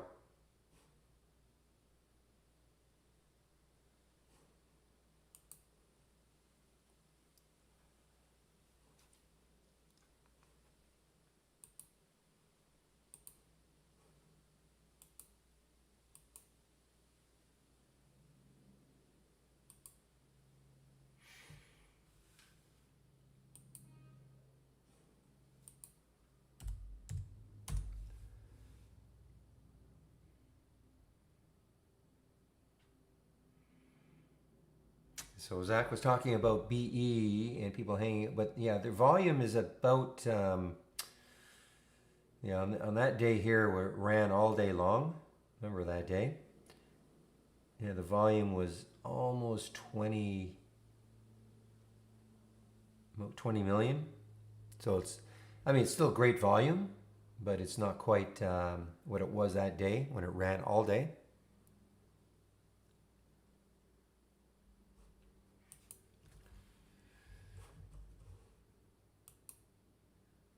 Whoa. No, that was a good exit, guys. Yeah, did it ever take a flush? Oh, I'm going. I was definitely glad I heard the alert and I saw it. I thought, oh man, it popped through some crazy number on high. But look at this. Yeah, well, glad I got out. Not on any volume either.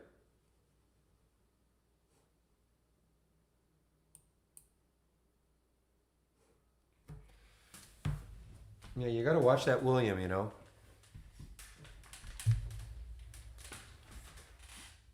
Meanwhile, GRWG, this could really, I mean, let's take a look at this one. GRWG, so is that the low of the day now?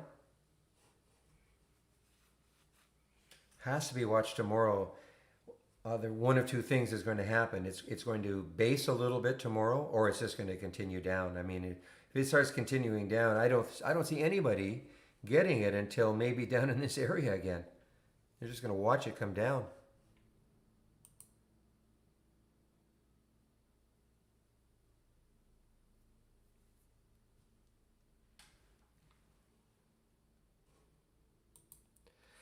I'm with you in the Groupon. Now I'm sure they did a reverse split. This is not truly a $28 stock here. I may be wrong. I'm pretty sure I could have sworn they did a reverse split at some point.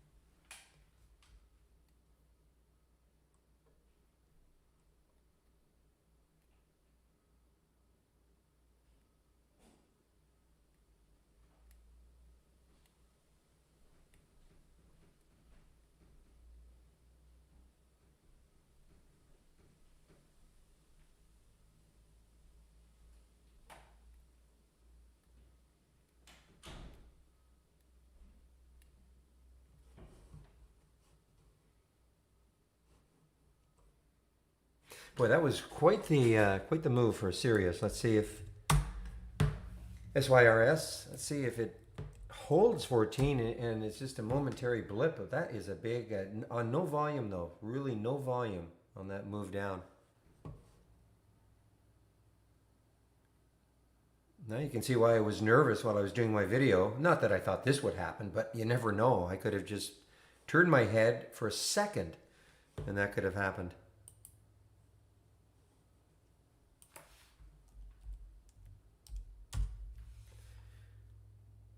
Okay, well, I think it doesn't matter what platform you're using. I'm pretty sure IMRN is right through that the upper band or the upper. How different is it from Bollinger Band work though? How different is it?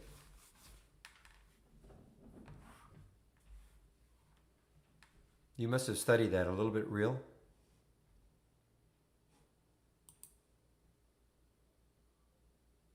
Because we are going to be adding Bollinger Bands.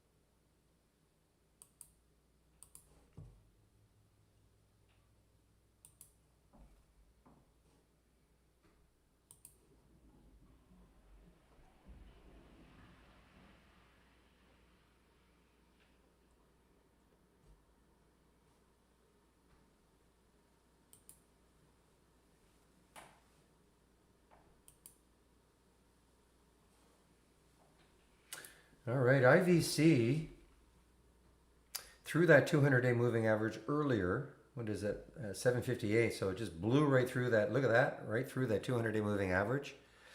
And what sort of room does it have? So if you look left on the weekly chart, not that much room. I mean, it may stall around 831. I mean, it's only one little topping tail, but you just never know.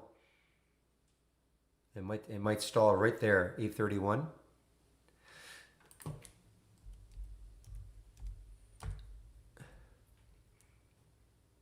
So real, if you could sum up, you don't have to do it now. I know you're busy, but okay, IMRN as an example. So it bursts through.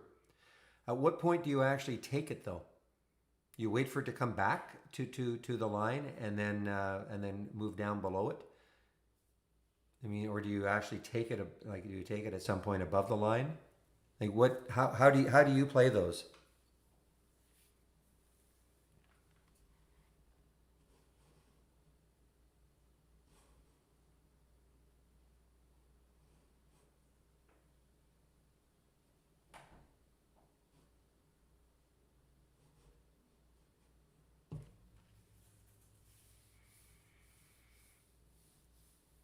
So I don't understand 2 minute sell. I don't quite understand what you mean by that because I keep looking at, you know, again, I know you can't see my screen, but I'm looking at there's the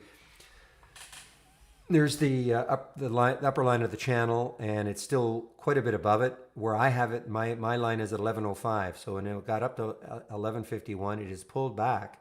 But you know, at what point would I feel comfortable now taking this trade to short it?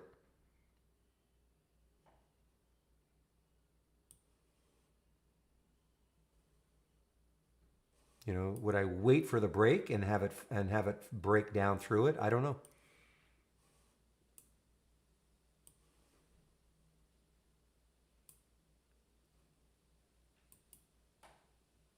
Yeah, this is all Interactive Brokers, okay? This is a this is from Interactive Brokers. This is a standard deviation channel. We don't have it on our charts.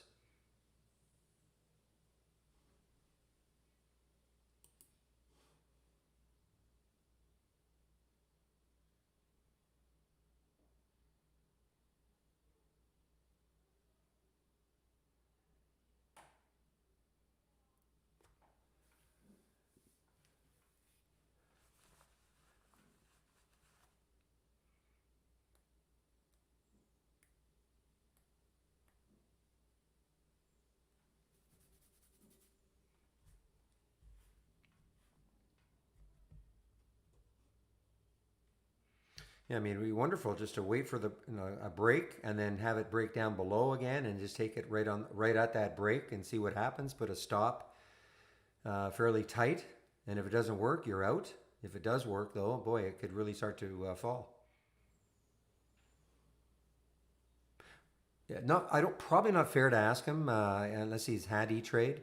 Somebody else, I'm pretty sure most brokers have STC, but if he's never had E Trade, he won't know for sure.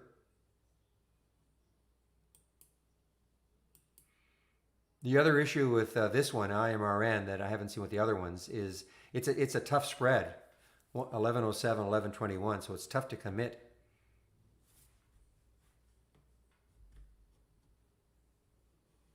1107, 1125. Yeah, I mean it's too much of a spread, I think.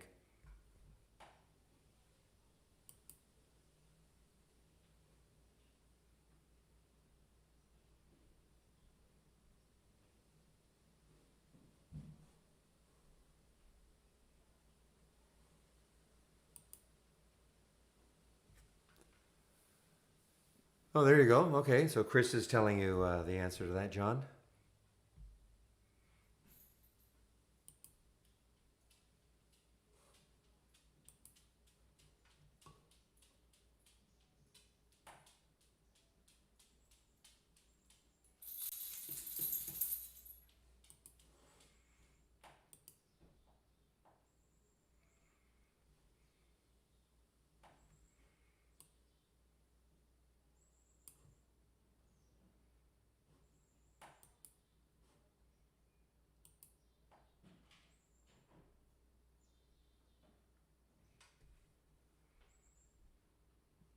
Well, continuing down now, breaking through 17, GRWG.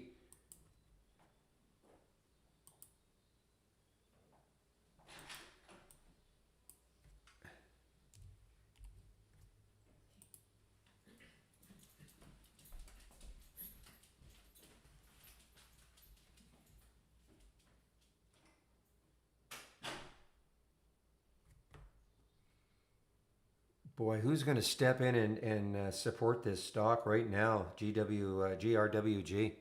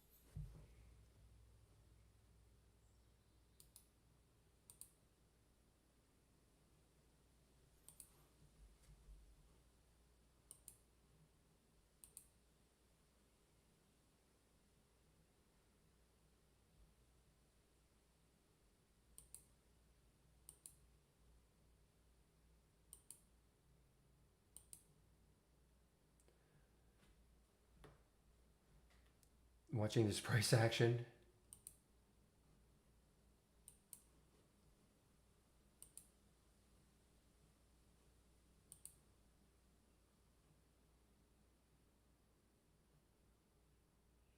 Just watching GRWG, see if it holds under 17.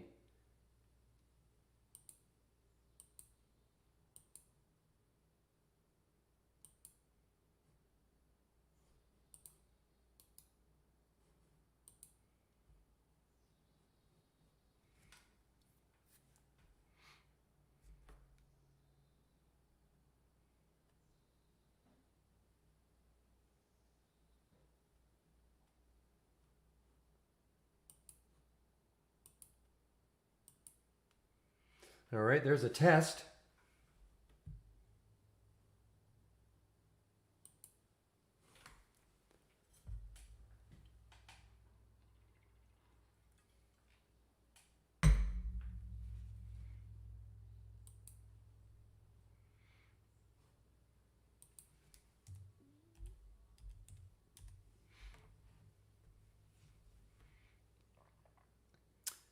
Well, the volume is pouring in. I mean,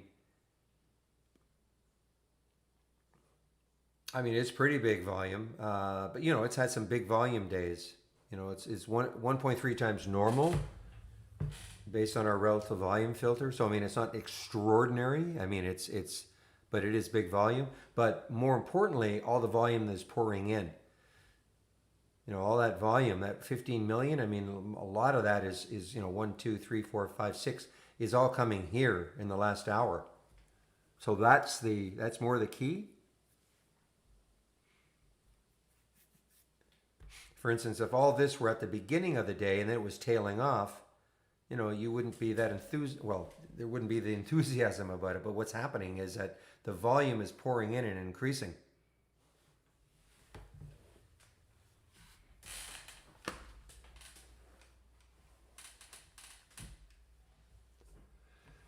It was answered, John. It was answered real by Chris.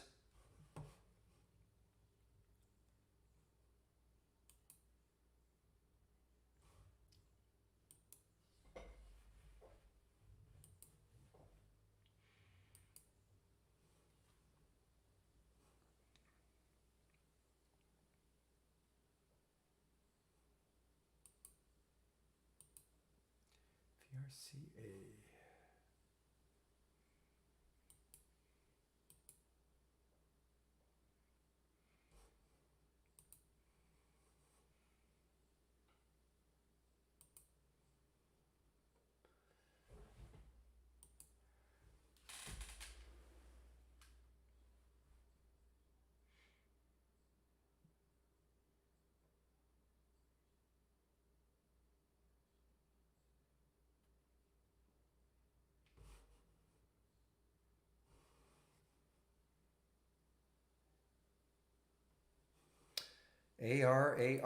AR, 374. She just said it 3 times in a row. 3 new lows, 4 new lows, 5 new lows. AR.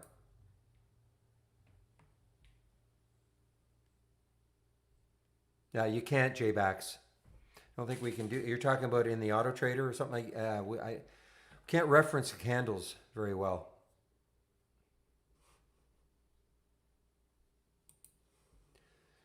One of the things we do not do very well, I shouldn't say very well, I mean, we just don't do it. People ask for comparisons of intraday candles and volume. We just don't do that.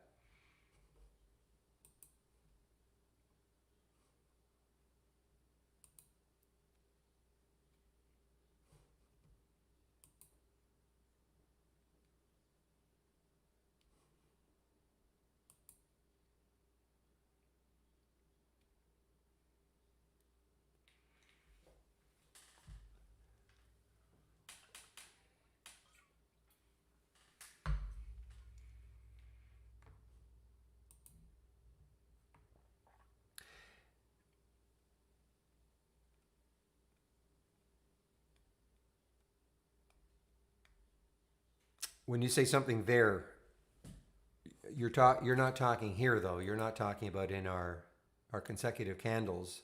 You're talking about where are you talking where it says there? Yeah, well, I'll tell you what, you can ask. I'm not aware of it at all.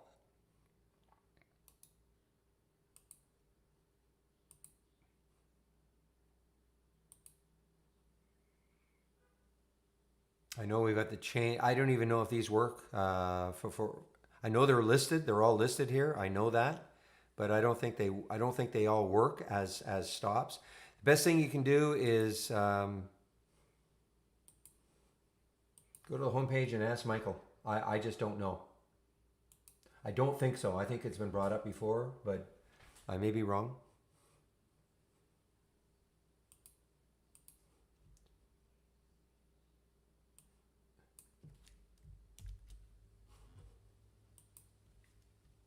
Like we'd like to do things. Oh, I can't tell you what works best. I mean, there's no way I can tell you what works best. I don't use any of those, okay? So I have no idea what works best.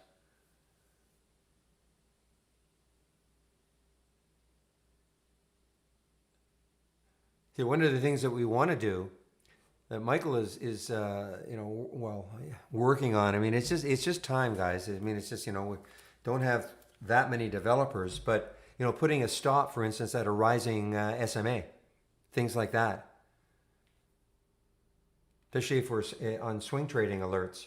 I know Steve Gomez, if you follow him at all, he's a big proponent of the rising 10 SMA on a daily chart, or not the rising, but the 10 SMA on a daily chart. So we'd like to be able to put a stop on that 10 SMA, wherever it is. And if it's a rising 10 SMA, can't do that right now. So I think it's the same thing. We're trying to refer to consecutive candles and all. I think it's kind of the same thing. But I may be wrong. So you should go to the homepage and ask the question.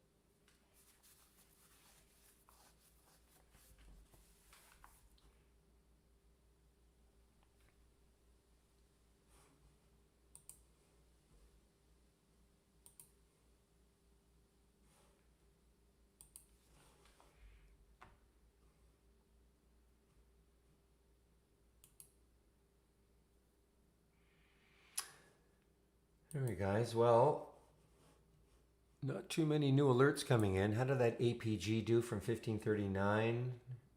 Not terrible, but not nothing fantastic.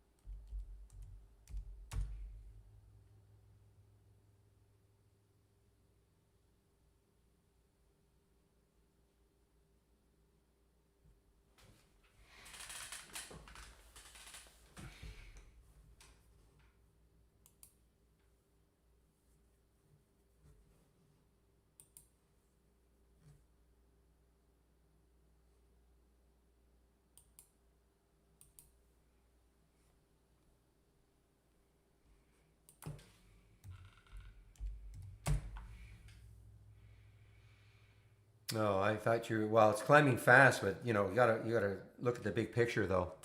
It's a lot of volume came in. I'll give you that, but you got to look at the bigger picture, I guess. I mean, I thought you were saying it was over a dollar still, or thinking that it was over a dollar still, and climbing from there. But I mean, that's a big. Let's see, 116 down to 79 cents. That's a big percentage drop. Not inspiring a lot of confidence. Yeah, it's just zero confidence.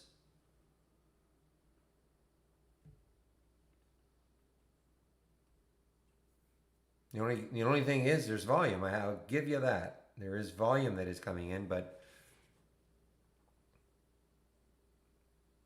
it held the 200-day 86 barely.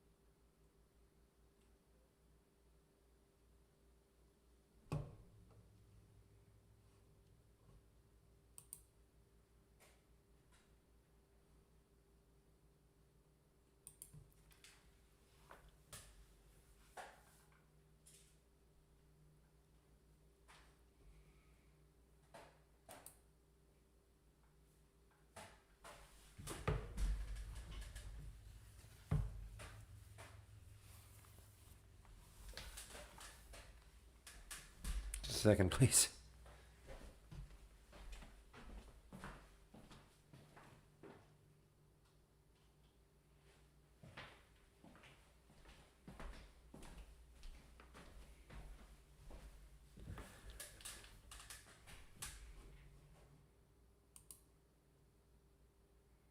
Okay.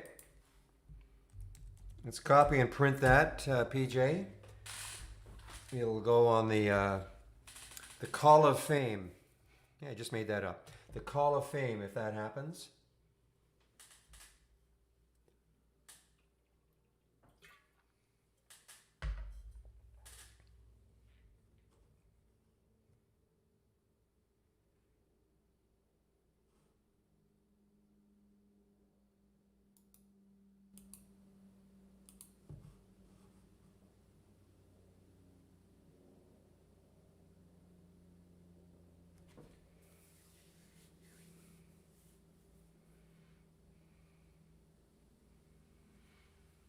Well, it depends. I mean, if how many candles ahead of that were also say green as an example. If it's the first one, it may be just the start of a huge move. No, depending on the spike, of course. I mean, if this were an intraday chart and that was a spike, yeah. But I mean, it could be like what I'm looking for constantly here are these ones that had been very. For instance, look at GRNQ as an example. Now, if I look left, no, it actually took that out briefly. Okay, but if this started to base a lot, and then all of a sudden we got a volume pop, like lots of volume, and it was a pretty big candle, that could just be starting again, as opposed to something with 5 or 6 green candles in a row, and then a big wide candle, which could be the capitulation candle. So you can't know, you can't possibly know, is that going to be it?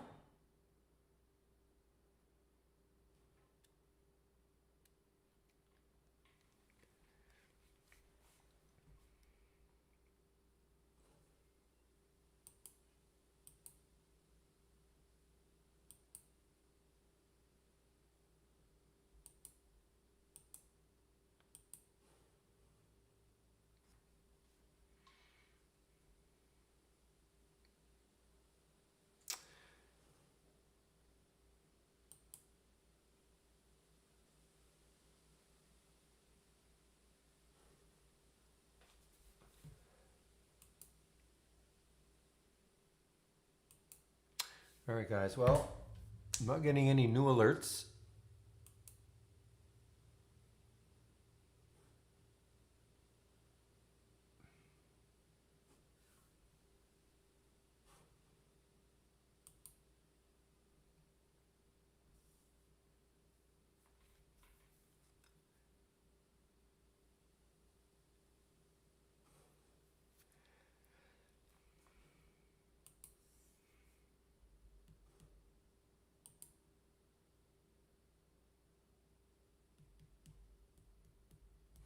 All right, guys. So I'm not taking off completely, but at 2 o'clock we do have the marketing meeting. So I'll just go over quickly a couple of things.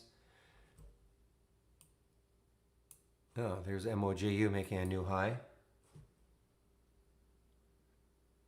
I mean, so for instance, look at this one. So, nice big run here. Very modest pullback. Big run here. It did pull back, but it's continuing. So, I mean, yes, I know that William took this one up here and made some money on the way down, but I mean, it's not like this completely and utterly capitulated, when it got up here on that big run and now it's down here.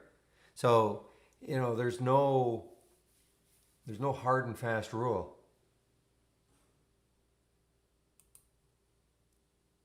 And yet, the only hard and fast rule is William shorting these things.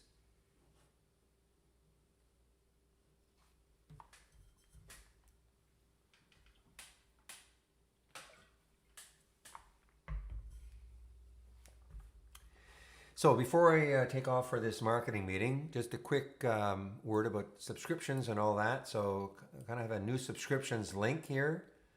And my homepage now has a lot of information, Barry's homepage. I shall pop that into the room. This is one of the new things that has been developed for all of us.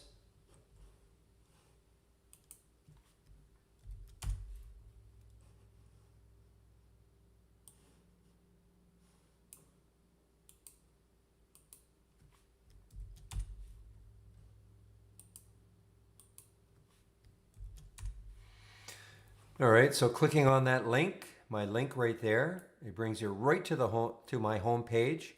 So here's where you can download the software. All right, latest versions of the software. Here's where you can take out a subscription, get trade ideas. Click on that, and before you see that, there is the promo code Barry for Alpha, 15% off the first month only, or the full year. You can choose your plan. This is a toggle now, on off, annual, monthly. Okay, here are the differences between premium and standard.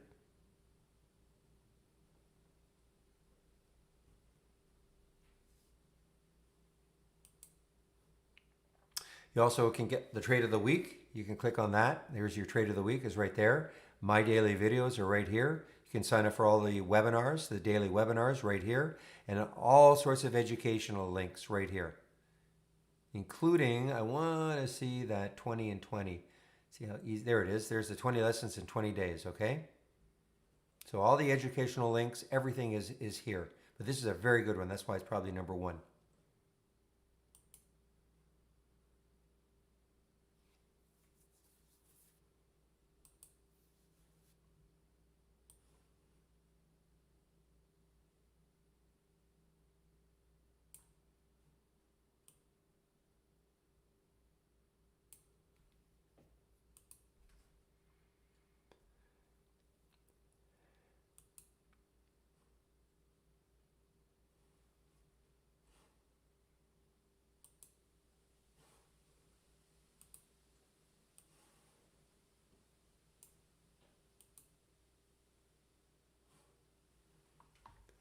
Meanwhile, AR continues to move down a little bit here. Next, probably some support around 360 or so. But if it takes that out, all the way down to 3, and that's for AR. Big float.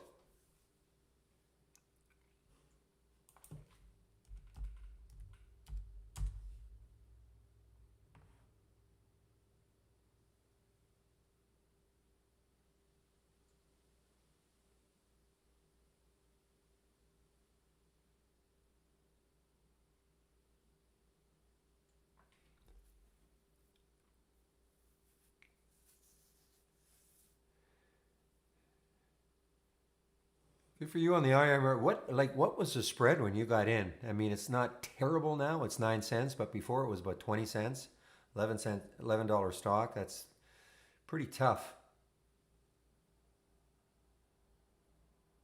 Yeah, see, it's about 9 cents right now. That's what really prevented me from even approaching it.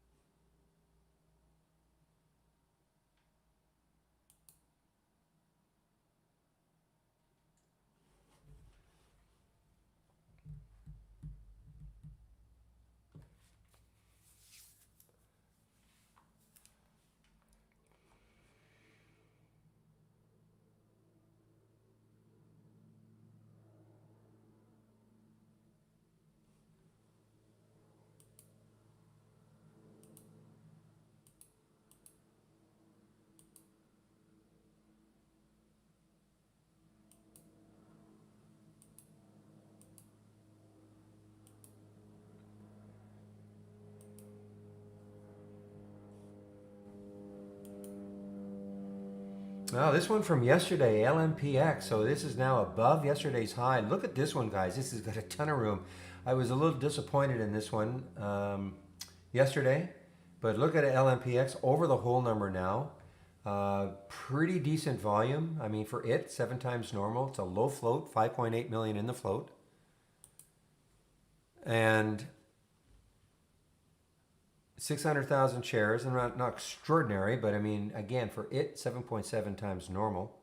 Look left, the weekly chart, probably a lot of resistance right around 13.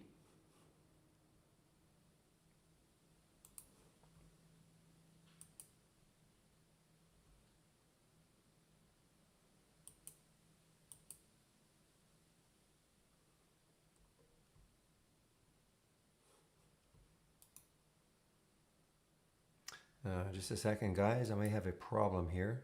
Oh, no, I don't. Okay, good. I had an issue with my headset just before the meeting started. LMPX, guys. This is ripping now. So this is right at the area I was just mentioning, or close to it, 1295. You can see what happens if it takes this out. I mean, look at all the room LMPX has. It reminds me a little bit like the Kumu. All right, guys, I'm going to put myself on mute in a marketing meeting.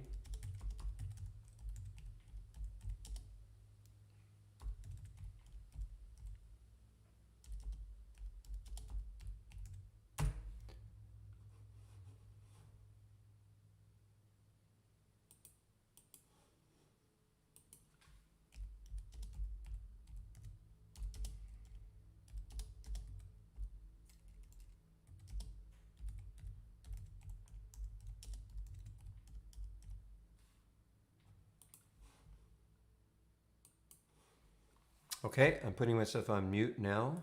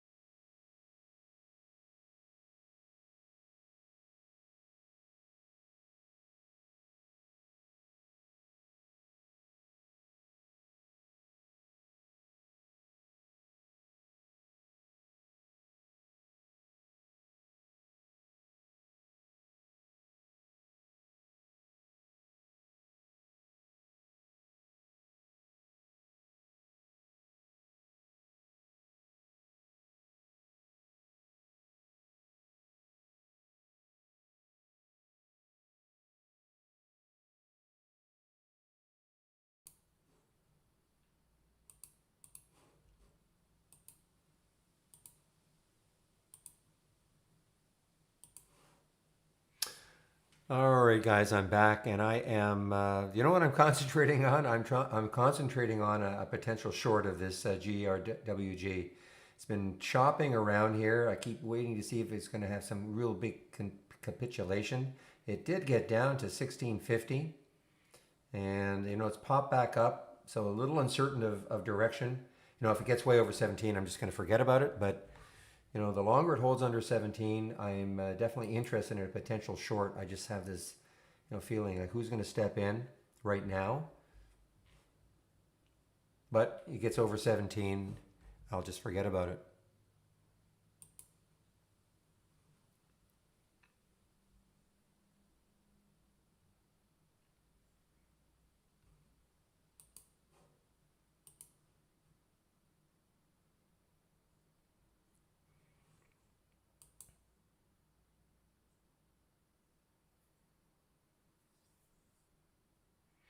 Meanwhile, let's see, anything here happening from this little window? 388 on the watt.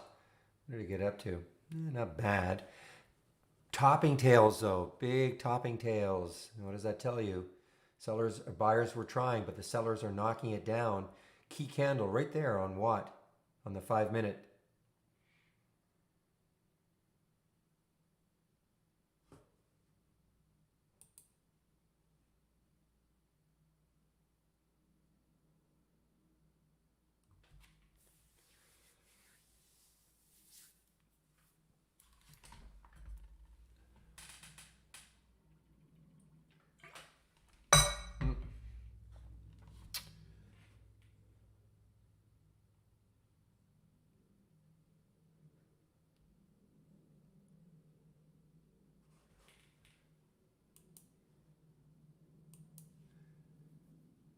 Okay, I'm looking at that GW. It looks like it's trying to maintain 17 now, so.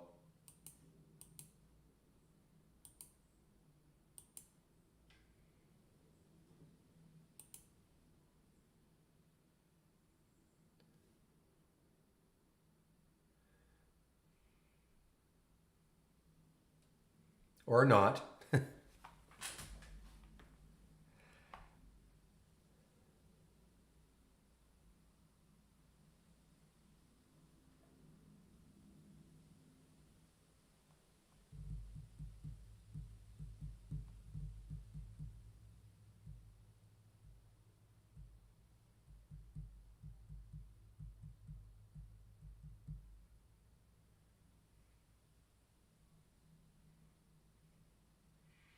Sorry, guys. I don't know why, but I am kind of fixated on this one, that GRWG.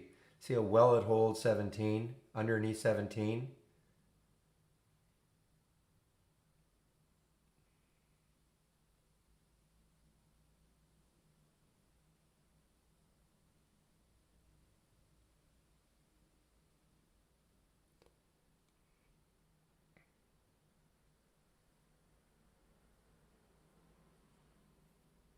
Well, not moving. Oh, wait a minute.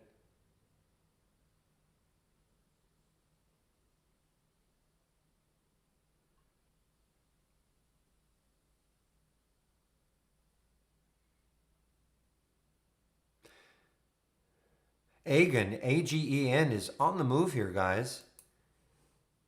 A little bit on the move. Doesn't have a lot of room. That's the reason I really didn't hop on this one. I look left and I see 440 as a potential stumbling block.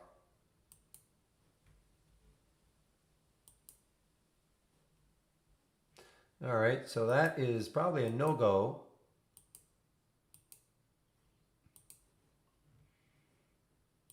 On the GRWG. Looks like it wants to pop over 17 now, so I'm going to forget about it.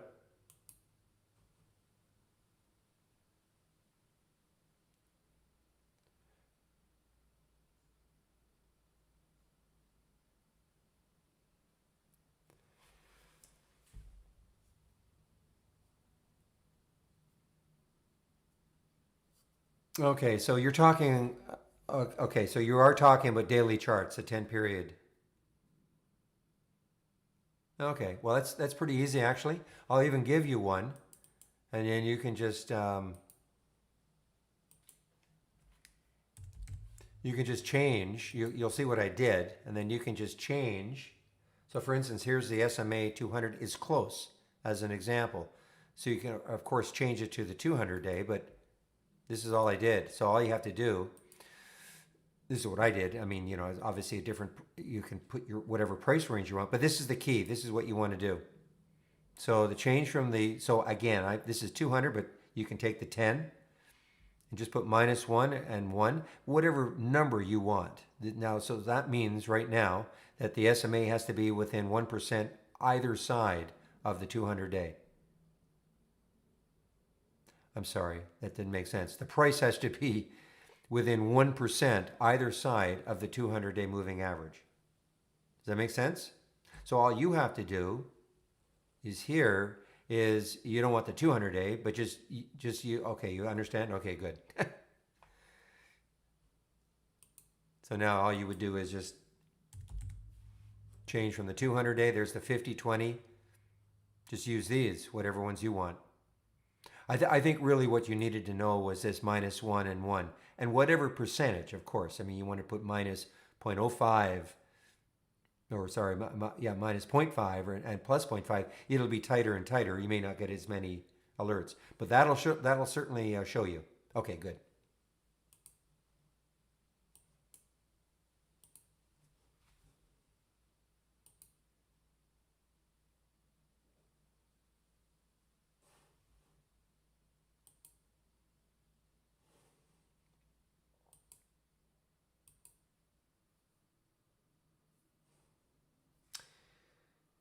Meanwhile, theaters, CNK, not looking good.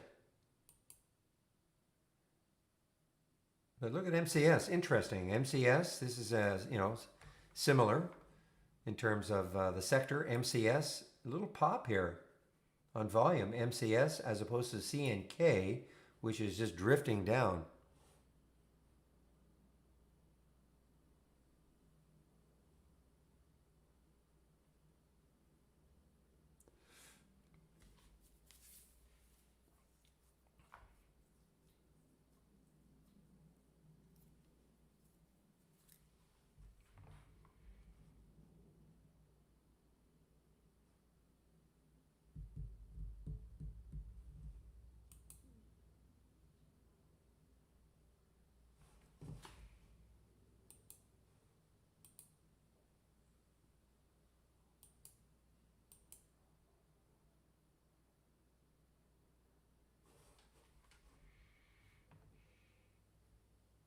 Boy, this is what a difficult trader right now around that 17 mark for the GRWG.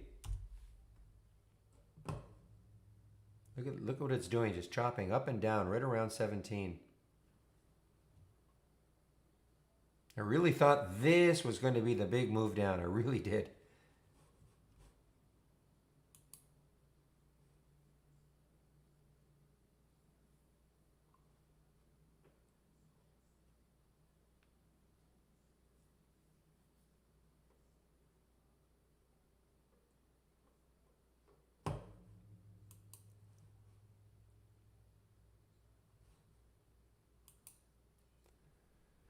What Real says.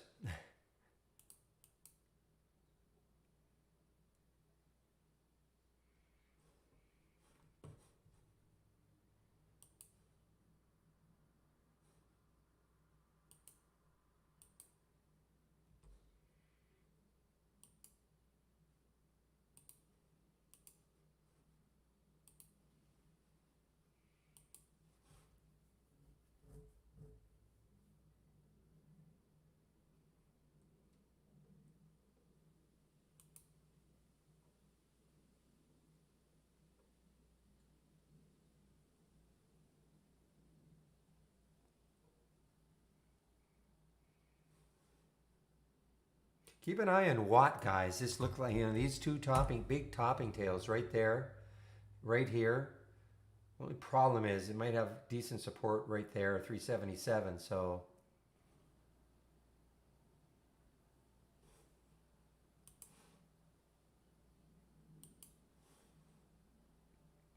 All right, guys, getting close to 3 o'clock, so I'm just going to put the announcement in here, closing the room around 3. I'll always stay later if there are some questions.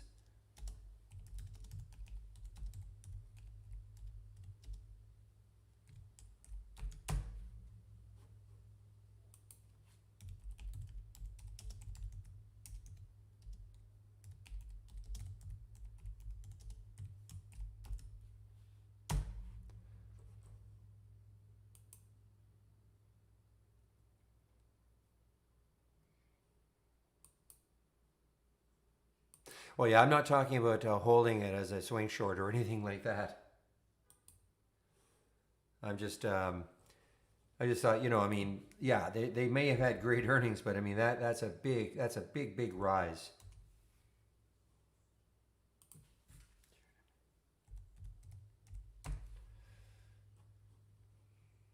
This is the first red bar, in the 4 days, of course, this is the red bar. It'll be just interesting to see what it does tomorrow. For me, anyway. This is not a matter of, yeah, this is not like a swing short or anything like that.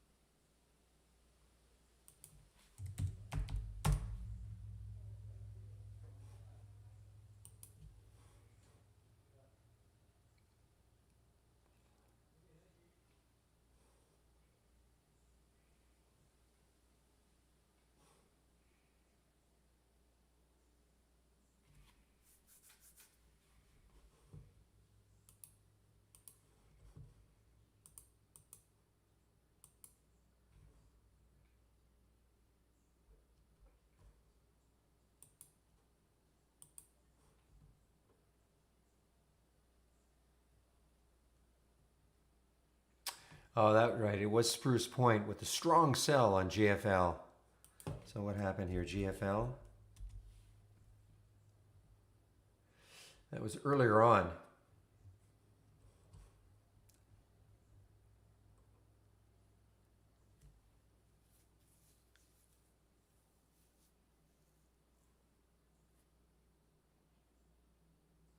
When did they become a Nasdaq stock? Weren't they a OTC stock when they first started, or am I completely wrong about GRWG?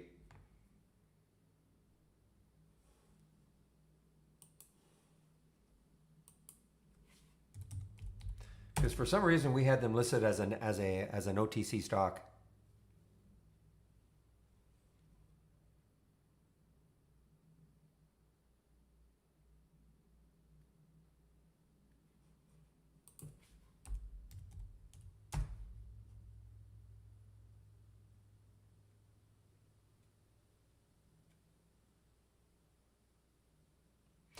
Funny, this didn't really move that much. This PSTX had the bad news, trial halt. Oh, that's right. It was a trial halt after a patient death. That was the issue with PSTX. Trying to develop a prostate drug, I think, and anyway, patient death. So that's obviously never good news, but sort of choppy in the pre-market.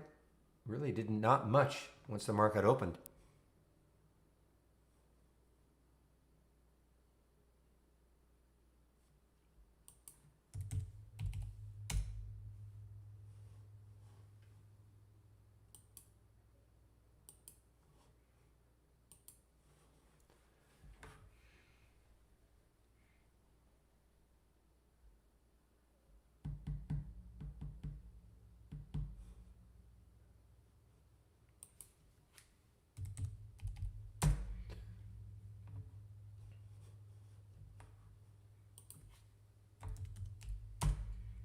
Okay, I'm waiting for the late day run for REDU. I'm waiting. Sorry, man. I don't think it's going to happen. Not unless something really turns this around.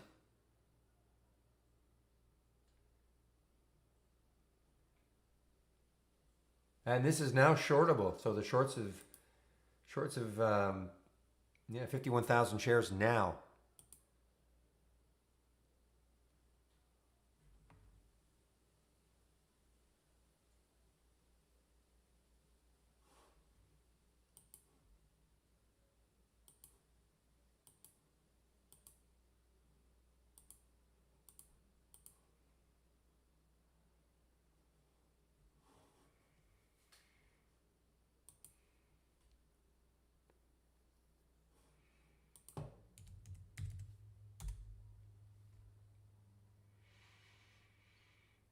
Yeah, well, obviously nobody's think, or the bets are being placed right now for Cree. I mean, you're right. They announce after hours.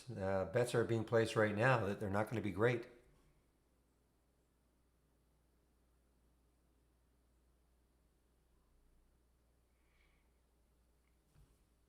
Well, nobody really pays for.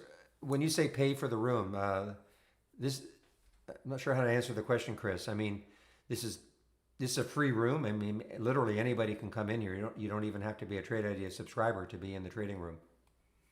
So this is not a it's not a pay room in that sense, if that's what you mean. Okay, guy. Too bad. Too late. MDLY. Look at the run it's been on since the dollar break.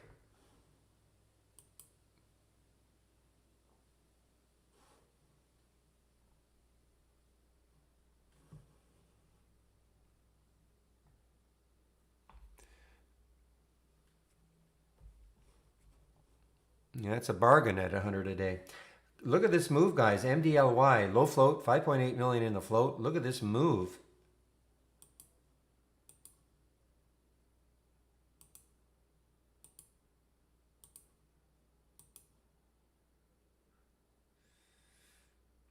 Just can't chase it. I mean, there's just no, you guess it's going up, but it's just it's tough for me anyway to chase it.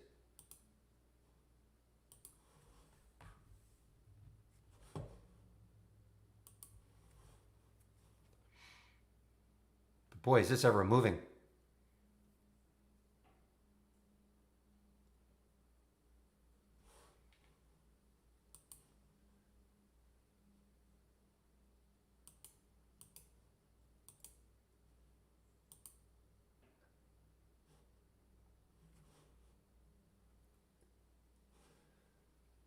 And it just got halted. Just got halted. Well, I hope I'm going to stick around, William.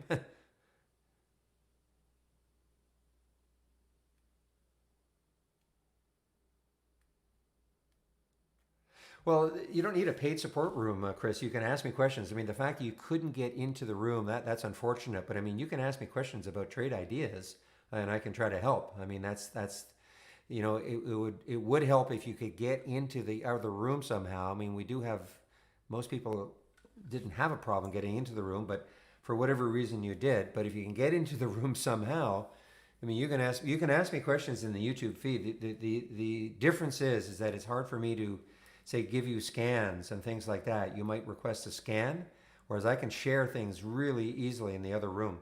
That's all. But in terms of a paid support room, I mean, you can ask me questions. That's why I'm here. If I can't answer them, I'll tell you. You'll have to maybe go to another trader or something like that. If it's an account issue, I can't help you. But most other things, that's why I'm here, helping people understand how to use the program.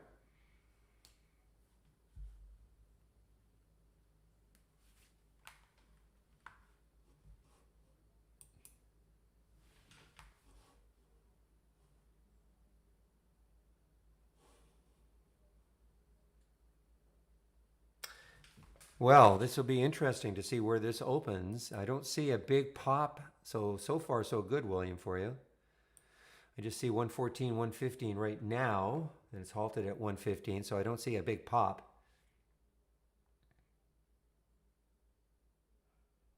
But this could be really interesting going forward. I mean, looking left on that weekly chart, the next highs are around the 150 mark. So going forward, depending on what it does today, if it can at least hold over a dollar, we might get a bit of a run tomorrow. I love it. It's my daughter's account. It's a low float, 5.8 million in the float.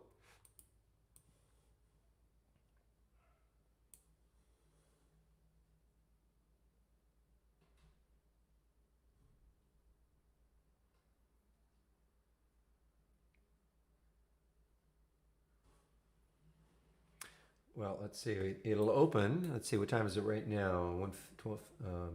54, 254. So if it is a 5-minute halt, this will open at 2:56 plus 33 seconds. So let's see what happens when it does open.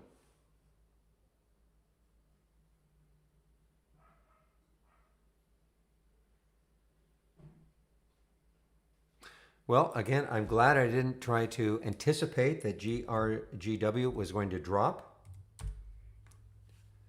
Sorry, GRWG.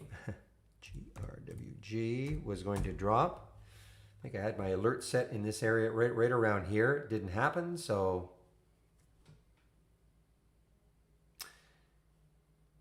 now, based on what it's doing, it would not surprise me if it got to the highs of the day.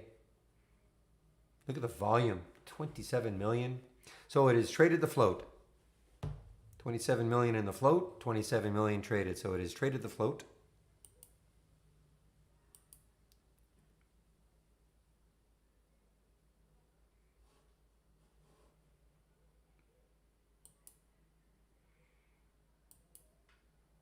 Yeah, no clues right now where it's going to open. Well, I shouldn't say that. I mean, right now it doesn't look like a big open for MDLY. So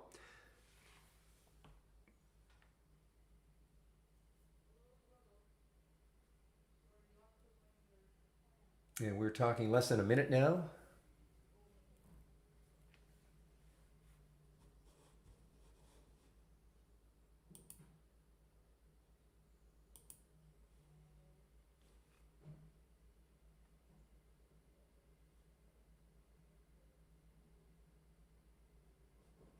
Mr. Goods.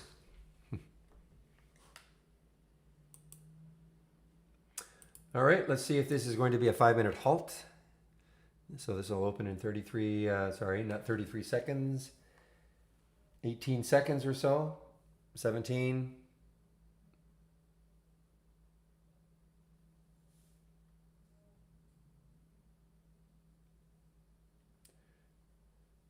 Okay, 1, 2, 3. There he is. So just opened, and what happened? Whoa, a little pop. Ooh, William, little pop. Little pop, then a drop, but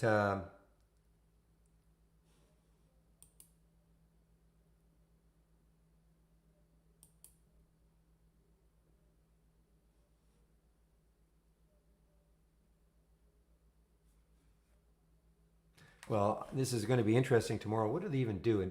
They give investment advice, all right? And they're out of New York. Okay, I don't know anything about them.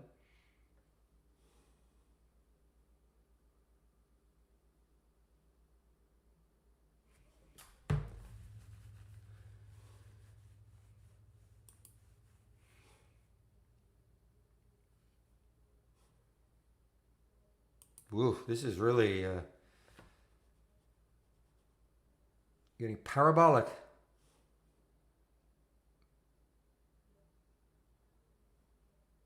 There's one thumbs up. Mike must be in it before the halt.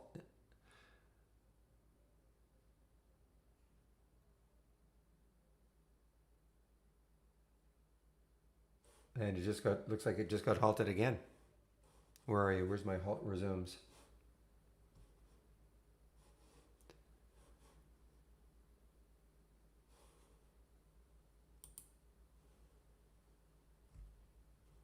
Or did I accidentally delete it?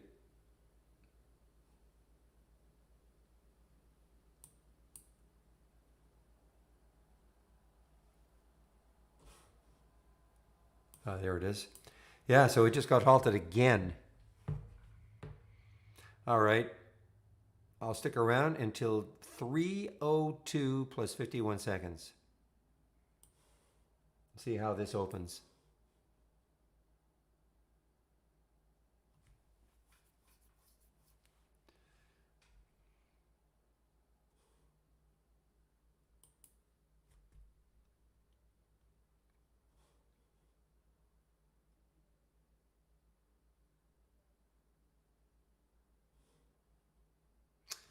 Well, not really, Joel. Quick question. Always a quick question. Show me how I might. I mean, the Holy Grail setups are. Robinhood is not supported. No. Oh, the only broker, I'll answer Fami's question. The only broker you can do auto trading with is Interactive Brokers. Yeah, something of that specific, Joel. I honestly can't help you. I don't even know. I know we have ADX, but as far as something like Holy Grail, I don't even have. I don't know what the filters are that are used on each of these strategies. So, for instance, here, I can't even go in and take a look at what the filters are. So, when you're asking for a similar setup, I have no idea. The also where I don't think we can do things like you're talking about, placing an order that touches the 20 period SMA.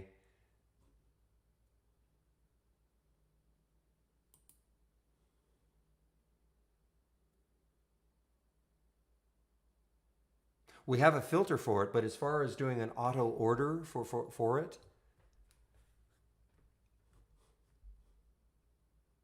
you're talking about auto order. I mean, obviously you can place a manual order when it breaks above or below, but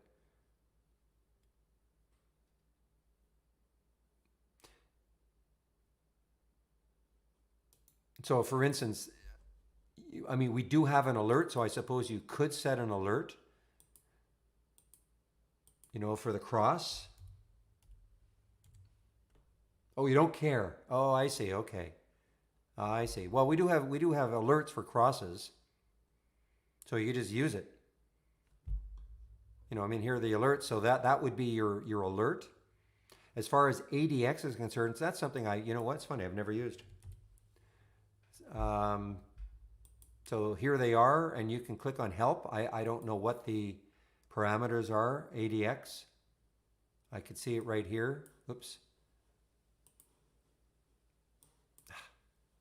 Cancel. So you click on help, you'll see what the parameters are.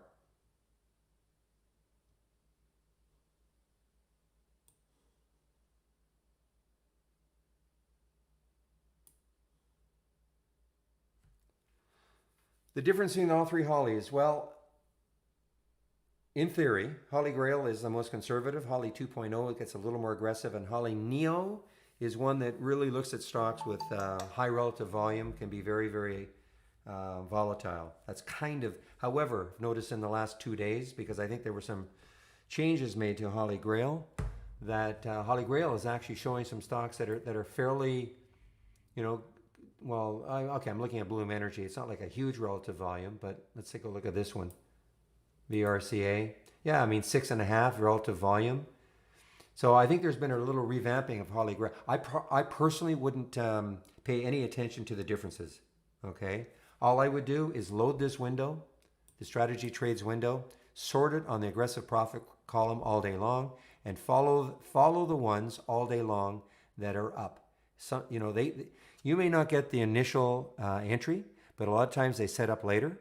But these are the stocks that are in play from the AI. That's how I use it.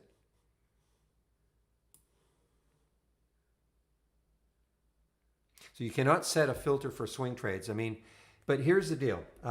Take a look at VRCA as an example. Okay, so VRCA is an AI alert. You may choose to swing it. I mean, when I look at this, if it closes well, looks like it's going to close decently. I mean, the high was 870. It's right at 849. But when you look at it on a daily chart and a weekly chart and a monthly chart, you can tell there is some room. So that will be up to you whether or not you decide you want to hold on to it. That's how I view any sort of a swing trade. How much room is there on the daily, weekly, and the monthly chart?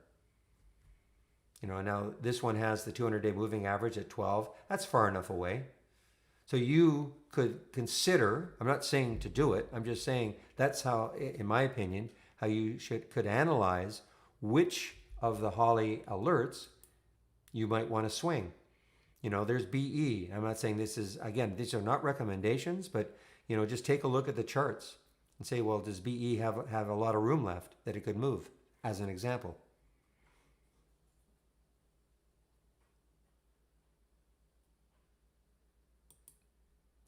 Here's another one. AMC. This is another AI alert.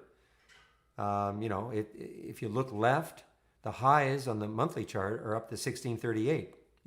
That's a possibility. These are all up to you, though. The AI is not going to say yes, do it, and no program really. There should be some human interaction.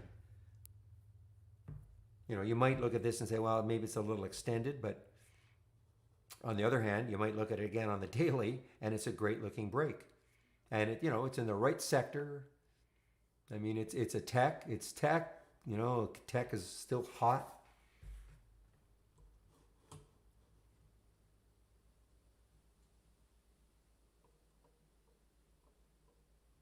So again, with the ADX, so all you have to do is right click on an alert window and do a search, and then you can do a search on your ADX. I have no experience, but here are the two we have. So we have the directional indicator percent, average directional index. You want to know more about them? Just click and click on help.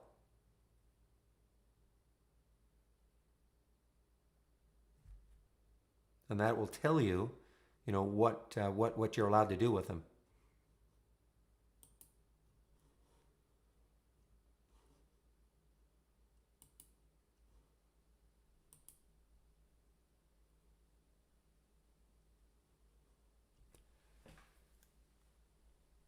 Okay, so KJ, there might be a way, Calvin. I really haven't even looked though. I have no idea, but I'm sure there must be a way. So KJ, all you have to do is in this window, the strategy trades all window, right click history. There you go. So you can go yesterday, or of course you can just pick your time frame. Okay.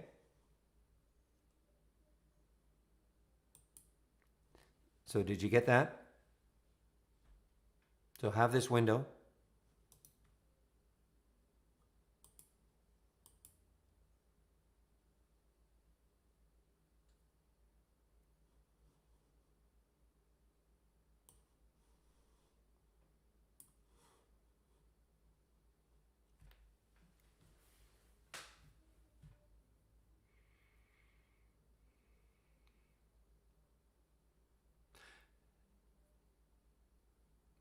All right, guys, I think that is it. I don't see any other questions. All right, so I will open the room tomorrow at 9 o'clock. I hope everybody has a great evening, and we will see you then. Bye-bye.